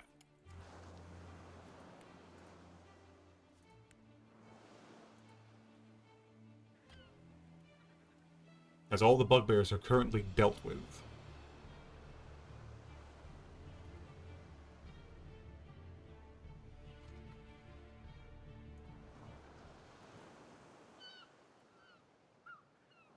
But you did get the final blow, if you don't count what the crab is doing under there with that hobgoblin. Bugbear. Same thing.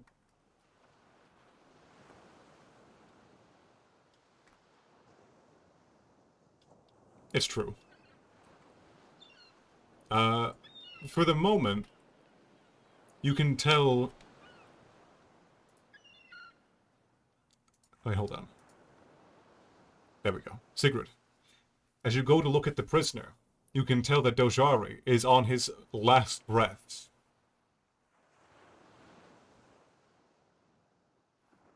He is dying.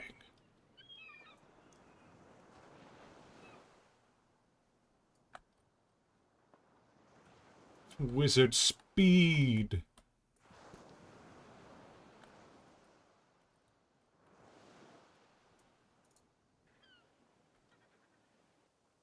Okay, you pass the tabaxi to the wizard.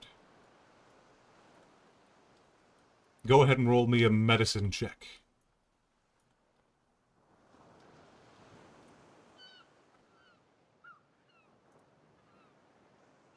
Works. Dirty 20. You manage to stabilize the tabaxi, despite the fact he's almost completely dead from blood loss. You got blood on the outside. All the goblins converge. Even this idiot.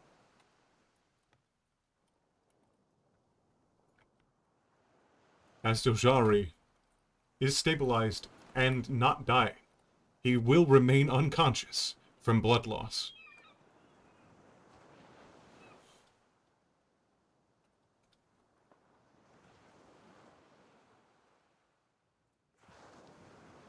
Orkin, you lie on your back, facing up, knowing that this battle, hard fought, is finally won.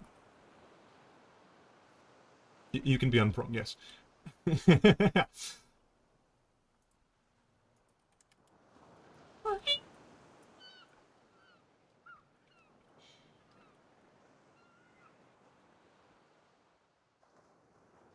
And so...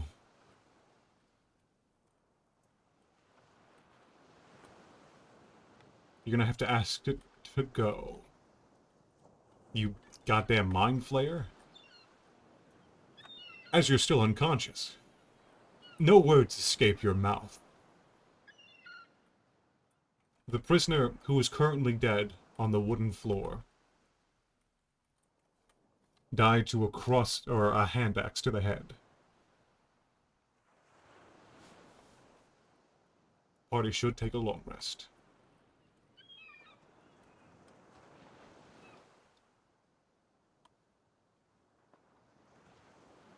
I'm gonna move everyone to the long rest spot. And I'll have Sigrid look over the dead commoner in just a moment.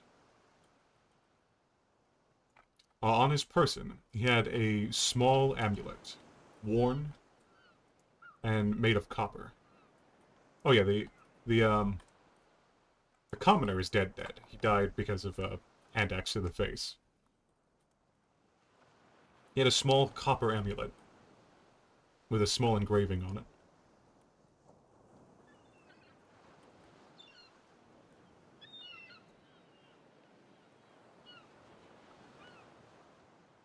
Oh, gee, no, he was almost dead. He got a dirty 20 medicine check and stopped dying. Of course. You collect your dagger back out of the bugbear's neck. Alright.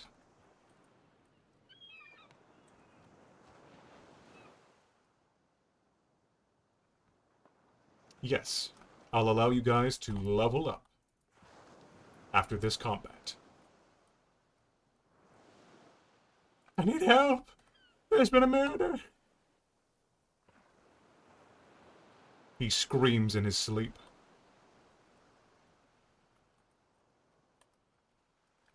Let's see, is everyone accounted for? We got stupid goblin who loves the cannon. Almost dead-ass Khajiit. Jim. Borgin.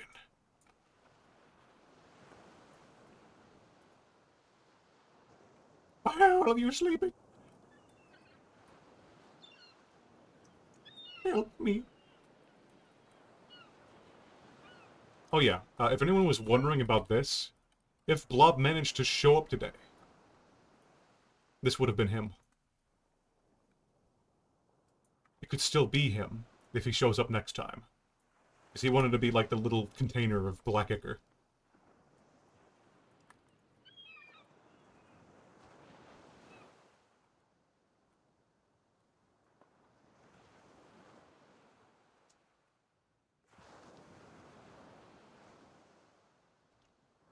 This is what I call the end of the session. Sorry to Dread Knight for showing up late and sitting through a lot of that previous combat. And not getting to participate much, but... Oh man, that was a lot. I did say I only wanted to run it for, 4 or so hours. And this is hour number 4.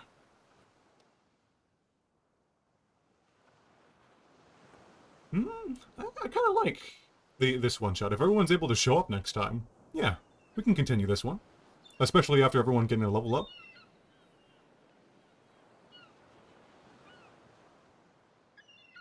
Yeah. That's the spirit, Dread Knight. When to do it next? Well, stay posted in the Discord. Oh yeah, if people are comfy, we can try to do voice next time in the Discord too. If evocation acquired. Level 2. Well, little G, you can still remain in chat. I'll be there to see you. I'll think it over. I have plenty of ideas on how to do this better next time. But this first time was really fun. I enjoyed it. I might do another one of these next month. So stay posted in the Discord if you want to see next time I'm going to do this. I'll always schedule my stream a couple hours before it happens. Oh, go ahead. One last backflip for the road. 18! You do not break your neck and actually land on your feet this time. Hell yeah. That was fun. I enjoyed it. Alright. Everyone who showed up and participated, have a good one.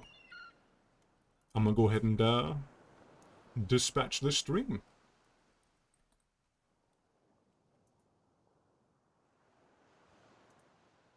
Peace out, everybody.